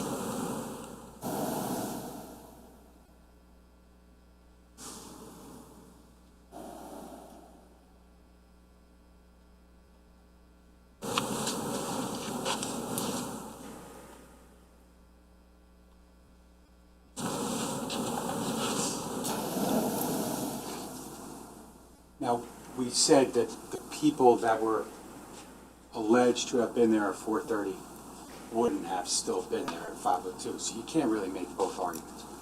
But what we see here is about a minute and 20 seconds, minute and 30 seconds after Mr. Caneiro pulls the Cayenne out. It's been suggested that like someone else had to be there to set that fire. Now, I'd suggest to you that when you look at that, it's impossible to say that there wasn't someone there, i.e. Mr. Caneiro, who came out of the car and went back up there. It would have been as simple as we said, like his family gets in the car, but like the wife went back inside, his daughter was calling 911, I don't know exactly when she got in the car. They all got in the car, there's no doubt about that. But like, what if he just pulls the car out into the street? And then whether the family's there yet or not, if they are, I forgot to shut the garage door. Boom, towards the freaking car. Because that's the car that you just used to kill everybody. Like, obviously, again, kind of a failed attempt at doing any damage to that car, but like, he either set that fire right before he pulled the car out and it just took a minute, or he went back up there. I mean, that fire is not started. Because if you're talking about like someone else being there, Corey, whatever, man, if he's not there, he's sitting in the street. It's not like he's not there to see what happened. Like, that fire, ladies and gentlemen, is just another fire set by Mr. Caneiro. It's just another part of the entirety of this case. Okay? That video is obviously not clear enough to say conclusively, but I suggest that you see some movement in that area around that light and some shadows, and it just is not something that proves anything like someone else was there. No one told you that anyone was there. Paul Caneiro, ladies and gentlemen. Paul Caneiro. All of the evidence in this case, all of the ballistics, the DNA, their ammunition, the hiding of the backpack, hiding of the barrel, they're all shutting off the cameras. They're all just ways to try to hide the evidence. The evidence that shows that he, and he alone, committed these crimes. You have video of him shutting off his cameras. You have video of him leaving at 2:07 and returning at 4:08. You have evidence to suggest that is certainly him outside of his brother's house. He had the barrel. The projectiles and the bullets from the scene matched the barrel that he separated from the gun and the gun. Sometimes, ladies and gentlemen, sometimes the evidence doesn't lie. Sometimes, no matter how hard you try to explain it away or give alternative theories to why his DNA or his wife's, his niece's DNA is in his basement, and why someone would try to frame him but swap out the barrel. He's not the unluckiest man in the world, ladies and gentlemen. He's just guilty. He's just guilty. And that's that simple. One last thing I just really wanted to say, and the judge is going to read the law to you very shortly. He's the one who controls how you consider the facts of this case in relation to the law. And ultimately, he's going to give you, when you deliberate, you're going to get a verdict sheet. And this is just some questions that you're going to have to answer based upon all the time you spent here, all the attention you paid, the arguments of counsel, but most importantly, the evidence from the stand, the physical evidence. And you're going to have to answer some questions. They go a little something like this. I'm not going to read the whole thing yet, I promise. You're going to have to determine if the defendant is guilty of murder. Did he purposely or knowingly cause the death of Keith Caneiro, for instance, or serious bodily injury resulting in death? Okay? That's the determination you need to make with respect to each victim. Then you're going to get some other questions on some of them, kind of like, did he do it by his own hand, meaning, did he do it? Okay? And then there's some other questions like, did he do it for money, or with the children, you know, were they under the age of 14? You're going to answer some of these questions once you find him guilty of murder. And you're going to get some weapons charges. You're going to get the theft. You're going to get the misappropriation.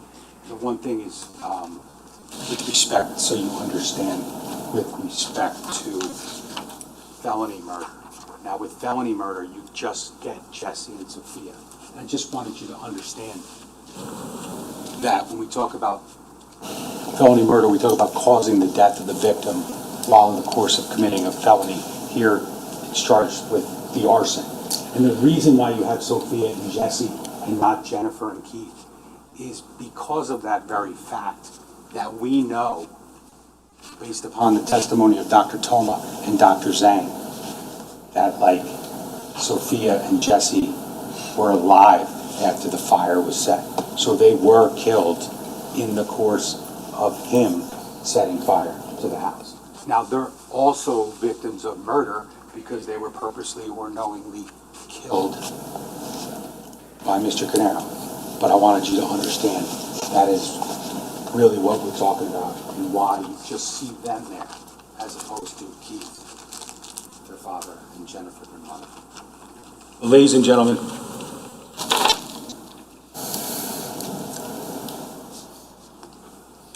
I know that this is an emotional process. Just on behalf of Ms. Wallace, just want you to know that we appreciate the time that you've all devoted to this. I'm sure the defense does too. I'm not trying to grandstand here, but we do appreciate the time, the attention, how you've showed up. Sorry if there were delays at times. Could have been our fault. Who knows?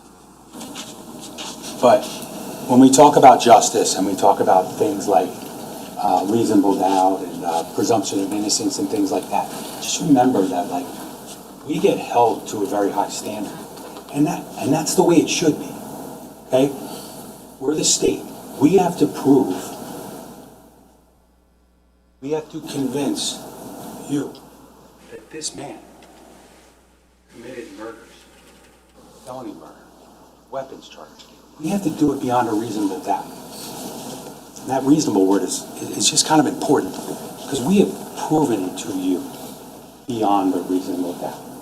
The DNA, the ballistics, the cameras, all the other testimony, all the little things, like showing you he wasn't set up, showing you that that was just another way to try to deceive. I would argue to you that the evidence will not deceive you. It will take you to a place where you will go back into that room and you will decide amongst yourselves that this man, contrary to a lot of things you may have heard about him, this man, on November 20th, 2018, Colts Neck, New Jersey, killed his brother, sister-in-law, 11-year-old nephew, and his 8-year-old niece. Ladies and gentlemen, for one final time, we appreciate your time.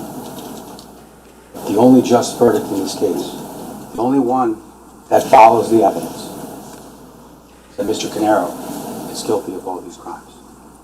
Thank you.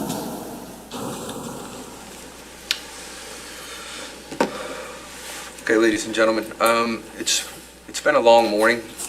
The next part of the process is going to be the charge. That takes a little bit of time to do because I have to explain it all to you. So what I think I'm going to do, because it's noon, I'm going to give you a longer lunch just to give you a little bit of time to kind of stretch out, clear your head. We'll come back right at 1:30 and we'll move right into the charge. And at that point in time, I'll give you a little bit more information, but we're not going to do anything until then. You guys are going to remember what I'm about to say. We all know, right? Ladies and gentlemen, you've now heard the summations. You have not heard my charge. You have not heard the law in this case. You cannot discuss this case. You got an hour and a half having lunch together. Don't do it. You cannot do it. You just have to have your lunch, relax, do whatever you need to do. Come back up. I will give you the law. You get to finally learn about this system of who's the alternates and how fun that is to figure that out. And then you'll start your deliberations in that room only. All right, so everybody have a good lunch. Mr. Decker, if you can move that. And I'll see everybody right at 1:30.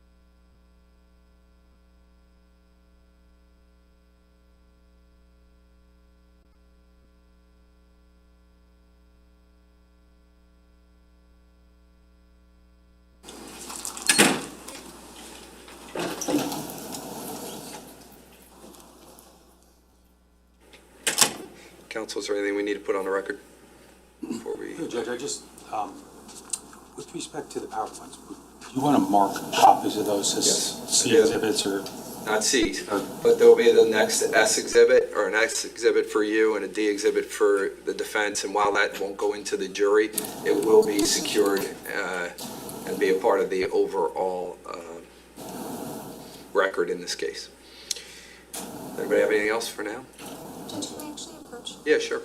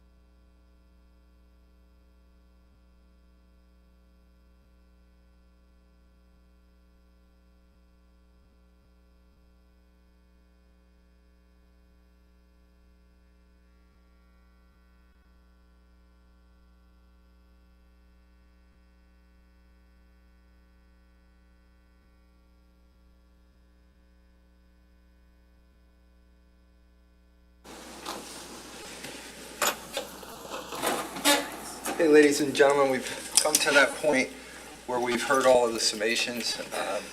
You're now going to hear the law from me. The first thing I'm going to do is I'm going to tell you that I'm going to violate every rule of public speaking right now because I'm going to read. So I apologize to you for that. The second thing I'm going to apologize for is that I'm going to change my glasses because these glasses are better for me to see and look at you at the same time. I'm not trying to look different, but you can tell me if I look smarter. Here, let's see. Nope. No. Still the same, huh? Just the same. All right. Shots fired. All right. Ladies and gentlemen of the jury, the evidence in this case has been presented and the attorneys have completed their summations. We now arrive at the time when you, as jurors, are to perform your final function in this case. At the outset, let me express my thanks and appreciations to you for your attention to this case. I would like to commend the counsel for their professional manner in which they have presented their respective cases and for their courtesy to the court and jury during the course of the trial. Before you retire to deliberate and reach your verdict, it is my obligation to instruct you as to the principles of law applicable to this case. You shall consider my instructions in their entirety and not pick out any particular instruction and overemphasize it. Generally speaking, these instructions consist of 4 parts. The first part deals with the general principles of law that apply in a criminal case. The second part describes the evidence that you may consider in your deliberations. The third part is about the portions of the Criminal Code of New Jersey that must apply to the facts you find in this case to determine whether the state has proven beyond a reasonable doubt that the defendant violated a specific criminal statute. Finally, the fourth part of the instructions tells you how to go about conducting your deliberations. You must accept and apply this law for this case as I give it to you in this charge. Any ideas you have of what the law is or what the law should be, or any statements made by the attorneys as to what the law may be, must be disregarded by you if it's not consistent with my charge here today. Now, beginning with the general principles of law that apply to a criminal case, the defendant Paul Caneiro stands before you on an indictment returned by the grand jury, charging him with 4 counts of murder, 2 counts of felony murder, 2 counts of aggravated arson, 2 counts of a possession of a weapon for unlawful purpose, 1 count of unlawful possession of a weapon, 1 count of theft of movable property, 1 count of misapplication of entrusted property, and 2 counts of hindering apprehension of oneself. The indictment is not evidence of the defendant's guilt on these charges. An indictment is a step in the procedure to bring this matter before the court and the jury for the jury's ultimate determination as to whether the defendant is guilty or not guilty of these charges. The defendant has pled not guilty to these charges. The defendant on trial is presumed to be innocent, and unless and until each and every essential element of the offense charge is proven beyond a reasonable doubt, the defendant must be found not guilty of that charge. The state has the burden of proving the defendant guilty beyond a reasonable doubt, and that burden never shifts to the defendant. The defendant in a criminal case has no obligation or duty to prove his innocence or offer any proof relating to his innocence. I should stop right there for a minute. As you've heard, a defendant does not have to talk to the police at all. If he does decide to talk to the police, he can. But if he doesn't, then you cannot hold it against him in any regard. Understand? Yes. All right. The prosecution must prove its case by more than a mere preponderance of the evidence, yet not necessarily to an absolute certainty. The state has the burden of proving the defendant's guilt beyond a reasonable doubt. You've heard the attorneys talk about what reasonable doubt means. I'm going to tell you what it means right now. Some of you have served as jurors in civil cases where you were told that it is necessary to prove only that a fact is more likely true than not true. In criminal cases, the state's proof must be more powerful than that. It must be beyond a reasonable doubt. A reasonable doubt is an honest and reasonable uncertainty in your minds about the guilt of the defendant after you have given full and impartial consideration to all of the evidence. A reasonable doubt may arise from the evidence itself or from a lack of evidence. It is a doubt that a reasonable person hearing the same evidence would have.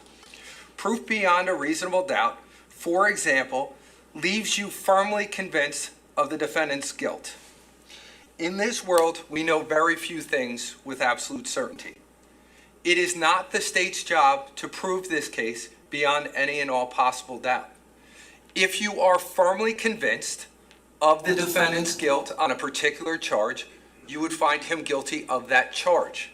If you are not firmly convinced of the defendant's guilt as it relates to a particular charge, you would find him not guilty. The function of the judge is separate and distinct from the function of the jury. It is my responsibility to determine all questions of law arising during trial and to instruct the jury as to the law which applies in this case. You must accept the law as given to you by me and apply it to the facts as you find them to be. During the course of the trial, I was required to make certain rulings on the admissibility of the evidence, either in or outside of your presence. These rulings involved questions of law. The comments of the attorneys on these matters were not evidence. In ruling, I have decided questions of law, and whatever the ruling may have been in a particular instance, you should understand that it is not an expression or an opinion by me on the merits of the case. Neither should my other rulings on any other aspect of the trial be should be taken as favoring one side or the other. Each matter was decided on its own merits. During the course of this trial, there were numerous occasions during which the court conferred with attorneys at sidebar. These conversations are a normal and necessary part of trials and are designed to address various legal, procedural, and evidential issues that arise during the trial. You must not speculate about the subject matter of any sidebar conference, nor should you draw any inference or conclusion from the fact that sidebar occurred. Neither should my rulings that result from these conferences be taken as favoring one side or another. Additionally, you must not consider or evaluate the communication between the court and the attorneys during sidebar conferences for any purpose. Judicial dialogue during legal discussions are not evidence and are not an indication of how the court views the attorneys, the facts of the case, the credibility of the witness or witnesses, or the guilt or innocence of the defendant. It is also important to note that attorneys in this case are tasked with providing zealous advocacy, which includes raising objections, making legal arguments, and addressing issues at sidebar. I may have sustained objections to some questions asked by counsel, which may have contained statements of certain facts. The mere fact that an attorney asks a question and inserts facts or comments or opinions in that question in no way proves the existence of that fact or facts. You will only consider such facts which, in your judgment, has been proven by the testimony of the witnesses or from the exhibits admitted into evidence by the court. The fact that I may have asked questions of a witness in a case must not influence you in any way in your deliberations. The fact that I asked such questions does not indicate that I hold any opinion one way or another as to the testimony given by the witness. Any remarks made by me to counsel or counsel to me or between counsel are not evidence and should not affect or play any part in your deliberations. As I instructed you in the beginning, I indicated that you are the judges of the facts. And as the judges of the facts, you are to determine the credibility of the various witnesses as well as the weight to be attached to their testimony. You and you alone are the sole and exclusive judges of the evidence, of the credibility of the witnesses, and the weight to be attached to the testimony of each witness. Regardless of what counsel said, or I may say, recalling the evidence in this case, it is your recollection that controls as it relates to the evidence and how you're going to apply such evidence. Arguments, statements, remarks, openings, and summations of counsel are not evidence and must not be treated as evidence. Although the attorneys may have pointed out what they feel was important in this case, You must rely solely upon your understanding and recollection of the evidence that was admitted during the trial. You saw 2 PowerPoints during the course of the summations. I just want to remind you, there was testimony that was relayed in those PowerPoint slides. It is for you to decide if that information that was supplied to you on those PowerPoint slides reconciles with your recollection of what the testimony was. If for some reason that when you are reading it on a screen for either side and you decide, that's not the way I remember it, it's the way you remember it that matters. It's not the way that you saw it on a particular screen.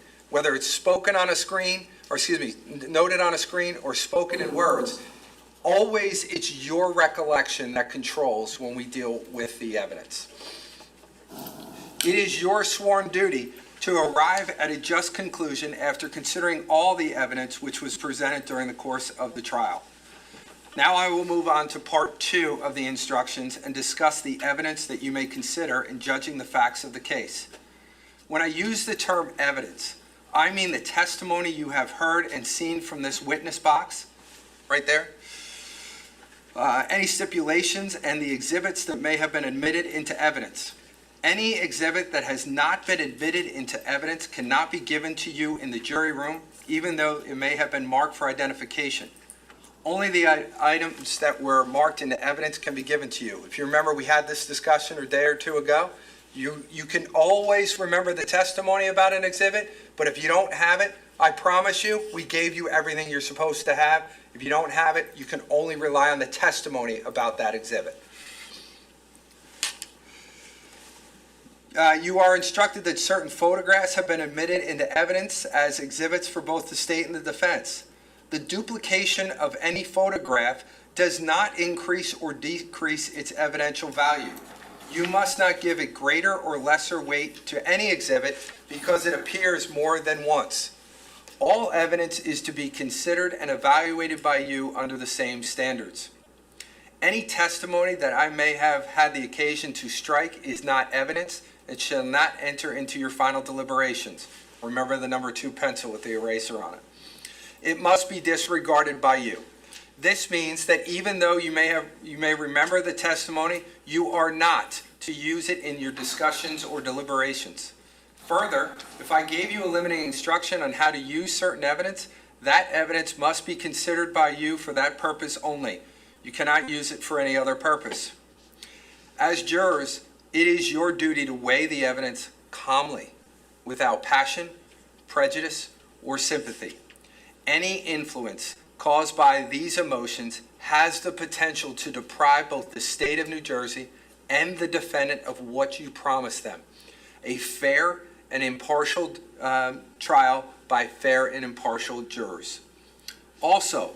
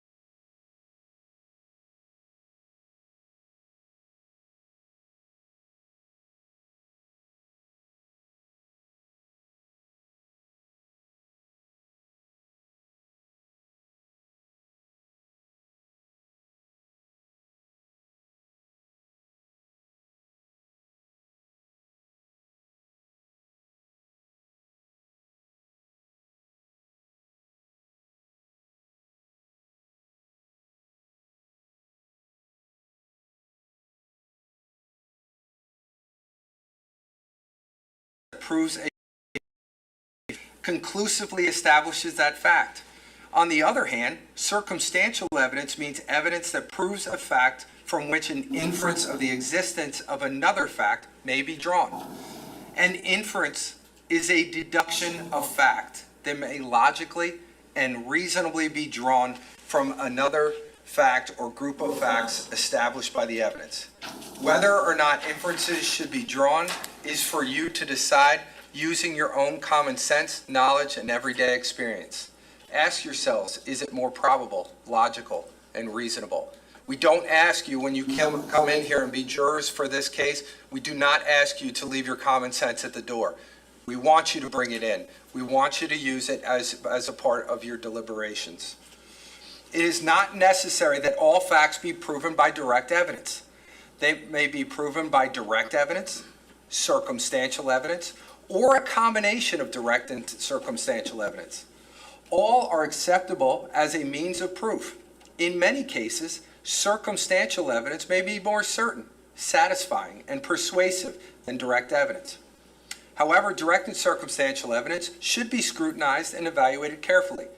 A verdict of guilty may be based on direct evidence alone, circumstantial evidence alone, or a combination of direct and circumstantial evidence, provided, of course, that it convinces you of the defendant's guilt beyond a reasonable doubt. The reverse is also true. A defendant may be found not guilty by reason of direct evidence, circumstantial evidence, or a combination of the two, or a lack of evidence, if it raises in your mind a reasonable doubt as to the defendant's guilt. The parties have agreed to certain facts. The jury should treat these facts as undisputed, meaning that the parties agree that these facts are true. As with all evidence, undisputed facts can be accepted or rejected by the jury in reaching a verdict. The stipulated facts are as follows. During the testimony of Lieutenant Petrozzillo, you heard on January 27, 2019, a recorded phone call during which Paul Caneiro and his wife, Susan Caneiro, discussed whether Susan can use her existing power of attorney to access the TD Bank trust account. It should be clarified that the parties stipulate that prior to this call, on December 3, 2018, Paul Caneiro resigned as trustee of the Keith Caneiro Irrevocable Trust and did so via Susan's power of attorney. As a result, the role of trustee was transferred to Corey Caneiro. Second stipulated fact is that Jesse Caneiro had an iPad. The parties agree that Jesse Caneiro's iPad was never seized or searched by the police. Now, as the judges of the facts, you are to determine the credibility of the witnesses, and in determining whether a witness is worthy of belief and therefore credible, you may take into consideration the following: the appearance and demeanor of the witness, the manner in which he or she may have testified, the witness's interest in the outcome of the trial, if any, his or her means of obtaining knowledge of the facts, the witness's power of discernment, meaning his or her judgment and understanding, his or her ability to reason, observe, recollect, and relate, the possible bias, if any, in favor of the state for whom the witness testified, the extent to which, if at all, each witness is either corroborated or contradicted, supported or discredited by other evidence, whether the witness testified with an intent to deceive you, the reasonableness or unreasonableness of the testimony of the witness has given, whether the witness made an inconsistent or contradictory statement, and any and all other matters in which the evidence will serve to support or discredit his or her testimony. Through this analysis, as judges of the facts, you weigh the testimony of each witness and then determine the weight to be given to it. Through the process, you may accept all of it, a portion of it, or none of it. Now, the burden of proving the identity of the person who committed the crimes is upon the state. For you to find the defendant guilty, the state must prove beyond a reasonable doubt that the defendant is the person who committed the crime or crimes. The defendant, Paul Caneiro, as a part of his general denial of guilt, contends that the state has not presented sufficient, reliable evidence to establish beyond a reasonable doubt that he is the person who committed the alleged offenses. The defendant has neither the burden nor the duty to show that a crime, if committed, was committed by someone else, or to prove the identity of that other person. You must determine, therefore, not only whether the state has proven each and every element of the offense is charged beyond a reasonable doubt, but also whether the state has proven beyond a reasonable doubt that this defendant is the person who committed it.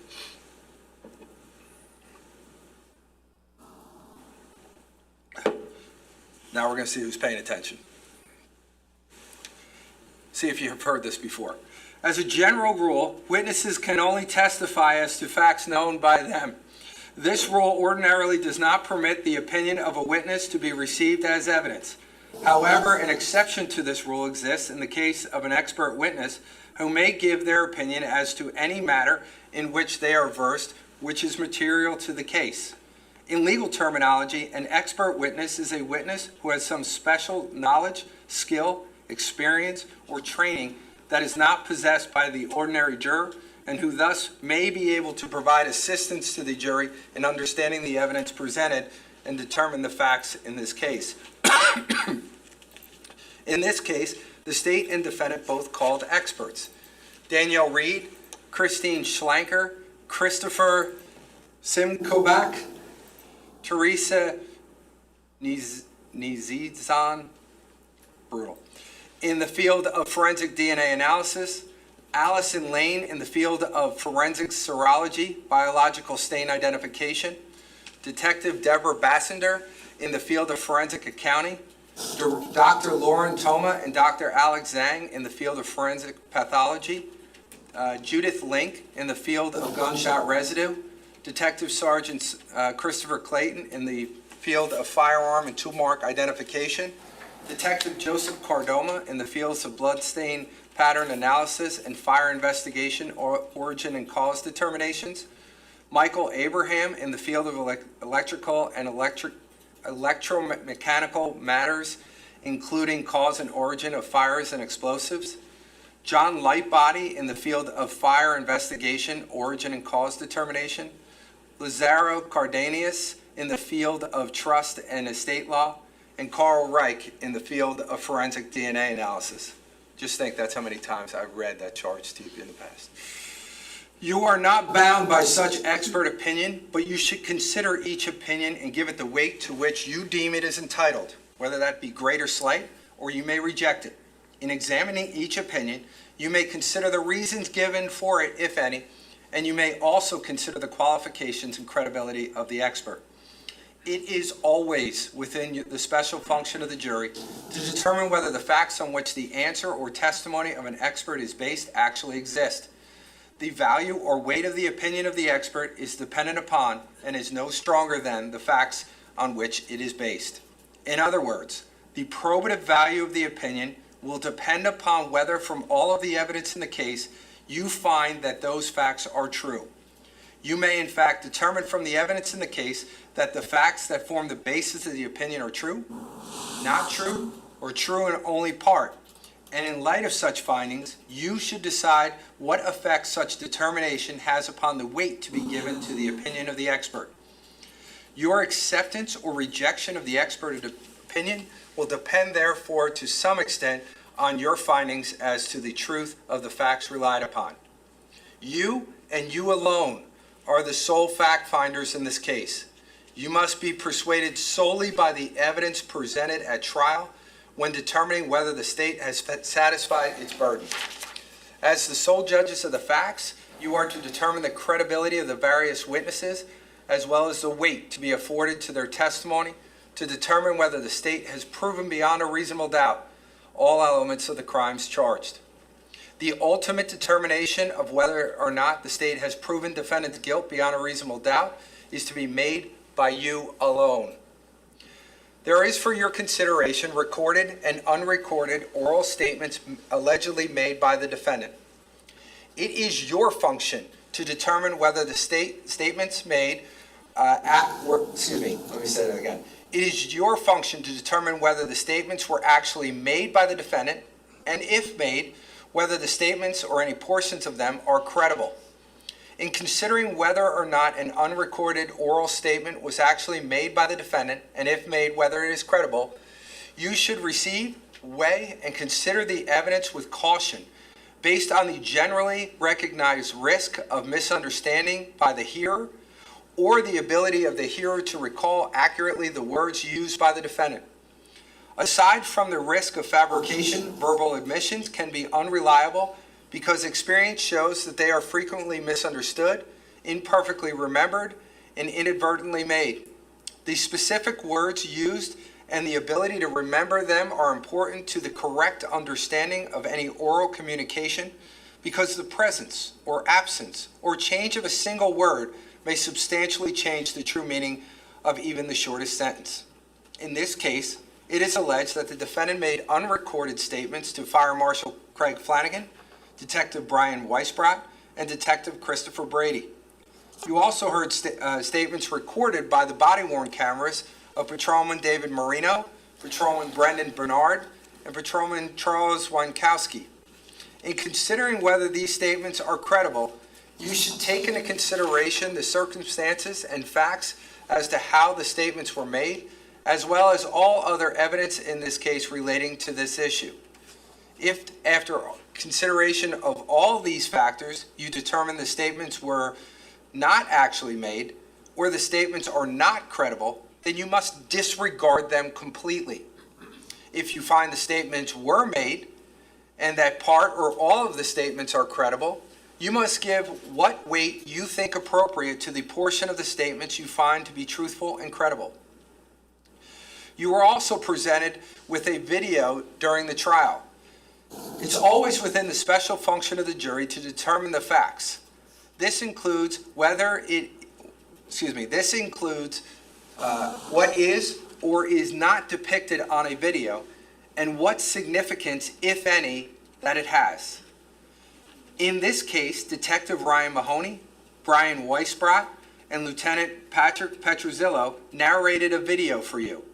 Detective Mahoney, Captain Weisbrot, and Lieutenant Petruzillo are not eyewitnesses to the events depicted on the video and did not observe the events as they happened. Rather, the witnesses' testimony is based on their viewing of the video after the incident occurred. This testimony was permitted only for the limited purpose of, 1, providing context for the video, such as the location of the recorded events and or the location and or angle of the camera that made the recording, and or 2, explaining the length of the video, whether redactions were made, and or when it will be fast forwarded, and or 3, focusing your attention to a specific individual action and or circumstance allegedly depicted in the video.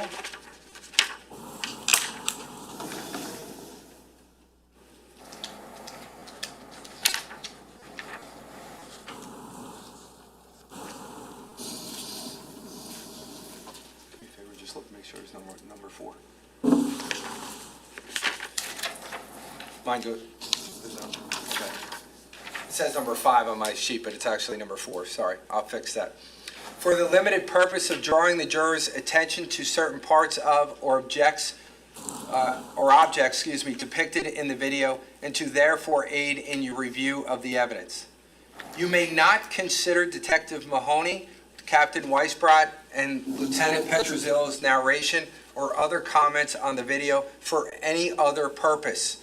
The narrating witness's testimony may assist you in deciding what the video shows. However, you are not bound by the narrating witness's testimony, and you may reject any narration testimony.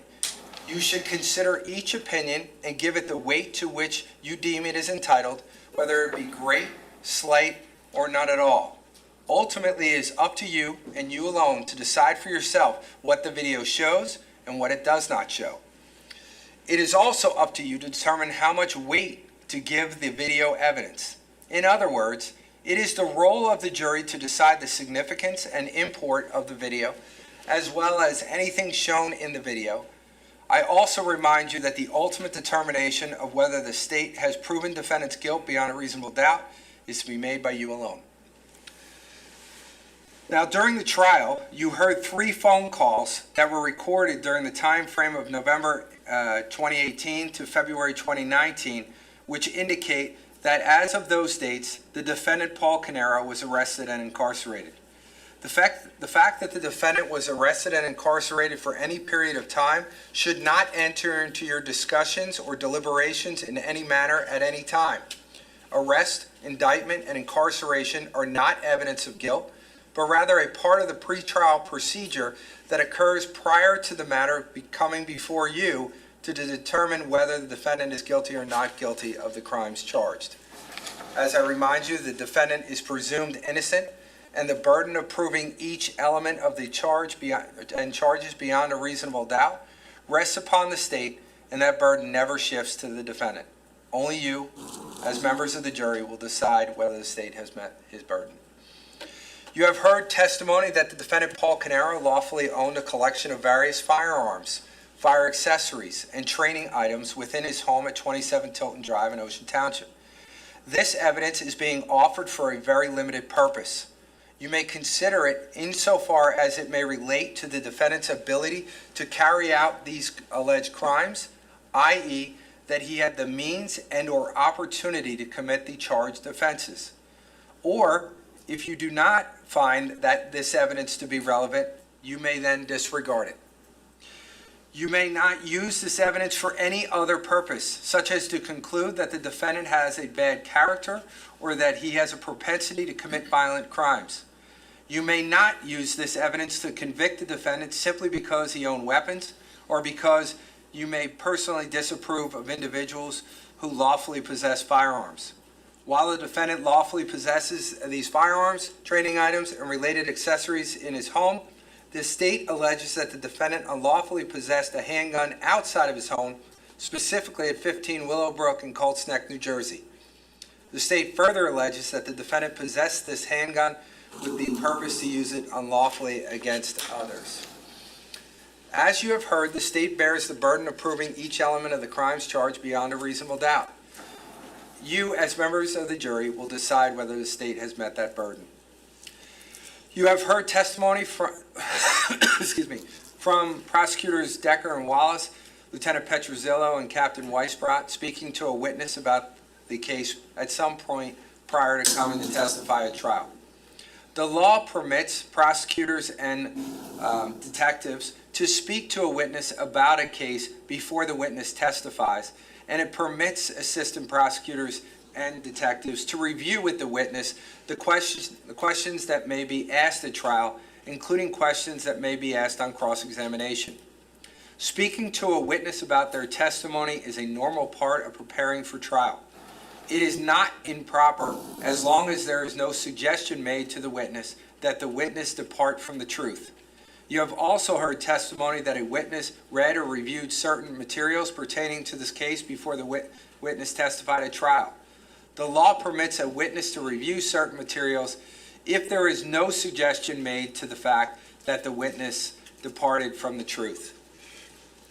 The defendant contends that there is evidence before you indicating that some other person than him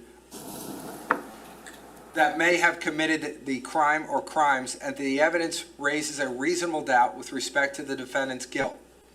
In this regard, I charge you that a defendant in a criminal case has the right to rely on evidence produced at trial that has a rational tendency to raise a reasonable doubt with respect to his own guilt. I have previously charged you regarding the state's burden of proof, which never shifts to the defendant. The defendant does not have to produce evidence that proves the guilt of another, but may rely on evidence that creates a reasonable doubt. In other words, there is no requirement that this evidence proves or raises a strong probability that someone other than the defendant committed the crime. You must decide whether the state has proven the defendant's guilt beyond a reasonable doubt, not whether the other person or persons may have committed the crimes. As you know, Paul Caneiro elected not to testify at trial. It is his constitutional right to remain silent. You must not consider for any purpose or in any manner in arriving at your verdict the fact that Paul Caneiro did not testify. That fact should never enter into your deliberations or discussions at any time or in any manner. Paul Caneiro is entitled for the jury to consider all the evidence presented at trial. He is presumed innocent whether or not he chooses to testify. All right, ladies and gentlemen, we've been going at this for about 55 minutes. Can you stand up for me for a minute? I just want you to stretch out. Give yourself a minute or two. We're about to go into part 3.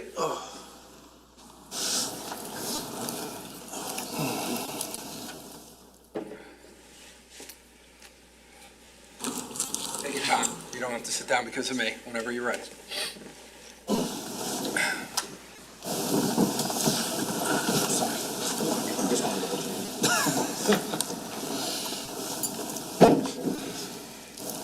Okay. The third part deals with the criminal code, which will give you the elements of the charges for each one of the crimes in the indictment. I'm going to be providing you with a lot of information. Don't panic. Just listen to what I have to say. I promise you by the time that this is over, I will make sure that it is easy for you. Right now, I just want you to listen to what I am telling you. Try to digest it as much as you can. But again, just wait until the end, and then we'll talk about it. Okay? Now I will instruct you on the third part of the instructions on the portions of the criminal code that you must apply to the facts you find in determining whether the state has proven it beyond a reasonable doubt that the defendant violated a specific criminal statute.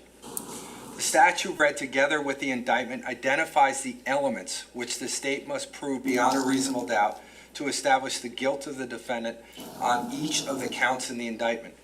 In addition, you will have the opportunity to consider other offenses besides beside those charged in the indictment. This is what we call a lesser offense, crime or offense of a lesser degree that is included within the charges brought in the indictment. I will give you instructions about how to consider this lesser offense shortly. There are multiple charges in the indictment.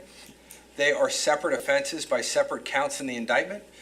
In your determination of whether the state has proven the defendant is guilty of the crimes charged in the indictment beyond a reasonable doubt, the defendant is entitled to have each count considered separately by the evidence which is relevant and material to that particular charge based on the law as I will give it to you. Now I'm going to talk to you about a lesser included offense. The law requires that the court instruct the jury with respect to a possible lesser included offense or offenses, even if they are not contained in the indictment. Here, there is a lesser included offense of arson relative to the aggravated arson charged against the defendant Paul Caneiro in count 8 of the indictment. Just because the court is instructing you concerning this offense does not mean that the court has an opinion one way or another about whether the defendant committed this or any other offenses. You should consider these offenses along with those for which the defendant is indicted. However, you are not to render a verdict on this offense or answer the question on the verdict sheet unless you find that the state has failed to meet its burden regarding the offense of aggravated arson in count 8 of the indictment. Now I'm going to talk to you about the substantive charges in this case. Counts 1 through 4 charges the defendant with the murder of 4 different victims. In count 1 of the indictment, the defendant is charged with the murder of Keith Caneiro. The state alleges that on November 20th, 2018, in the township of Colts Neck, county of Monmouth, the defendant committed the crime of murder by purposely or knowingly causing the death of Keith Caneiro, or by purposely or knowingly causing serious bodily injury that resulted in the death of Keith Caneiro. In count 2 of the indictment, the defendant is charged with the murder of Jennifer Caneiro. The state alleges that on November 20th, 2018, in the township of Colts Neck, county of Monmouth, the defendant committed the crime of murder by purposely or knowingly causing the death of Jennifer Caneiro, or by purposely or knowingly causing serious bodily injury that resulted in the death of Jennifer Caneiro. In count 3 of the indictment, the defendant is charged with the murder of Jesse Caneiro. The state alleges that on November 20th, 2018, in the township of Colts Neck, county of Monmouth, the defendant committed the crime of murder by purposely or knowingly causing the death of Jesse Caneiro, or by purposely or knowingly causing serious bodily injury that resulted in the death of Jesse Caneiro. In count 4, defendant is charged with the murder of Sophia Caneiro. The state alleges that on November 20th, 2018, in the township of Colts Neck, county of Monmouth, the defendant committed the crime of murder by purposely or knowingly causing the death of Sophia Caneiro, or by purposely or knowingly causing serious bodily injury that resulted in the death of Sophia Caneiro. The statute upon which these 4 charges are based provides that a person is guilty of murder if he, 1, caused the death or serious bodily injury that then resulted in the victim's death. 2, the defendant did so purposely or knowingly. For you to find the defendant guilty of murder, the state is required to prove each of the following elements beyond a reasonable doubt. Number 1, that the defendant caused per count 1, Keith Caneiro, per count 2, Jennifer Caneiro, per count 3, Jesse Caneiro, per count 4, Sophia Caneiro's death, or serious bodily injury that then resulted in per count 1, Keith Caneiro, per count 2, Jennifer Caneiro, per count 3, Jesse Caneiro, per count 4, Sophia Caneiro's death. And 2, that the defendant did so purposely or knowingly. The first element that the state must prove beyond a reasonable doubt is that the defendant acted purposely or knowingly. A person acts purposely when it is the person's conscious object to cause death or serious bodily injury resulting in death. A person acts knowingly when the person is aware that it is practically certain that his conduct will cause death or serious bodily injury resulting in death. The nature of the purpose or knowledge with which the defendant acted towards per count 1, Keith Caneiro, per count 2, Jennifer Caneiro, per count 3, Jesse Caneiro, and per count 4, Sophia Caneiro, is a question of fact for you, the jury, to decide. Purpose and knowledge are conditions of the mind, which cannot be seen and can only be determined by inferences from conduct, words, or acts. It is not necessary for the state to produce a witness or witnesses who could testify that the defendant stated, for example, that his purpose was to cause death or serious bodily injury resulting in death, or that he knew that his conduct would cause death or serious bodily injury resulting in death. It is within your power to find that the proof of purpose or knowledge has been furnished beyond a reasonable doubt by inferences which may arise from the nature of the acts and the surrounding circumstances. Such things as the place where the acts occurred, the weapon used, the location, the number and nature of the wounds inflicted, and all that was done or said by the defendant preceding, connected with, and immediately succeeding the events leading to the death of per count 1, Keith Caneiro, per count 2, Jennifer Caneiro, per count 3, Jesse Caneiro, and per count 4, Sophia Caneiro, are among circumstances to be considered.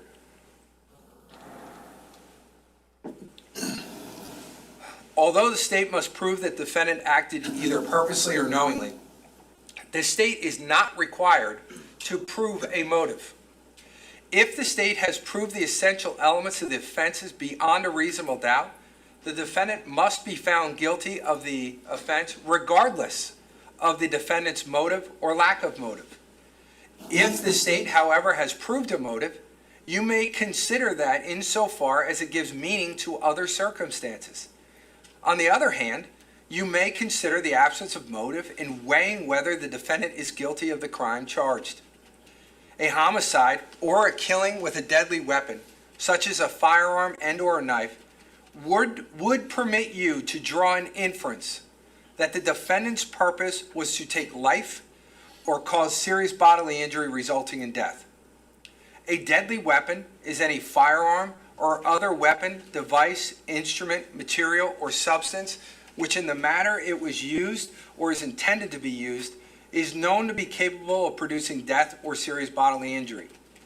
In your deliberations, you may consider the weapon used and the manner and circumstances of the killings. If you are satisfied beyond a reasonable doubt that the defendant shot and killed Keith Caneiro with a firearm, you may draw an inference from the weapon used, that is a firearm, and from the manner and circumstances of the killing as to the defendant's purpose or knowledge. If you are satisfied beyond a reasonable doubt that the defendant shot and or stabbed and killed Jennifer Caneiro with a firearm and or a knife, you may draw an inference from the weapon used that the firearm and or the knife and the manner and circumstances of the killing as to the defendant's purpose or knowledge. If you're satisfied beyond a reasonable doubt that the defendant shot and/or stabbed and killed Jesse Caneiro with a firearm and/or a knife, you may draw an inference from the weapon used, that is the firearm and/or knife, and from the manner and circumstances of the killing as to the defendant's purpose or knowledge. If you are satisfied beyond a reasonable doubt that the defendant stabbed and killed Sofia Caneiro with a knife, you may draw an inference from the weapon used, that is the knife, and from the manner and the circumstances of the killing as to the defendant's purpose or knowledge. The second element that the state must prove beyond a reasonable doubt is the defendant caused, per count 1, Keith Caneiro, per count 2, Jennifer Caneiro, per count 3, Jesse Caneiro, per count 4, Sofia Caneiro's death or serious bodily injury resulting in death. As I previously advised you, to convict the defendant of murder, the state must prove beyond a reasonable doubt that the defendant either purposely or knowingly caused the victim's death or serious bodily injury that resulted in death. In that regard, serious bodily injury means bodily injury that creates a substantial risk of death. A substantial risk of death exists where it is highly probable that the injury will result in death.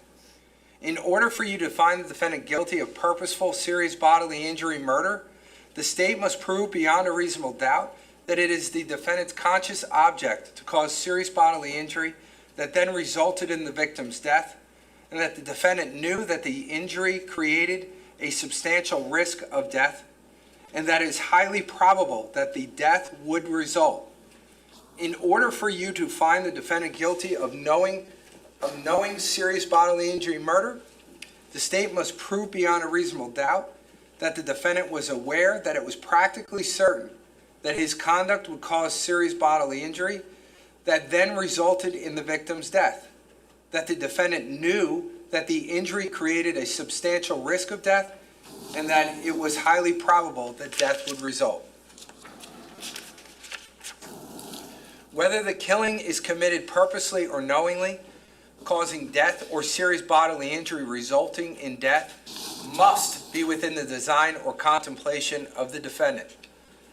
All jurors do not need to agree unanimously concerning which form of murder is present, so long as all believe that it was one form of murder or another.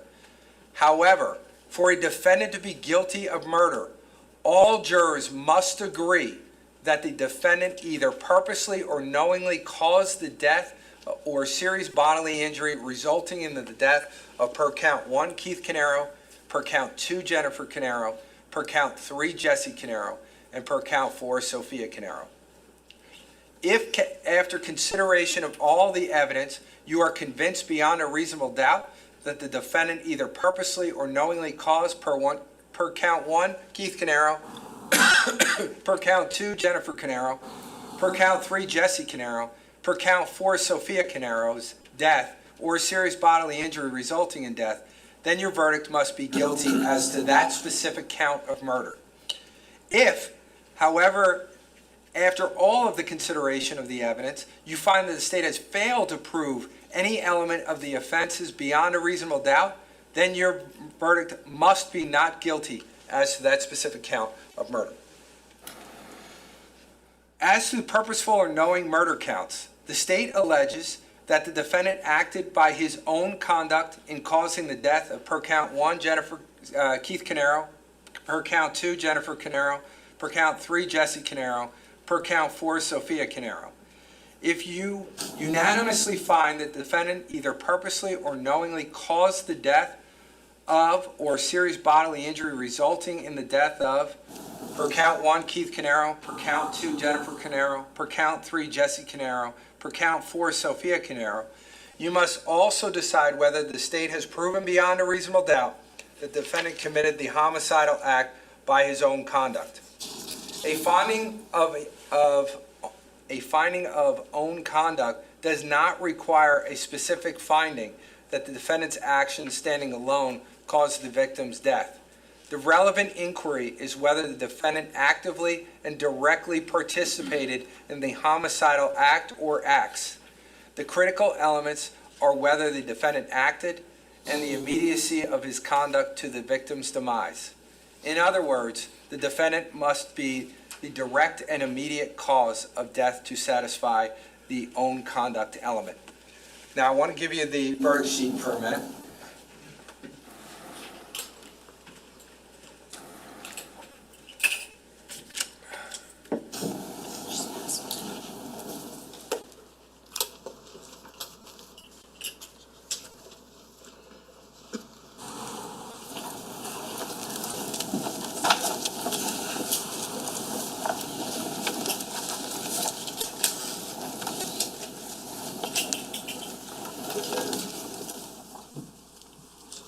What I'm asking you to do is not to flip through it, just we're going to start right from the top for a minute.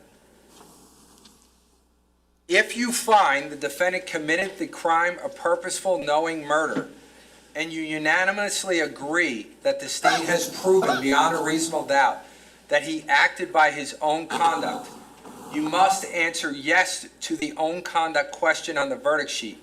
You'll then be asked questions as it relates to the count in the indictment. So if you're looking at that right now, you see as to count one, we're talking about Keith Caneiro. You'll answer the question, guilty or not guilty, as it relates to the crime of murder. The sub-questions underneath, the first question you're going to answer is whether it's done by his own conduct. You're going to answer that yes or no. Remember, you only get to own conduct if you found him guilty of the murder of Keith Caneiro. The next question would be yes or no, whether it was by his own conduct. If the answer to that is yes, then we're going to go to the other questions that you see there, which would then be 1B. And this is where we are. Okay, so 1A is that it's by his own conduct, and now let's go to 1B. The question is, did the defendant, Paul Caneiro, commit the murder in expectation of the receipt of anything of pecuniary value? If you unanimously agree that the state has proven beyond a reasonable doubt that the defendant did commit the murder in expectation of the receipt of anything of pecuniary value, then you must answer yes on the expectation of the receipt of a pecuniary value question. If the defendant, if you find the defendant committed the crime of purposeful or knowing murder, but you find that the state did not prove beyond a reasonable doubt that he committed the murder in expectation of the receipt of anything of value, then you must answer no to the expectation of the receipt of pecuniary value question. You'll still go, no matter what you answer for 1B, if you're now into these subsections, you're going to answer each one of them. You're going to answer B, C, and D, no matter what, if you've answered that he's guilty to count one and that he did it by his own conduct. Does that make sense, everybody? Yes. Yeah. Okay, so let's go to C, no matter what you say on B. If you find that the defendant committed the crime of purposeful or knowing murder and that he committed the crime by his own conduct, and you unanimously agree that the state has proven beyond a reasonable doubt that he committed the murder for the purpose of escaping detection, apprehension, trial, punishment, or confinement for another offense committed by the defendant, then you must answer yes to the committed for the purpose of escaping question on the verdict sheet. If you find the defendant committed the crime of purposeful or knowing murder, but you find the state did not prove beyond a reasonable doubt that he committed the murder for the purpose of escaping detection, apprehension, trial, punishment, or confinement for another offense committed by the defendant, then you must answer no on that part of the verdict sheet.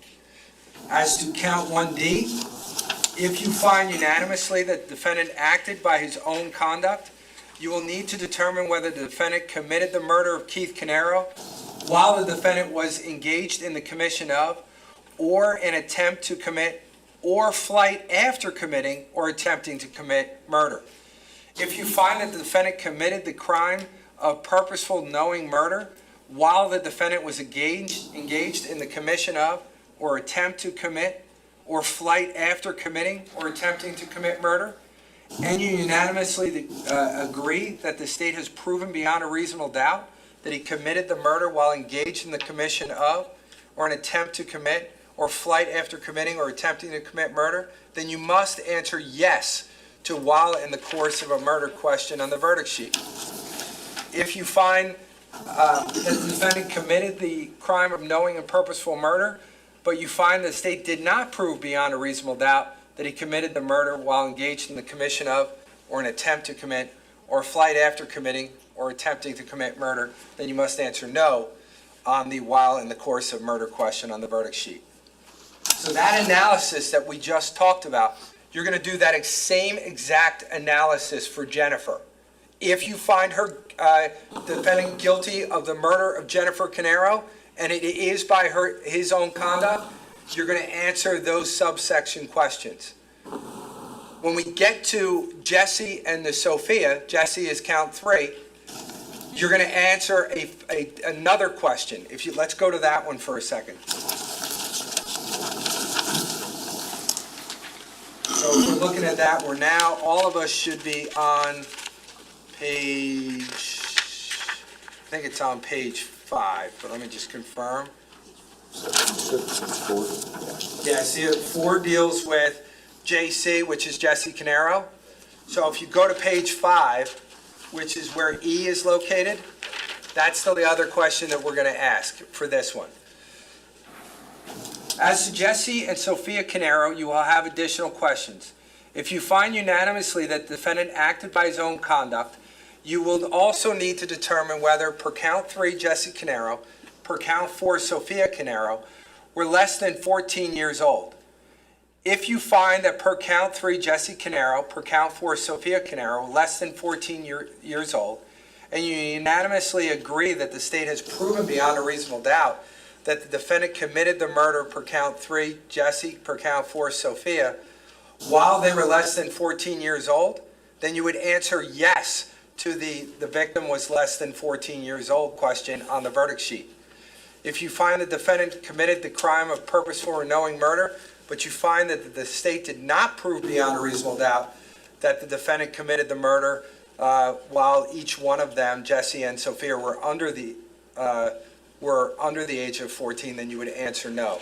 So if you find that the state didn't prove that they were under the age of 14, then you would be answering no to that question, and that's E for each one of count 3 and for count 4. Does everyone see that on the verdict sheet? Yes. Okay, great. Now we're going to take all your verdict sheets back for a minute. So you just pass them down, that'd be great.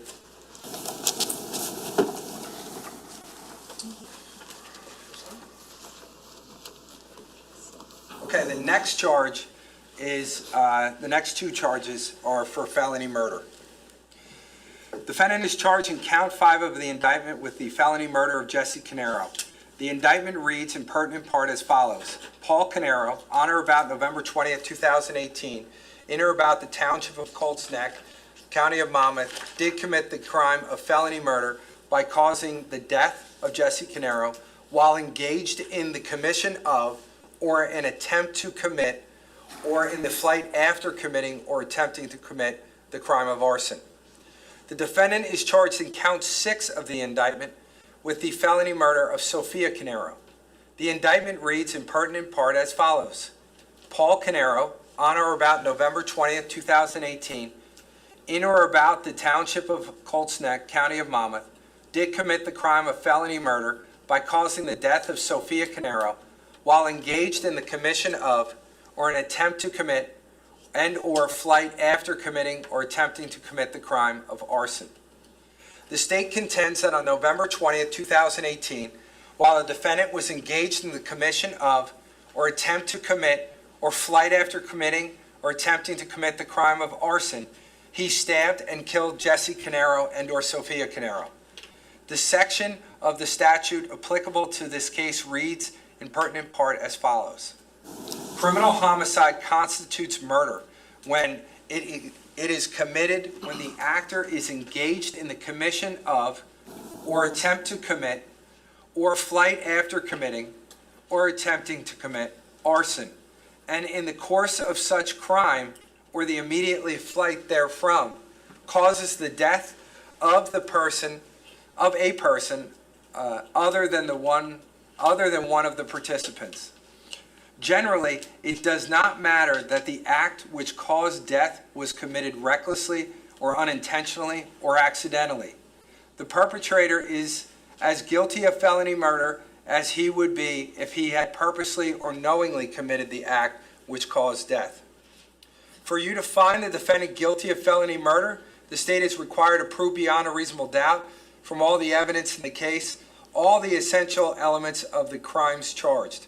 Accordingly, before you can find the defendant guilty of the felony murder of Jesse Caneiro in count 5 or Sophia Caneiro in count 6, the state must prove beyond a reasonable doubt that 1, on or about November 20th, 2018, the defendant was engaged in the commission of or attempt to commit or flight after committing or attempting to commit the crime of arson as noted as the lesser included offense of count 7, that the death of per count 5 Jesse Caneiro, per count 6 Sophia Caneiro was caused by the defendant, and number 3, that the death of per count 5 Jesse Caneiro, per count 6 Sophia Caneiro was caused at some time within the course of the commission of that crime, including its aftermath of flight and concealment efforts.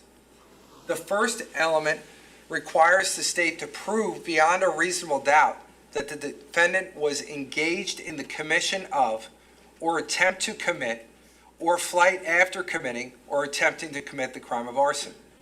In order for you to find the defendant guilty of arson, the state is required to prove each of the following elements beyond a reasonable doubt.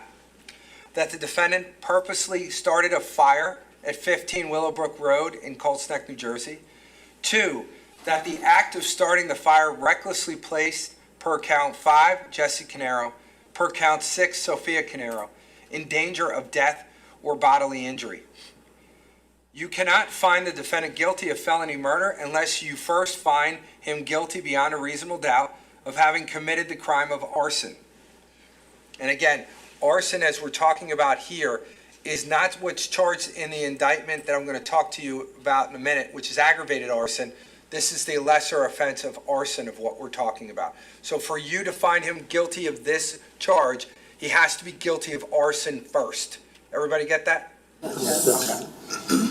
All right. The second and third elements require the state to establish that per count 5 Jesse Caneiro, per count 6 Sophia Caneiro's death was caused by the defendant and was caused during the commission of or attempt to commit or flight after committing or attempting to commit crime of arson.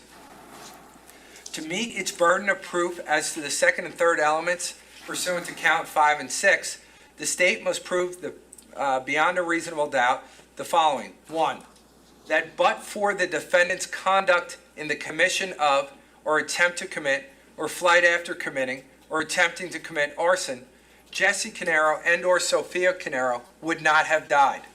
In other words, that Jesse Caneiro and or Sophia Caneiro's death would not have occurred without the commission of the arson. Number 2, Jesse Caneiro and or Sophia Caneiro's death was a probable consequence of the commission of or attempt to commit or flight after committing or attempting to commit arson. For the death to be the probable consequence of the arson, the death must not have been too remote or too accidental in its occurrence or too independent on another's volitional acts to have a just bearing on the defendant's liability or the gravity of his offense. In other words, you must decide that if the state has proven beyond a reasonable doubt that under all of the circumstances, the death did not occur in such an unexpected or unusual manner that it would be unjust to find the defendant responsible for the death. In conclusion, if you find the state has proven beyond a reasonable doubt that 1, the defendant was engaged in the commission of or attempt to commit or flight after committing or attempt to commit the crime of arson, 2, that Jesse and or Sophia's death was caused by the defendant, and 3, that that the death of the person was caused at some time within the course of the commission of the crime, including its aftermath or flight and concealment efforts, then you must find the defendant guilty of felony murder. On the other hand, if you find that the state has failed to prove beyond a reasonable doubt any one or more of those elements beyond a reasonable doubt, then you must find the defendant not guilty of felony murder. If you find that the state has failed to prove beyond a reasonable doubt that the defendant caused the death of Jesse Caneiro and/or Sofia Caneiro, then the defendant should be found not guilty of all charged homicide offenses, including these two victims. If, however, you find beyond a reasonable doubt that the defendant did cause the death of Jesse Caneiro and/or Sofia Caneiro, but that the state has failed to prove beyond a reasonable doubt that the defendant was at the time engaged in the course of the commission of or attempt to commit or flight after committing or attempting to commit arson, then you still can consider the separate crime of murder. All right, counts 7 and 8. They both deal with aggravated arson. Count 7 of the indictment charged the defendant with aggravated arson in violation of 2C 17-1A. The indictment reads in pertinent part as follows. Paul Caneiro, on or about November 20th, 2018, in or about the township of Colts Neck, county of Monmouth, did commit the crime of aggravated arson by starting a fire, thereby purposely or knowingly placing Jesse Caneiro and/or Sofia Caneiro in danger of death or bodily injury, and/or with the purpose of destroying a building and/or structure of another, to wit, 15 Willowbrook Road, Colts Neck, New Jersey, belonging to Keith and/or Jennifer Caneiro.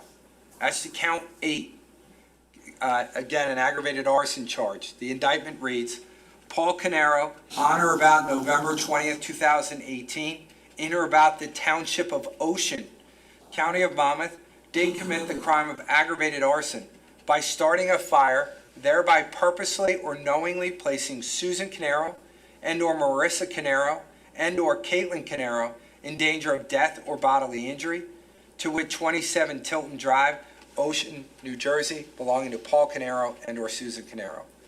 The section of the statute applicable to this case reads in pertinent part as follows.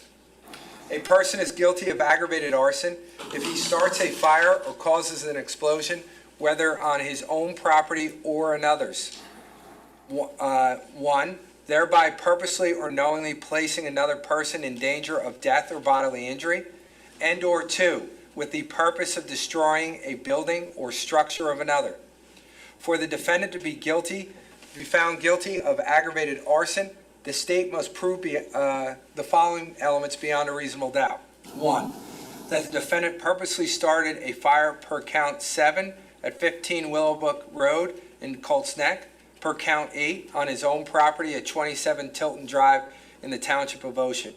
2, that the act of starting the fire, A, purposely or knowingly placed, per count 7, Jesse or Sofia Caneiro, per count 8, Susan or Marissa or Caitlin Caneiro, in danger of death or or bodily injury, not serious bodily injury. And/or 3, was done with the purpose of destroying a building or structure of another, to wit, per count 7, 15 Willowbrook Road in Colts Neck, per count 8, on his own property of 27 Tilton Drive in the township of Ocean. So you're looking at 2 different ways the state can prove aggravated arson. It's either by way of causing danger of death or bodily injury to the individuals within the home, or for the purpose of destroying a building or structure of another, or in count 8 dealing with Paul Caneiro's own structure or house, okay? The first element that the state must prove beyond a reasonable doubt is 1, that the defendant purposely started a fire at or near premises known as per count 7, 15 Willowbrook Road in Colts Neck, and count 8 his own property at 27 Tilton Drive in Ocean. A person acts purposely with respect to the nature of his conduct or a result thereof if it is his conscious object to engage in conduct of that nature or cause such a result. A person acts purposely with respect to attendant circumstances if he is aware of the existence of such circumstances or believes or hopes they exist. With purpose, design, with design, or equivalent terms have the same meaning. Purpose is a condition of the mind that cannot be seen and can only be determined by inferences drawn from the defendant's conduct, words, or acts. It is not necessary for the state to prove the existence of such a mental state by direct evidence, such as a statement by the defendant that he had a particular purpose. It is within the power of the jury to find that the proof of purpose has been furnished beyond a reasonable doubt by inferences which you may draw from the nature of the acts and the circumstances surrounding the conduct of the defendant as they have been presented in the evidence you have heard and seen in this case. It is not necessary that any significant damage be done. It's only necessary that a fire be started for one or more of the purposes to be described.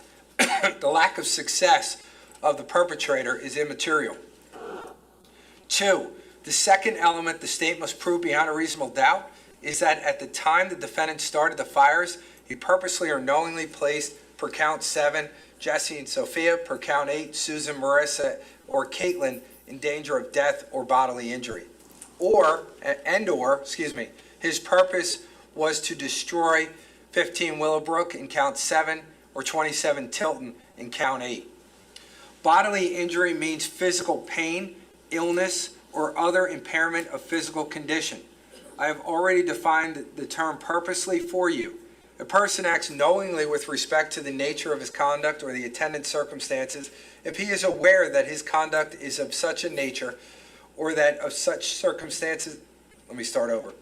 A person acts knowingly with respect to the nature of his conduct or the attendant circumstances if he is aware that his conduct is of that nature or that such circumstances exist, or he is aware of a high probability of their existence. A person acts knowingly with respect to a result of his conduct if he is aware that it is practically certain that his conduct will cause such a result. Knowledge is a condition of the mind that cannot be seen and can only be determined by inferences drawn by the defendant's conduct, words, or acts. It is not necessary for the state to prove the existence of such a mental state by direct evidence, such as a statement by the defendant that he had a particular knowledge. It is within the power of the jury to find the proof of knowledge that has been furnished beyond a reasonable doubt by inferences which you may draw from the nature of the acts and the circumstances surrounding the conduct of the defendant as they have been presented in the evidence you have heard and seen in this case. Destroy means to demolish and or render useless and or render completely ineffective for its intended use. If you find that the state has proven all the elements of aggravated arson beyond a reasonable doubt, then you must find him guilty of aggravated arson. On the other hand, if you find that the state has failed to prove all the elements of the aggravated arson beyond a reasonable doubt, then you must find the defendant not guilty. Now I'm going to talk to you about the lesser included offense of aggravated arson, which is arson. A lesser included offense to aggravated arson is in the indictment is arson.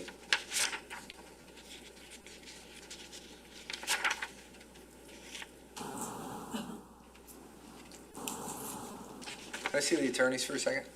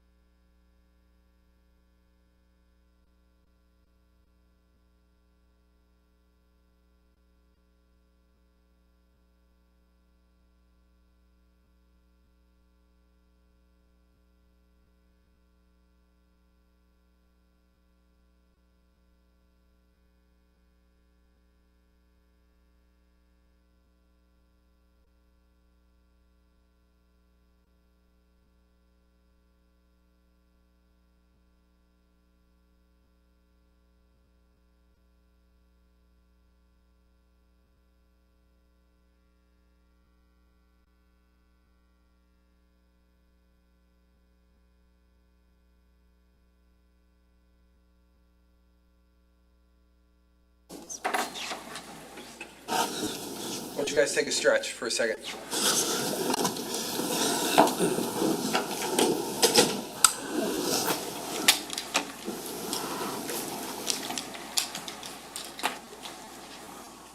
You're more than halfway home.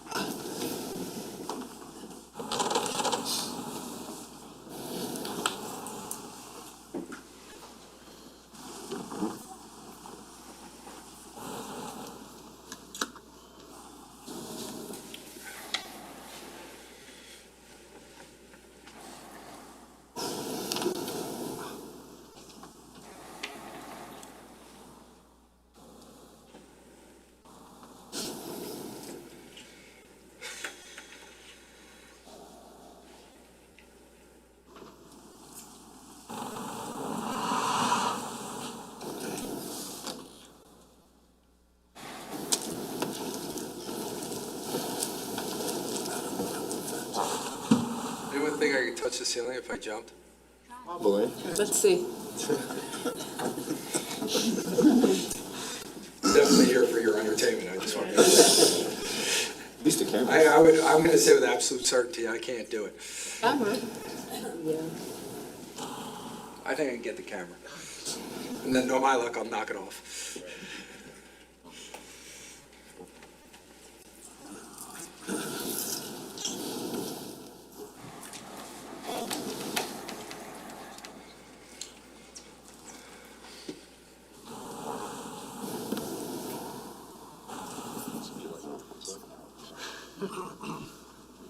Right? 6 inches maybe. At least.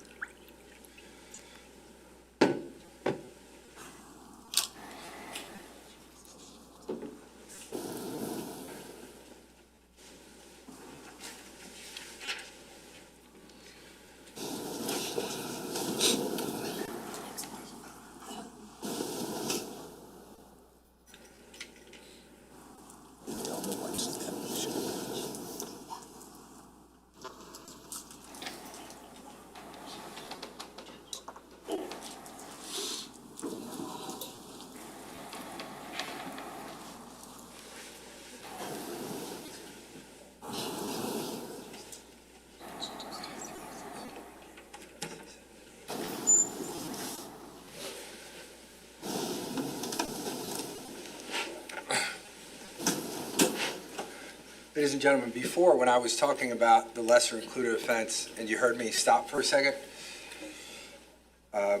one thing we're going to fix in the charge is that it's actually counts 7 and 8. So you will consider aggravated arson. Obviously, the indicted charge is for 7 and 8. If you found him not guilty of aggravated arson, then you would consider arson for both counts 7 and 8, not just one of them. So I'm gonna fix that for you, but I also want to fix it for you verbally. Okay. All right. As I previously stated, the law requires that the court instruct the jury with respect to a possible lesser included offense, even if they are not contained in the indictment. Just because the court is instructing you concerning these offenses does not mean the court has an opinion one way or another. You should consider these offenses along with those for which the defendant is indicted. However, you are not to render a verdict on these offenses or answer the questions on the verdict sheet unless you find that the state has failed to meet one of the elements of aggravated arson in count 7 and or 8 beyond a reasonable doubt. Here's the elements of arson. A person is guilty of arson if he purposely causes a fire or purposely, it's getting good now.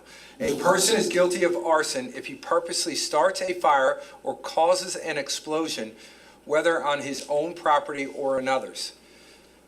1, thereby recklessly placing another person in danger of death or bodily injury.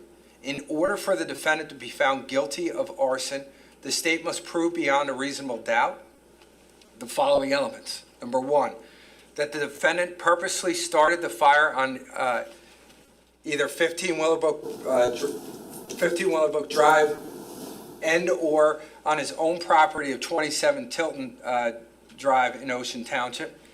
And that 2, that the act of starting the fire recklessly placed at 15 Willowbrook, it would be Keith Caneiro and Jennifer Caneiro. At 27 Tilton, it would be Susan Caneiro, Marissa Caneiro, or Caitlin Caneiro in danger of death or bodily injury.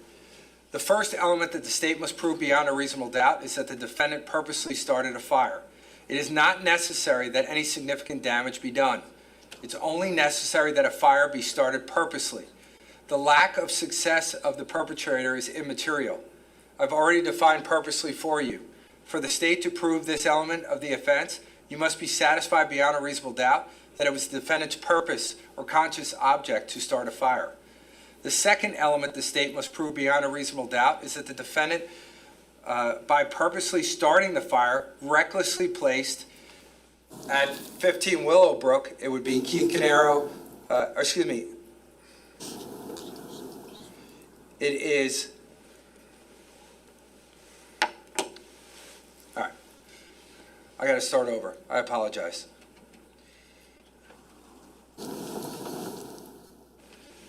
When we're talking about the arsons, as you recall, we were talking about, give me a second.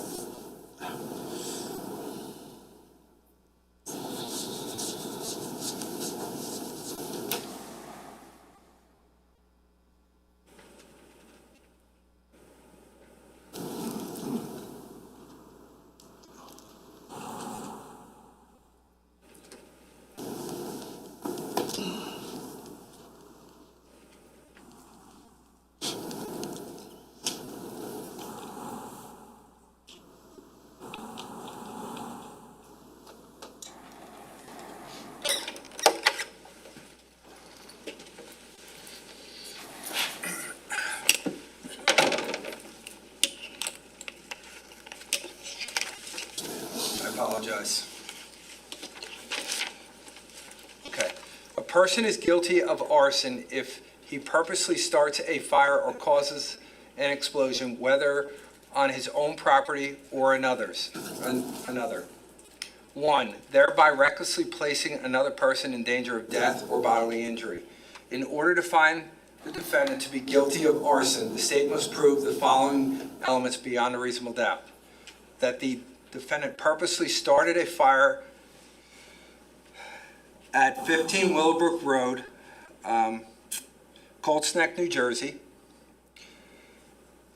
and or 27 Tilton Drive in the Township of Ocean, New Jersey, and that the act of starting the fire recklessly placed at 15 Willowbrook Road, Jennifer Caneiro and or Keith Caneiro, and at 27 Tilton, Susan Caneiro or Marissa Caneiro or Caitlin Caneiro in danger of death or bodily injury. The first element that the state must prove beyond a reasonable doubt is that the defendant purposely started a fire. It is not necessary that any significant damage be done. It is only necessary that a fire be started on purpose. The lack of success of the perpetrator is immaterial. I have already defined purposely for you. For the state to prove this element of the offense, you must be satisfied beyond a reasonable doubt that it was the defendant's purpose or conscious object to start the fire. The second element the state must prove beyond a reasonable doubt is that the defendant, by purposely starting the fire, recklessly placed Keith Caneiro and or Jennifer Caneiro at 15 Willowbrook Road, or Susan Caneiro or Marissa Caneiro or Caitlin Caneiro at 27 Tilton in danger of death or bodily injury. Bodily injury means physical pain, illness, or any other impairment of physical condition. I've already defined the term purposely for you. A person acts recklessly when he consciously disregards a substantial and unjustifiable risk. The risk must be of such a nature and degree that, considering the nature and purpose of the actor's conduct and the circumstances known to him, its disregard involves a gross deviation from the standard of conduct that a reasonable person would observe in the actor's situation. If the state has failed to prove any of the elements as I've described to you beyond a reasonable doubt, you must find the defendant not guilty of arson. If you find the state has proven every element of the crimes charged beyond a reasonable doubt, then you would find him guilty of arson. So what's the difference between aggravated arson and arson? The act of purposely starting the fire is the same for aggravated arson and arson. The difference becomes in the second portion, whether he acted purposely or knowingly, putting these individuals, the victims, in the position of either in danger of either death or bodily injury. Purposely or knowingly for aggravated arson, recklessly for arson. So it's just the mental state that changes between aggravated arson and arson. Does that make sense? Okay. My confusion was just dealing with, I want to make sure that I was clear with the victims' names. Okay, we're going to count 9. Count 9 of the indictment charges the defendant Paul Caneiro with the crime of possession of a firearm with the purpose to use it unlawfully against the person of another. The indictment reads in pertinent part as follows. Paul Caneiro, on or about November 20th, 2018, in or about the township of Colts Neck, county of Monmouth, did commit the crime of possession of a firearm with the purpose to use it unlawfully against the person of another by possessing a handgun with the purpose to use it against Keith Caneiro and or Jennifer Caneiro and or Jesse Caneiro and or Sophia Caneiro. The statute on which this count of the indictment is based reads in pertinent part. Any person who has in his possession any firearm with a purpose to use it unlawfully against the person or property of another is guilty of a crime. For you to find the defendant guilty on this charge, the state has the burden of proving beyond a reasonable doubt each of the following 4 elements of this crime. 1. Exhibit S-193 is a firearm. 2. Defendant possessed the firearm. 3. Defendant possessed the firearm with the purpose to use it against another person or a person of another. 4. Defendant's purpose was to use the firearm unlawfully. The first element that the state must prove beyond a reasonable doubt is that S-193 is a firearm. A firearm means any handgun, rifle, shotgun, machine gun, automatic or semi-automatic rifle, or any gun, device, or instrument in the nature of a weapon from which may be fired or ejected any solid projectile ball, slug, pellet, missile, or bullet, or any gas, vapor, or other noxious thing by means of a cartridge or shell, or by the action of an explosive, or the igniting of flammable or explosive substances. It shall also include, without limitation, any firearm which is in the nature of an air gun, spring gun, or pistol, or other weapon of such a nature in which the propelling force is a spring, elastic band, carbon dioxide, compressed or other gas or vapor, air or compressed air, or is ignited by compressed air and ejecting a bullet or missile smaller than 3/8 of an inch in diameter with sufficient force to injure a person. The second element that the state must prove beyond a reasonable doubt is the defendant possessed the firearm. To possess an item under the law, one must have a knowing, intentional control of that item accompanied by a knowledge of its character. So a person who possesses an item such as a handgun must know or be aware that he possesses it, and he must know that he possesses or controls that it is a handgun. Possession cannot merely be a passing control, fleeting or uncertain in its nature. In other words, to possess an item, one must knowingly procure or receive an item or be aware of his control thereof for a sufficient period of time to have been able to relinquish his control if he chose to do so. The state must prove beyond a reasonable doubt that a possessor acted knowingly in possessing the item. A person acts knowingly with respect to the nature of his conduct or the attendant circumstances if he is aware that the conduct is of that nature, or that such circumstances exist, or he is aware of the high probability of their existence.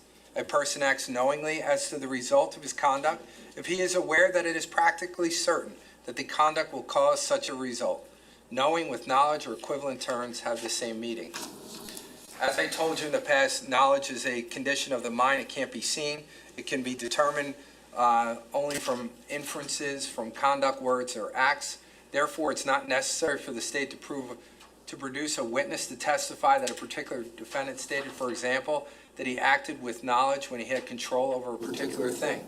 It is within your power to find the proof of knowledge has been furnished beyond a reasonable doubt by inference, which may arise from the nature of the acts and the surrounding circumstances. A person may possess an item even though it was not physically on his person at the time of the arrest, if he had, in fact, at some point prior to his arrest, had control over it. Possession means a conscious, knowing possession, either actual or constructive. A person is in actual possession of an item when he first knows what it is. That is, he has knowledge of its character, and second, knowingly has it on his person at a given time. The third element that the state must prove beyond a reasonable doubt is that the defendant's purpose in possessing the firearm was to use it against the person of another. Purpose is a condition of the mind which cannot be seen and can only be determined by inferences from conduct, words, or acts. In determining the defendant's purpose in possessing the firearm, you may consider that a person acts purposely with respect to the nature of his conduct or a result of his conduct if it is in the person's conscious object to engage in conduct of that nature or to cause such a result. That is, a person acts purposely if he means to act in a certain way or to cause a certain result. A person acts purposely with respect to attendant circumstances if the person is aware of the existence of such circumstances or believes or hopes that they exist. The defendant's purpose or conscious objective to use the firearm against another person or the property of another may be found to exist at any time he has the possession of the object and need not have been the defendant's original intent in possessing the object. The fourth element that the state must prove beyond a reasonable doubt is that the defendant had a purpose to use the firearm in a manner that was prohibited by law. I've already defined purpose for you. This element requires that you find the state has proven beyond a reasonable doubt that the defendant possessed a firearm with a conscious objective, design or specific intent to use it against the person or property of another in an unlawful manner as charged in the indictment, and not for some other purpose. In this case, the state contends that the defendant's unlawful purpose in possessing the firearm was to use it unlawfully against the person of Keith Caneiro, or Jennifer Caneiro, or Jesse Caneiro, or Sophia Caneiro. So that's the only thing you're looking at for his unlawful purpose, what I've just described to you. You must not rely upon your own notions of the unlawfulness of some other undescribed purpose of the defendant. Rather, you must consider whether the state has proven the specific unlawful purpose charged. The unlawful purpose alleged by the state may be inferred from all that was said or done and from all the circumstances of this case. However, the state need not prove the defendant accomplished his unlawful purpose of using the firearm. If you find the state has failed to prove any of the elements of the crime beyond a reasonable doubt, your verdict must be not guilty. On the other hand, if you're satisfied that the state has proven each and every element of the crime charged beyond a reasonable doubt, your verdict must be guilty. The 11th count of the indictment charges the defendant with the crime of possession of a weapon for unlawful purpose to use it unlawfully against the person of another. The indictment reads in pertinent part as follows. Paul Caneiro, on November 20th, 2018, in or about the township of Colts Neck, county of Monmouth, did commit the crime of possession of a weapon for unlawful purpose by possessing a knife with the purpose to use it unlawfully against the person of Jennifer Caneiro and or Jesse Caneiro and or Sophia Caneiro. The statute on which this count of the indictment is based reads in pertinent part. A person who has in his possession any weapon with the purpose to use it unlawfully against the person or property of another is guilty of a crime. In order for you to find the defendant guilty of this charge, the state has the burden of proving beyond a reasonable doubt each of the following four elements. Number one, Exhibit S-313 is a weapon. 2, defendant possessed the weapon. 3, defendant possessed the weapon with the purpose to use it against the person or property of another. 4, defendant's purpose was to use the weapon unlawfully. The first element the state must prove beyond a reasonable doubt is that S-313 is a weapon.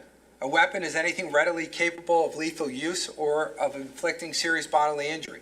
Serious bodily injury means bodily injury which creates a substantial risk of death or which causes serious permanent disfigurement or protracted loss or impairment of the function of any bodily member or organ. It is possible that a knife is not normally considered a weapon. If, however, the state established beyond a reasonable doubt that the object is capable of being used to inflict serious bodily injury or death, it may be considered a weapon. The second element that the state must prove beyond a reasonable doubt is that the defendant knowingly possessed the knife. I've already defined possession for you. I've already defined knowingly for you. And I've already told you that knowledge is a condition of the mind and it only can be determined based on inferences, conduct, words, or acts. A person may possess an item even though it was not physically on his person at the time of the arrest, if he had in fact at some time prior to his arrest had control over it. Possession means a conscious knowing possession, either actual or constructive. A person is in actual possession of an item when he first knows what it is, that is, he has knowledge of its character, and second, knowingly has it on his person at a given time. The third element that the state must prove beyond a reasonable doubt is that the defendant's purpose in possessing the object was to use it as a weapon against Jennifer Caneiro or Jesse Caneiro or Sophia Caneiro. As I've told you in the past, purpose is a condition of mind that cannot be determined, that can't be seen. It can only be determined by inference from words, conduct, or acts. In determining the defendant's purpose in possessing the weapon, you may consider that a person act purposely with respect to the nature of the conduct or a result of his conduct if it is the person's conscious object to engage in conduct of that nature or to cause such a result. That is, a person acts purposely if he means to act in a certain way or to cause a certain result. A person acts purposely with respect to attendant circumstances if the person is aware of the existence of such circumstances or believes or hopes that they exist. Defendant's purpose or conscious object to use the weapon against the person or property of another may be found to exist at any time he is in possession of the object and need not have been the defendant's original purpose in possessing the object. The fourth element the state must prove beyond a reasonable doubt is that the defendant had a purpose to use a weapon in a manner that is prohibited by law. I've defined purpose for you already. This element requires that you find that the state has proven beyond a reasonable doubt that the defendant possessed a weapon with a conscious objective, design, or specific intent to use it against the person or property of another in an unlawful manner as charged in the indictment and not for some other purpose. An object may be possessed for an innocent or for a lawful purpose. However, an innocent or lawful purpose or possession of a weapon may change and become unlawful and a violation of this statute. The state need not prove the defendant's original purpose in possessing the weapon. The state need only prove beyond a reasonable doubt that the defendant's purpose at a specified time he possessed it was to use it unlawfully against the person or property of another. In this case, the state contends the defendant's unlawful purpose in possessing the knife was to commit serious bodily harm, resulting in the death of Jennifer Caneiro and/or Jesse Caneiro and/or Sophia Caneiro. You must not rely upon your own notions of the unlawfulness of some other undescribed purpose of defendant. Rather, you must consider whether the state has proven the specific unlawful purpose charged. The unlawful purpose alleged by the state may be inferred from all that was said or done and from all the surrounding circumstances of this case. However, the state need not prove the defendant accomplished his unlawful purpose of using the weapon. If you are satisfied beyond a reasonable doubt that the state has proven each of the elements that I've defined to you beyond a reasonable doubt, then you should find him guilty. However, if you find that the state has failed to prove any of those elements beyond a reasonable doubt, then you would find him not guilty. Count 12 of the indictment charges the defendant with unlawful possession of a weapon.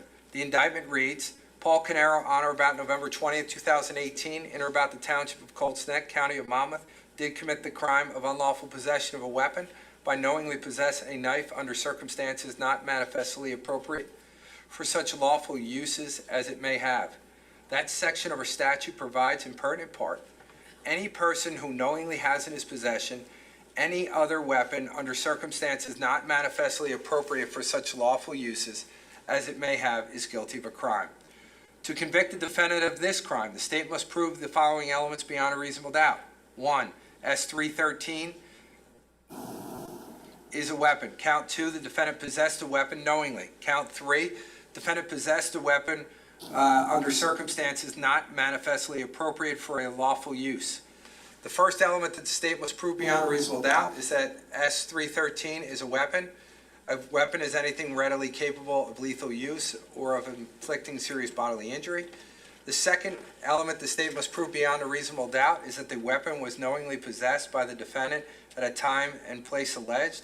Here the state alleges that the defendant possessed the weapon on or about November 20th, 2018 in Colts Neck, New Jersey. I've already defined knowingly for you. Knowledge is a condition of mind. It can't be seen. I've already explained how to analyze this mental state. Thus, the person must know or be aware that he possessed the item, here a knife, and then he must know what it is that he possesses or controls. In other words, that it is a knife. This possession cannot merely be a passing control that is fleeting or uncertain in its nature. In other words, to possess within the meaning of the law, the defendant must knowingly procure or receive the item possessed or be aware of his control thereof for a sufficient period of time to have been able to relinquish his control if he chooses to do so. When we speak of possession, we mean a conscious knowing possession. The law recognizes two kinds of possession, actual and constructive. A person is in actual possession of a particular article or thing when he knows what it is. That is, he has knowledge of its character and knowingly has it on his person at a given time. A person who, with knowledge of its character, knowingly has physical control over a thing at a given time is in actual possession of it. The law recognizes that possession may be sole or joint. If one person alone has actual or constructive possession of a thing, possession is sole. The third element that the state must prove beyond a reasonable doubt is that the defendant possessed S-313 and or another knife under circumstances not manifestly appropriate for such lawful uses as it may have. It is not necessary for the state to prove that the defendant formed an intent to use S-313 or any other knife as a weapon. It is, however, necessary for the state to prove that it was possessed under such circumstances that a reasonable person would recognize that it was likely to be used as a weapon. In other words, under circumstances where it posed a likely threat of harm to others. You may consider factors such as the surrounding circumstances, size, shape, and condition of the object, the nature of its concealment, the time, place, and actions of the defendant when it was found in his possession to determine whether the object was manifestly appropriate for its lawful use. If the state has proven each element beyond a reasonable doubt, each of the elements of this particular charge beyond a reasonable doubt, then you must find the defendant guilty. On the other hand, if the state has failed to prove any one of those three elements beyond a reasonable doubt, then you must find him not guilty. Count 13, theft. Count 13 of the indictment charges defendant with theft by unlawful taking or disposition of movable property. The indictment reads as follows. Paul Caneiro,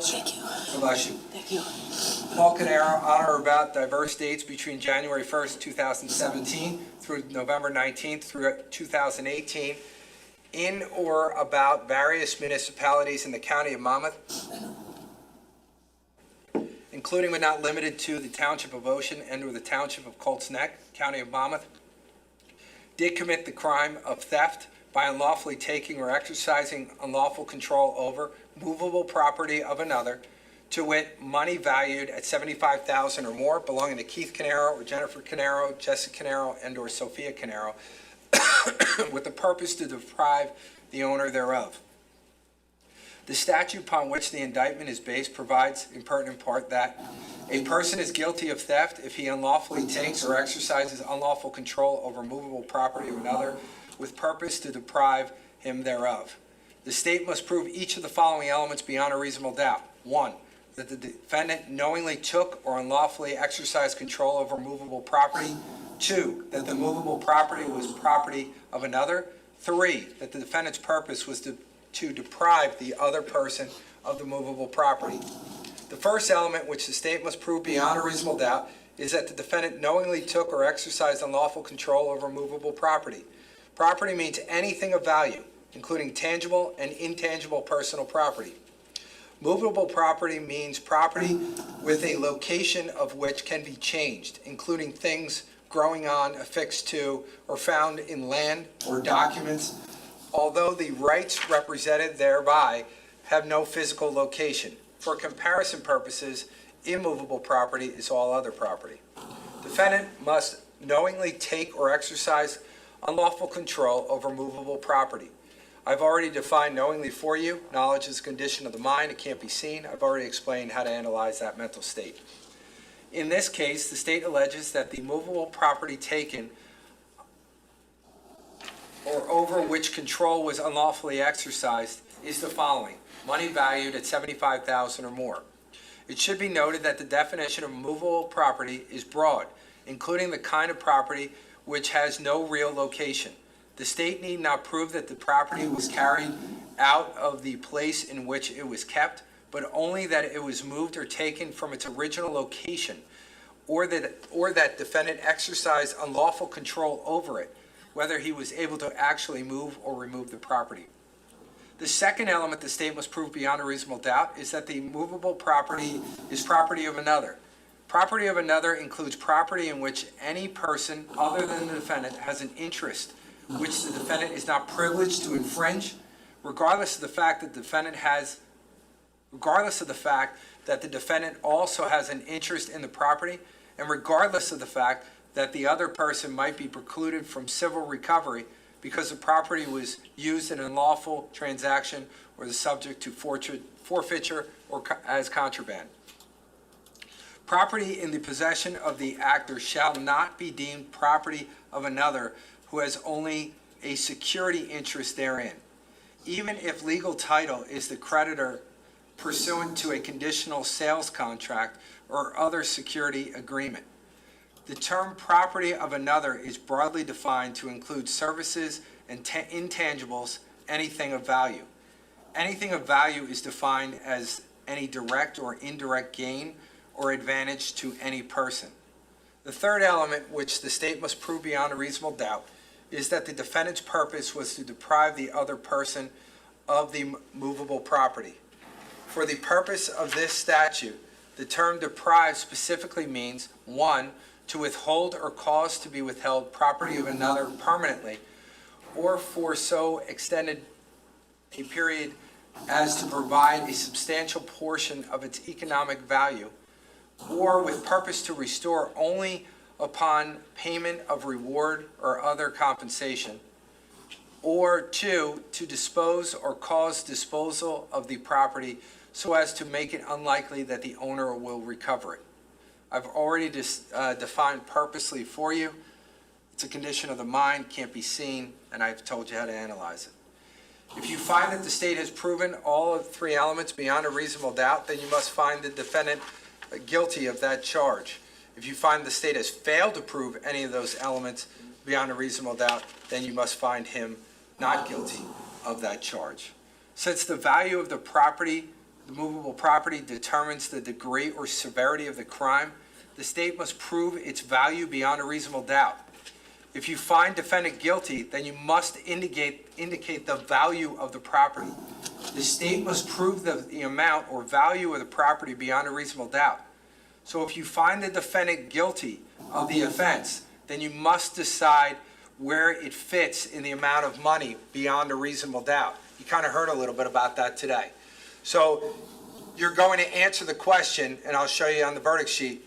If it's $75,000 or more, then you would check that one off. All 12 must agree. If you don't find that, but you find it's between $500 and $75,000, then, and all 12 of you agree, then you would check off that number. And then we continue to go on. The third one is at least $200, but less than $500. And then the last one is just less than $200. And again, we're going to go over this on the verdict sheet. If you find that the amounts involved were taken in thefts committed pursuant to one scheme or course of conduct, the amounts may be added together to form a single total amount, whether stolen from one person or from several people. So again, you can add money together. If you find differing dates that money were taken, then you can add that money together in your overall determination of where it fits. Again, assuming that you actually found guilty of theft. If you don't find the three elements that would be guilty of theft, then we're not even talking about the amount of money that was involved. Okay. Count 14. Charges defendant with misapplication of entrusted property. The indictment reads as follows. Paul Caneiro, on or about diverse dates between January 1st, 2017 through November 19th, 2018, in or about various municipalities in the county of Monmouth, including but not limiting to the township of Ocean and or the township of Colts Neck, county of Monmouth, did commit the crime of misapplication of entrusted property by purposely or knowingly applying or disposing of property that was entrusted to them as a fiduciary, to wit, money valued at $78,180, belonging to Keith Caneiro and or Jennifer Caneiro and or Jesse Caneiro and or Sophia Caneiro upon agreement in a manner which they knew was unlawful or involved substantial risk of loss or detriment to the owner. The pertinent part of the statute on which the indictment is based reads as follows. A person commits a crime if he applies or disposes of property that has been entrusted to him as a fiduciary in a manner which he knows is unlawful and involves substantial risk of loss or detriment to the owner of the property or to a person for whose benefit the property was entrusted, whether or not the actor has derived a pecuniary benefit. The state must prove the following 6 elements of the crime beyond a reasonable doubt. 1, defendant knowingly applied or disposed of property. 2, the property at issue was entrusted to defendant as a fiduciary. 3, defendant's application or disposition of the property was unlawful. 4, defendant's application or disposition involved substantial risk of loss or detriment to the owner of the property or to a person for whose benefit the property was entrusted. 5, defendant knew that his conduct was unlawful. And 6, defendant knew that his conduct involved a substantial risk of loss or detriment to the owner of the property or to the person for whose benefit the property was entrusted. The first element the state must prove beyond a reasonable doubt is that the defendant knowingly applied or disposed of property. Here the state asserts that the property was money, valued at $78,180.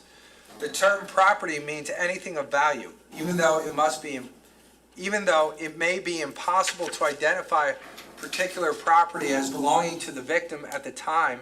Defendant allegedly misapplied the property because the victim's property may have been mixed with or joined with other property. Defendant must have applied or disposed of the property knowingly. I've already defined knowingly for you. I've also already told you that it's a condition of the mind and how you go about evaluating that element. The second element the state must prove beyond a reasonable doubt is that the property at issue was entrusted to defendant as a fiduciary. A fiduciary includes a trustee, guardian, executor, administrator, receiver, and any other person carrying a fiduciary function on behalf of a corporation or other organization which is itself a fiduciary. A fiduciary relationship arises between two persons when one person is under a duty to act for or give advice for the benefit of another on matters which within the scope of their relationship. The fiduciary's obligations to the dependent party include a duty of loyalty and a duty to exercise reasonable skill and care. The third element the state must prove beyond a reasonable doubt is that the defendant's application or disposition of the property was unlawful. That is, he applied or disposed of the property in a manner contrary to the responsibility as a fiduciary. In this case, the state asserts that the defendant's responsibility was to manage and administer the trust's assets in accordance with the terms of the trust agreement while acting in the best interest of the beneficiaries. As I have already explained, the state bears the burden of proving defendant's guilt beyond a reasonable doubt as to every element of the crime. The state's burden is not reduced or shifted to the defendant because he may have violated a fiduciary duty. The fiduciary duty of care is relevant to determine defendant's state of mind because it may have placed defendant on notice as to what was expected of him when he became the custodian of the property. A violation of a fiduciary duty in and of itself is insufficient as a matter of law to sustain a finding of criminal culpability. However, together with any other evidence in the case, you may consider defendant's breach of his fiduciary duty as evidence of the defendant's state of mind. The more egregious the violation, the more likely defendant acted knowingly. For example, an extended pattern of conduct displaying an utter disregard for his fiduciary duty would have more probative value than an isolated incident of bad record keeping or accounting. Fourth, the state must prove beyond a reasonable doubt that the defendant's application or disposition of the property involved substantial risk of loss or detriment to the owner of the property or to a person for whose benefit the property was entrusted. Fifth, the state must prove beyond a reasonable doubt that the defendant knew that his conduct was unlawful. I've already defined knowingly for you. Sixth, the state must prove beyond a reasonable doubt that the defendant knew that his application or disposition of the property involved a substantial risk of loss or detriment to the owner of the property or to the person for whose benefit the property was entrusted. A substantial risk is one that is of such a nature and degree that, considering the nature and purpose of the defendant's conduct and the circumstances known to him, its disregard involves a gross deviation from the standard of conduct that a reasonable person would observe in the defendant's situation.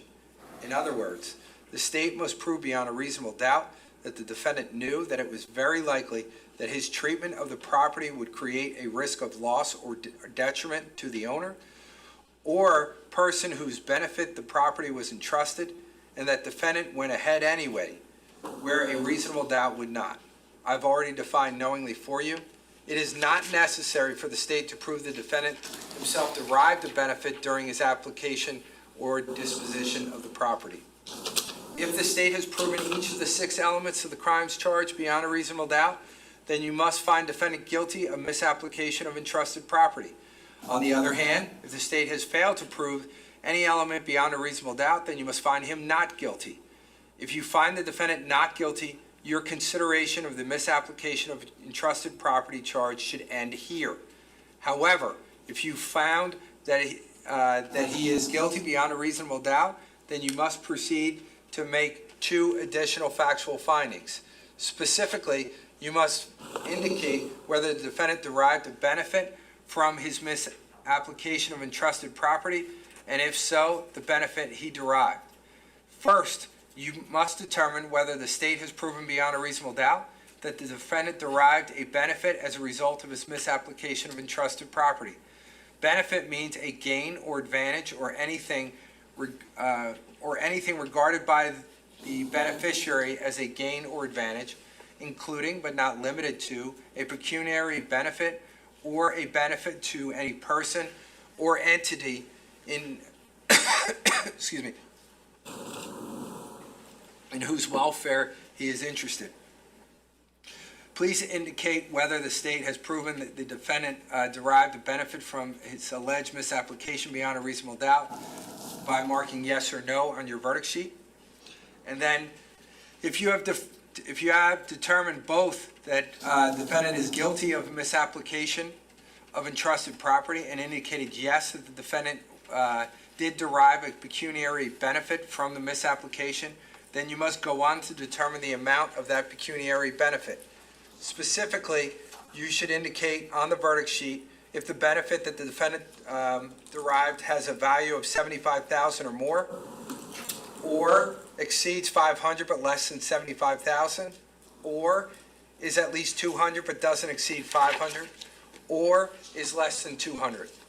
The benefit derived includes the value of all funds or property misapplied by the defendant.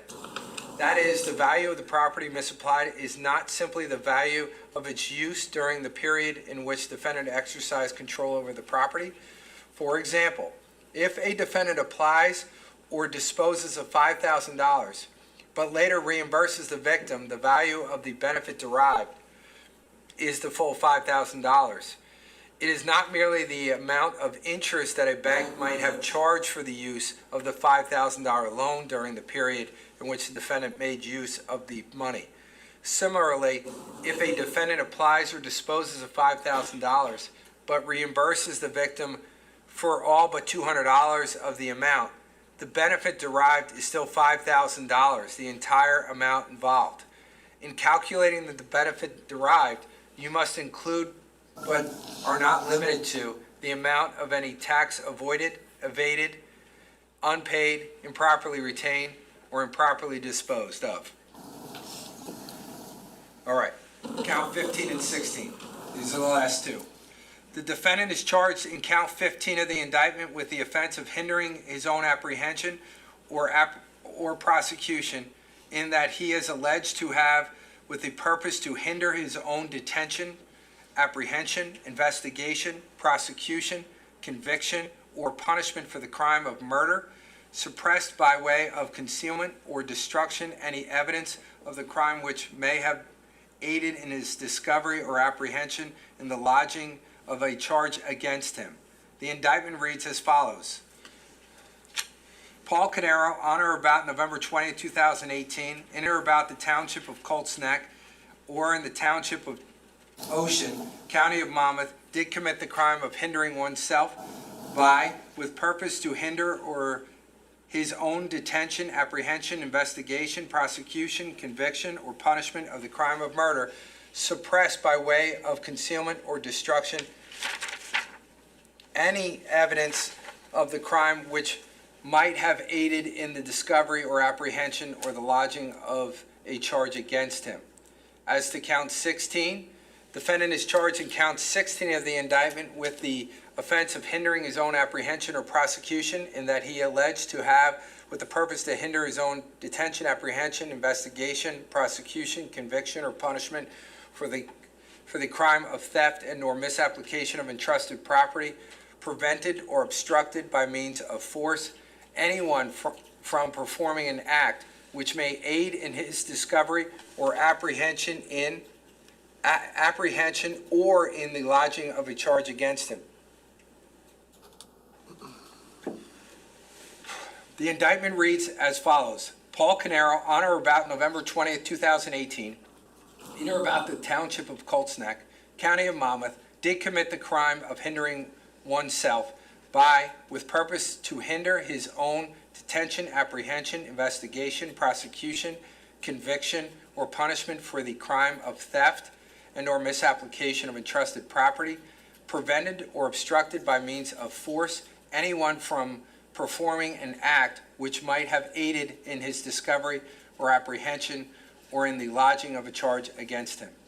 These charges are based upon a statute which provides that a person commits an offense if, with the purpose to hinder his own detention, apprehension, investigation, prosecution, conviction, or punishment for an offense, he suppresses, by way of concealment or destruction, any evidence of the crime which might aid in the discovery or apprehension of such person or in the lodging of charges against him, or prevents or obstructs by means of force anyone from performing an act which may aid in his discovery or apprehension or in the lodging of a charge against him. For you to find the defendant guilty, the state must prove each of the essential elements of the offenses beyond a reasonable doubt. Those elements are, 1, that the defendant knew that he could, might be charged with murder and or theft and or misapplication of entrusted property. 2, that the defendant suppressed by way of concealment or destruction any evidence of the crime, which might have aided in the discovery or apprehension or in the lodging of a charge against him, and or prevented or obstructed by means of force anyone from performing an act which may aid in the discovery or apprehension or in the lodging of a charge against him. And 3, that the defendant acted with purpose to hinder his own detention, apprehension, investigation, prosecution, conviction, or punishment. The first element the state must prove beyond a reasonable doubt is that the defendant must have known that he could / might be charged or was liable to be charged with murder and or theft and or misapplication of entrusted property. I've already defined knowingly for you, and I've told you that it's a condition of the mind, and it has to be determined based upon inferences from the defendant's conduct, words, or act. The second element the state must prove beyond a reasonable doubt is that on November 20th, 2018, that the defendant suppressed by way of concealment or destruction any evidence of the crime and or prevented or obstructed by means of force anyone from performing an act which may aid in the discovery or apprehension or in the lodging of a charge against him. The third element that the state must prove beyond a reasonable doubt is that the defendant acted with the purpose of hindering the detention, apprehension, investigation, prosecution, conviction, or punishment for murder and or theft and or misapplication of entrusted property. I've defined purposely for you. If after considering all of the evidence you conclude that the state has proven each of these elements beyond a reasonable doubt, then you must find the defendant guilty. On the other hand, if you find the state has failed to prove any of these elements beyond a reasonable doubt, then you must find him not guilty. We're very close. We're on to part 4. There is nothing different in the way a jury is to consider the proof in a criminal case from that in which all reasonable persons treat any questions depending upon, let me say that again. There is nothing different in the way a jury is to consider the proof in a criminal case from that in which all reasonable persons treat any questions depending upon evidence presented to them. You are expected to use your own good common sense. Consider the evidence for only those purposes for which it has been admitted, and give it a reasonable and fair construction in light of your own knowledge of how people behave. It is the quality of the evidence, not simply the number of witnesses, that control. As I've said before, an exhibit that has not been marked into evidence cannot be given to you in the jury room, even though it may have been marked for identification. Only those items marked into evidence can be given to you. Available to you in the jury room will be the discs of audio and or video evidence. Please note that these discs may only be played in the courtroom and not by you, the jurors, in the jury room. If you as jurors want to see or hear some part of those items of evidence, you have to send out a note and let me know. Even though there's a TV in there, you're not going to be able to use that. You're going to have to come out here. We're all going to be present, and we're going to watch it with you. Very shortly, you're going to go into the jury room to start deliberations. I remind you that during deliberations, and in fact, any time that you are in the jury room, you must keep any cell phone, pager, or other communication device that you possess off. You are to apply the law as I have instructed you, as I have instructed you, to the facts as you find them to be, for the purpose of arriving a fair and correct verdict. The verdict must represent the considered judgment of each juror and must be unanimous as to each charge. This means all of you must agree on guilt or innocent, or guilt or not guilty on a particular charge. It is your duty as jurors to consult with one another and to deliberate with a view to reaching an agreement, if you can do so without violence to individual judgment. Each of you must decide the case for yourself, but do so only after impartial consideration of the evidence with your fellow jurors. In the course of your deliberations, do not hesitate to re-examine your own views and change your opinion if convinced it was erroneous, but do not surrender your honest conviction as to the weight or effect of evidence solely because of the opinion of your fellow jurors or for the mere purpose of returning a verdict. You are partisans. You are not partisans. You are judges of the facts. You may return to each crime charge a verdict of either not guilty or guilty. Your verdict, whatever it may be, must be unanimous, meaning all 12 deliberating jurors must agree. To assist you in reporting a verdict, you're going to have a verdict form.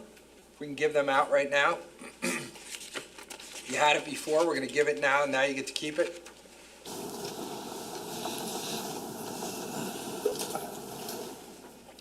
As we are giving that out right now, as brutal as that was for you to listen to me, was as brutal as it was for me to say it with my voice. But here's what I want to tell you. I just gave you the law verbally.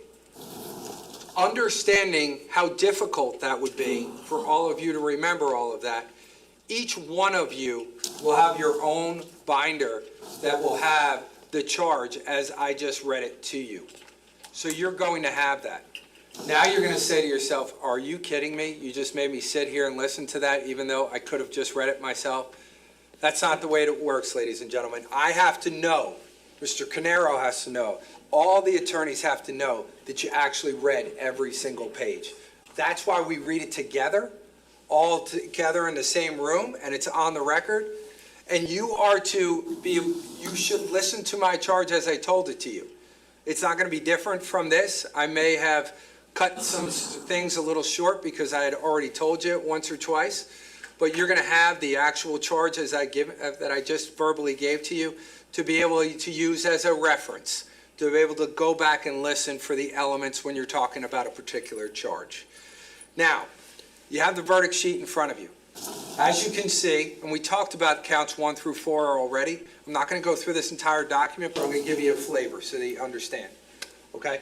So when you look at that document right now, it does not give you the elements of all the crimes charged. All it gives you is basically an answer key for you to log in what your answers are for a particular charge. That's the only thing that we're using it for. It will also help you and guide you to make sure you answer any and all questions that are being asked of you.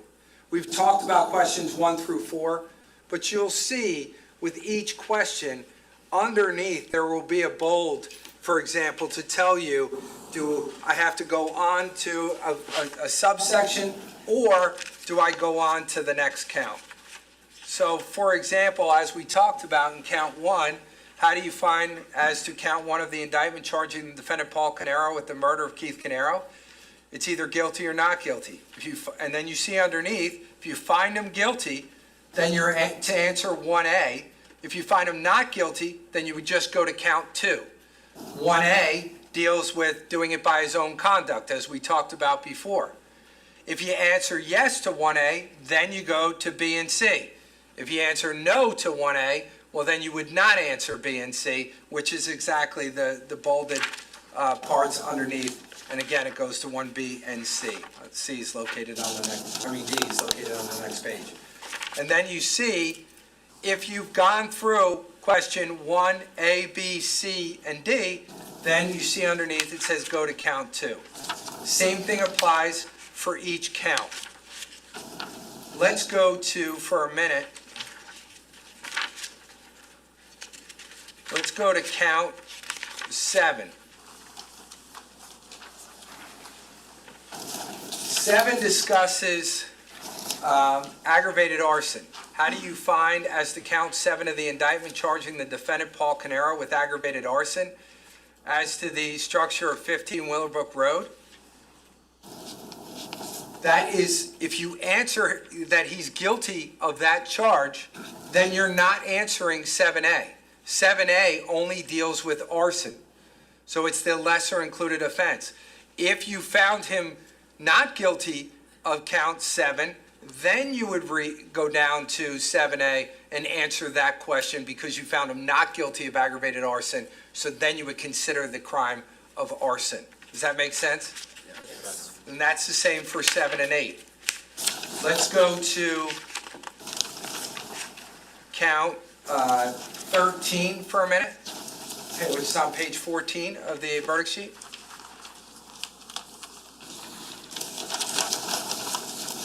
All right. How do you find as to the theft charge? If you find him guilty, then the 13A is the amount that you find, and that should be included at that particular point. Was it more than 75,000? If not, 500, but less than 75,000, you would check there.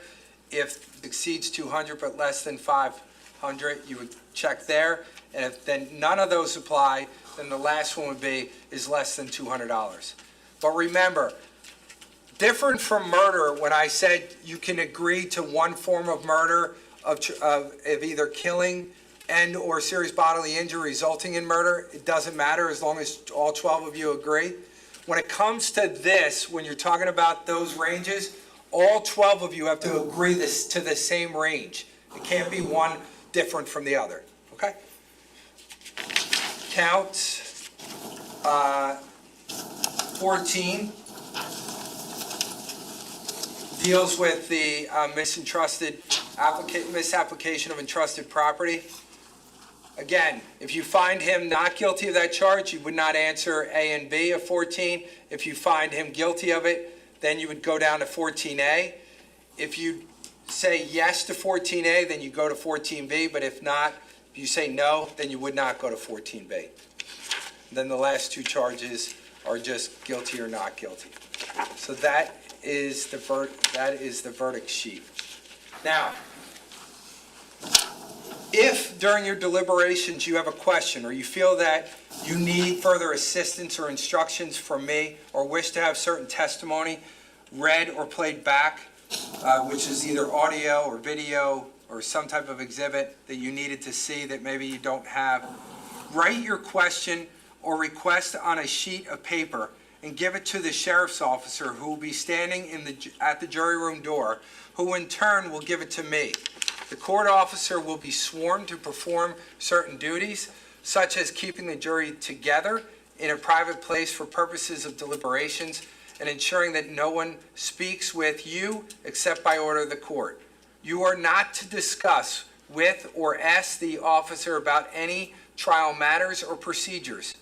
Please be aware the officer is also instructed not to initiate communications with you or enter the deliberation room without your consent, except to communicate on behalf of administrative matters such as breaks, meals, the end of the day, telling you that you're going to go home, come back the next day.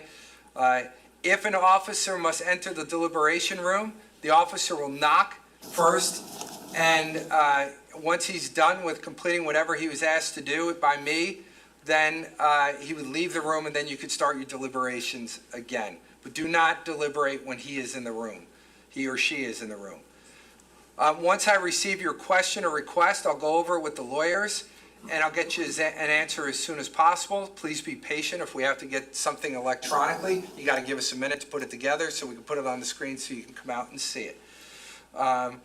Please, if you're in the middle of a debate on a particular issue, do not tell me that you are, Judge, we're 6-6, we're 10-2 on this issue. Can you just help us out a little bit? I don't want to know where you are in your process.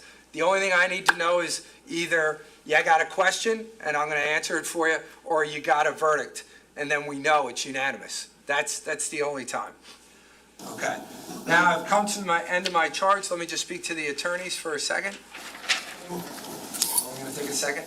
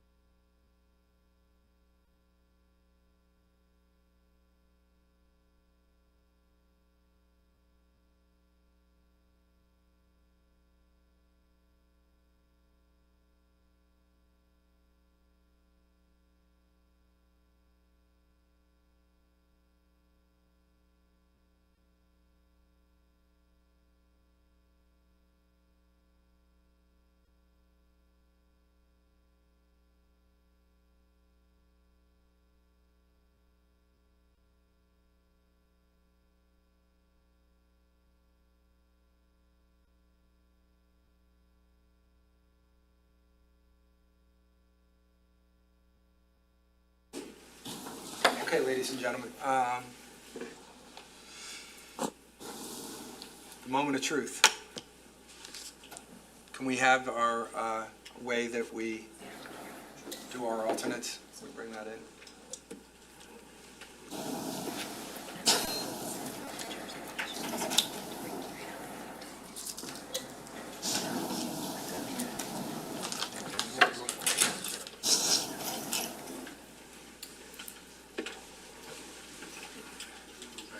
No, you're good. We know where you are.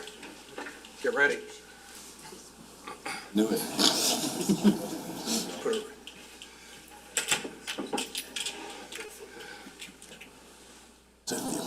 Person's over to him, and this is. I want absolutely no responsibility at all. Relates to this.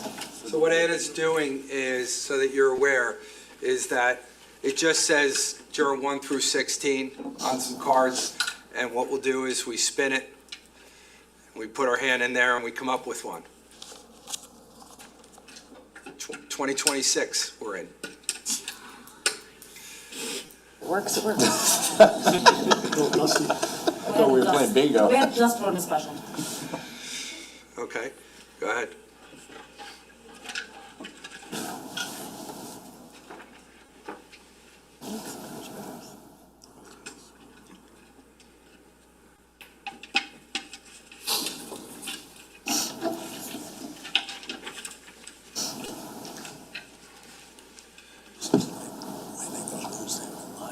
Juror number 16. There's number 16. Okay, keep going.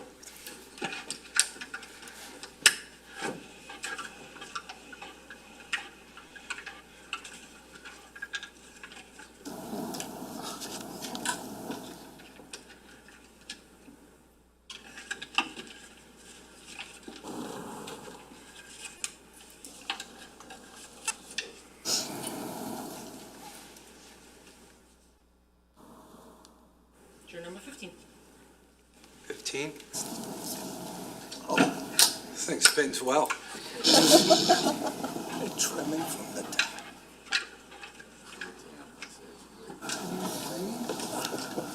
So they hit. Fortunately, that thing messed up.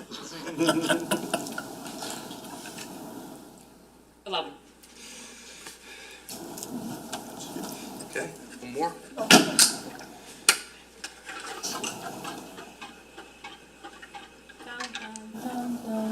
So now, that's next to you.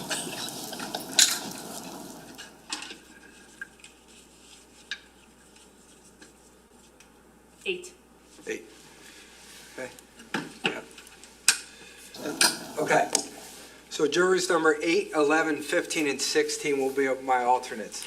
So right now, just hang out for a second, and we'll talk about that role in a minute. What I want to do is right now is I'm going to swear in my officers.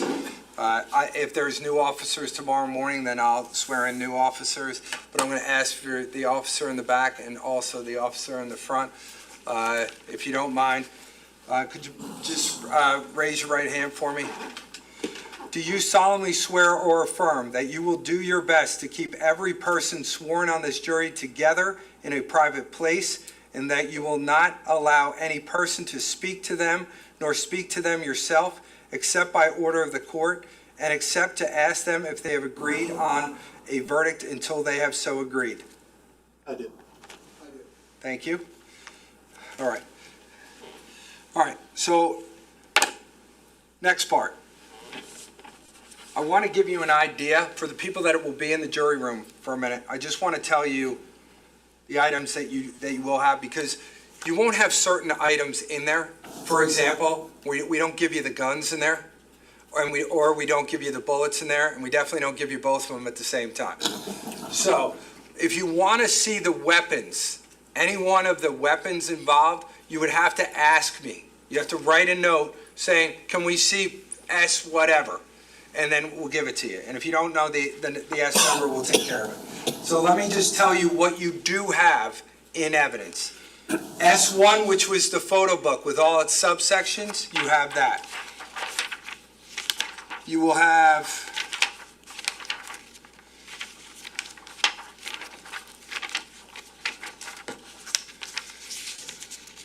S 2.1,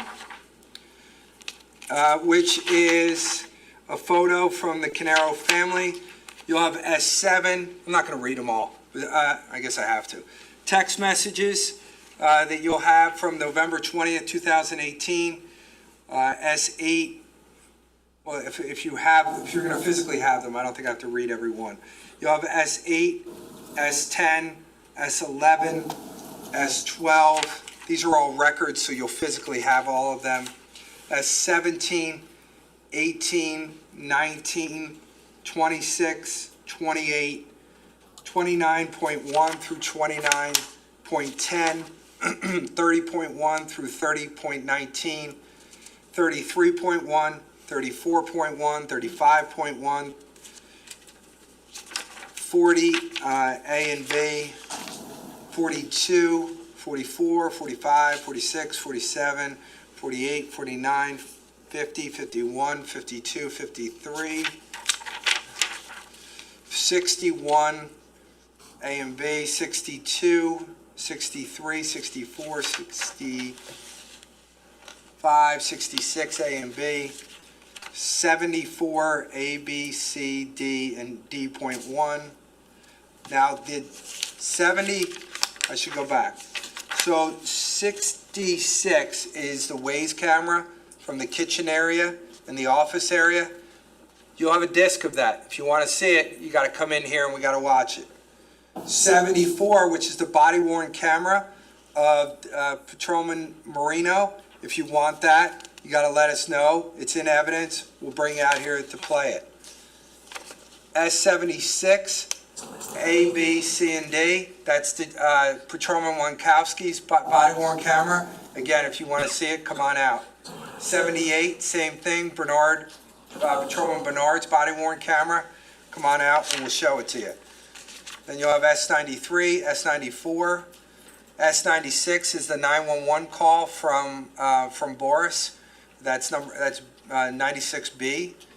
99 is the CD of Catherine Lucchese's 911 call. 101 is the DVD of the sergeant from Colts Neck, his MVR. If you want to see that, you can come out, we can bring you out. 102, same thing. It's Patrolman Stephen DeCaesar's Colts Neck, his MVR, and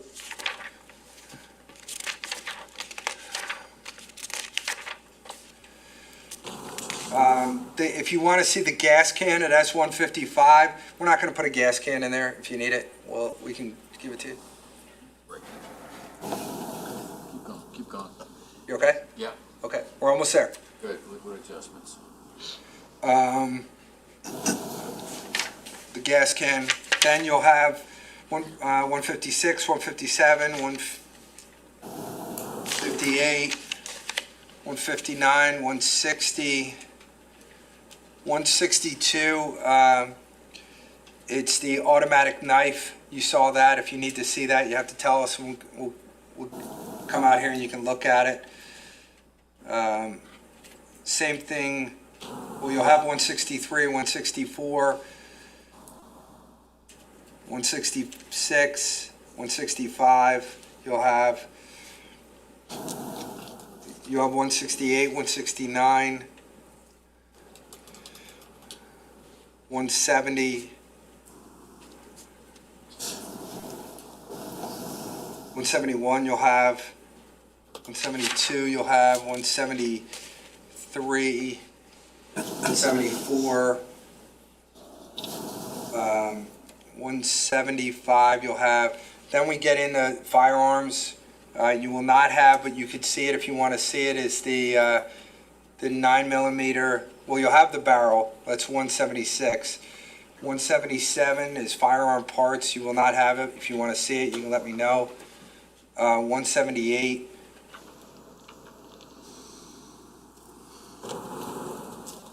Is the Pelican Storm case with a knife and flashlight. If you need that, you can ask me. 179 is a magazine. Also, you won't have that. 180, 181, again, that's any guns you won't have. 183, 184, 185, 186, you'll have those. 187 is also a handgun. 188 is a handgun. You won't have these. 189, you won't have them, but they're in evidence. 190, 191, 192, 193, 194 is ammo, the Fiocchi ammo. If you want to see that, all you have to do is tell us. 195, 196. Again, if you want to see those things, all you got to do is ask. You'll have 214. 222 is the 6 magazines and 11 unfinished lowers. If you want that, you're going to have to ask us for. 230. You'll have 231. You'll have 232, 33, 234, all the way up to 242. You'll have all of those. 256 is the 911 call from Dennis Kapora. If you want to hear that, you got to come out and ask us for it. You'll have 261, 262, 263 is the DVD of vehicle surveillance videos. If you want to see any of the car, the alleged car leaving the Tilton address, and then any of the videos at Colts Neck, you're going to have to ask us for it. You'll have 264, 270, 270.1, and again, more surveillance cameras. If you want them, you got to ask for it. You'll have emails from 273, 274, which is the iCloud video, iCloud emails that were read to you. You'll have those. You'll have scene diagrams in 285. You'll have items from the autopsy.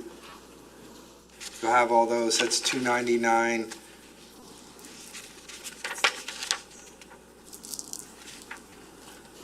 Through 329. You'll have 338, 347, this is text messages between Block and Paul Caneiro. You have 375, which is a Verizon lost power notification. 391 is the ways of the garage north shelf. If you want to see that, you'll have to come out and ask us for it. Phone calls, the 3 phone calls were played. They're in evidence. 392, A, B, and H. If you want to hear those again, you have to come out so we can play them.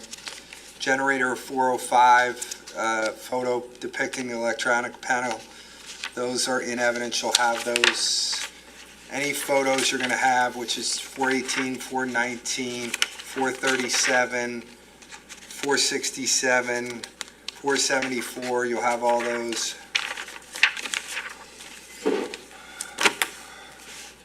You'll have photos from the defense. They have a bunch of photos that they're going to give you also. That's marked D1, and there's a large number of photos that you're going to have in your possession. You're also going to have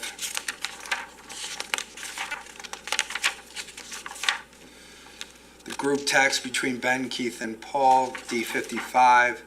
The Canada Life full payment breakdown, D64. Body-worn camera again from Marino. If you want that, we'll have to bring it out so you can see it. Marino, that's D71.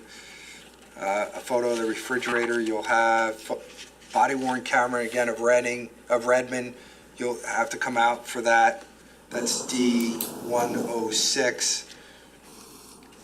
Video of 44 Willowbrook at 8 p.m.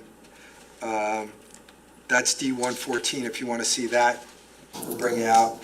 D122 is an email between Paul and Sense. You'll have that. D140, 141 are allele charts from Bodie. You'll have those. You'll have certain PowerPoint slides from Carl Reich, pages 2, 10, 11, 12, and 13. Not the entire PowerPoint, but you'll have those pictures, and you'll have those in your possession.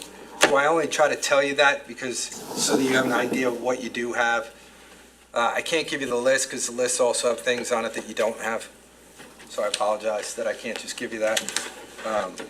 Okay, so now, here's what's going to happen. It's now 4:30, so now you're going to say to me, really?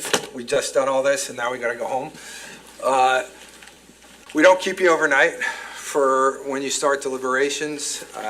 We normally finish the day somewhere between 4:30 and 5. But because it's been an extremely long day for all of you, and a ton of information, and out of respect for all of you guys now, what I'm going to do is I'm going to send you home for the day. However, this is how it's going to work tomorrow morning. Tomorrow morning, as soon as all 12 deliberating jurors are here, if it's 8:02 and you're all here, Amor is going to bring you up. She's going to put you in that room. In that deliberation room will be all of the evidence that we just discussed. So you're going to go in there and you get started.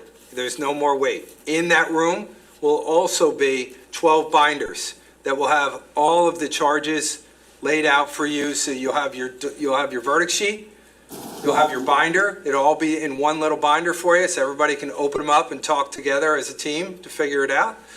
And you'll get started. My 4 deliberating jurors, you will be taken to another room very close to this room. Why do I do that? I'm not going to leave you downstairs. Here's why. If something happens to one of our 12, we take the 4 numbers, when we bring you back, and we then put it right through this lovely machine again. We pick one out of the 4, random, and then that one would go in to replace one of the 12 that couldn't continue. But we need 12 to be able to decide. Understand, if you're not, for example, if somebody doesn't come in tomorrow or whatever that is, then, for example, if you're one of the 12 deliberating jurors, I'm replacing you at this point. And we're not, at this point in time, we don't slow down. Here's what I'll tell you. Tomorrow, you have as much time as you need. You have all day if you want it. Probably, if for some reason at 5 o'clock or so tomorrow, if we're not done, fine, no problem. What I do is I bring you back on Tuesday. I don't bring you back Monday because Monday's the holiday.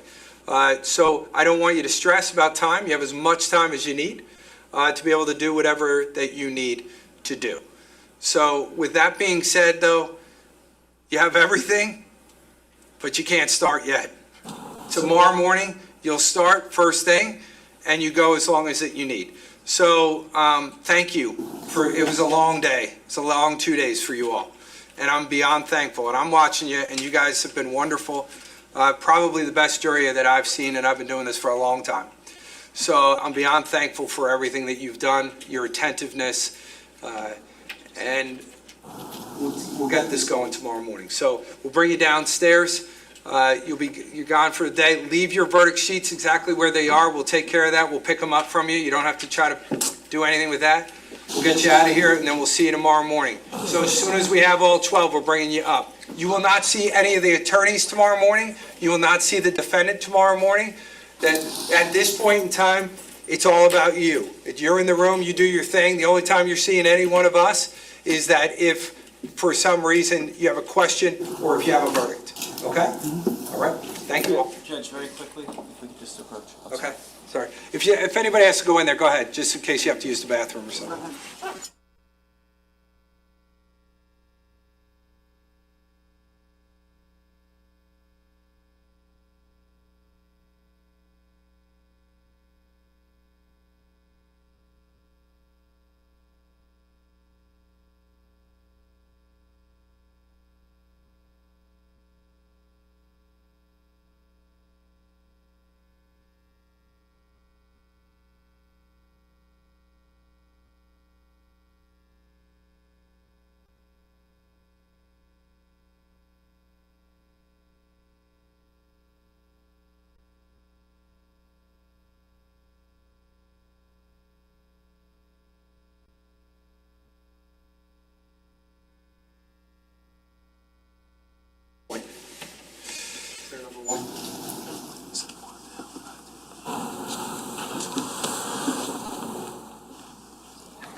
Sorry to you, because I forgot to bring this up in front of everyone. So, when the verdict, if a verdict comes in, because you're seated in juror number 1 seat, I would like to make you the foreman. Your vote has no more power or less power than anyone else. Maybe you would start the deliberation process tomorrow morning. But my question to you is, would you feel comfortable as the foreman as to when the verdict is read, if you do reach a verdict in this case, would you be able to do that for us? Yes. Okay, any issue, you comfortable? No. Okay, great. You will then be our foreman. All right, thank you, sir. As soon as they're ready, everybody can, they can start to go.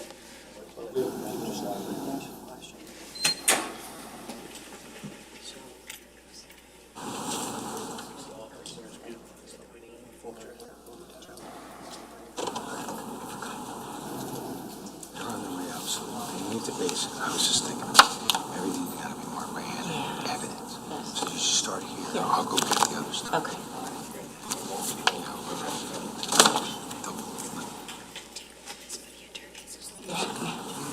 Please give it to him. And then I should have. Just get it. That's perfect. Yeah, just give him for the record, we're giving you the updated charge that cleans up the issues that we had.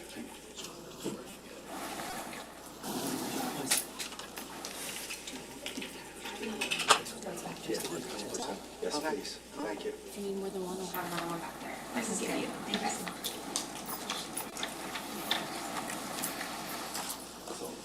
And I'm just going to ask for you to work with the attorneys to change the markings on all the labels, so it says EV on it. Yeah. Okay. You want that done tonight? Yeah, because everything has to be done in the room, and then the sheriff's department, we have to lock it. We have to put a note on the door that says no one to come in, no cleaning people, no nothing, from now on.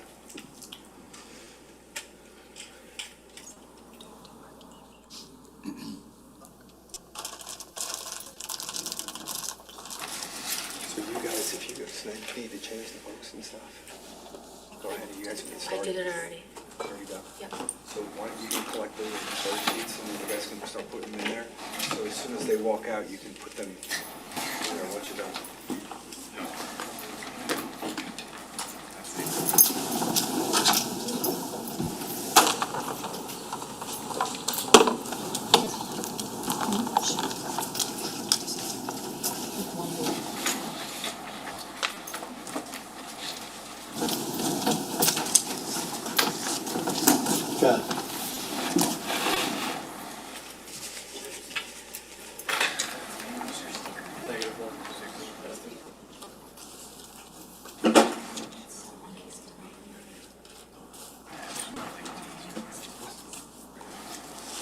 Just leave some notes, guys.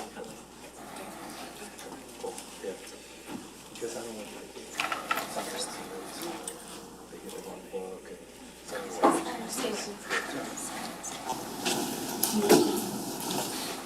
Thank you.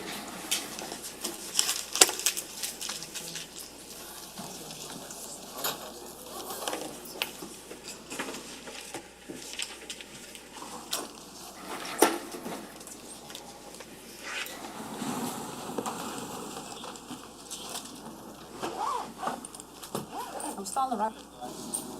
Off.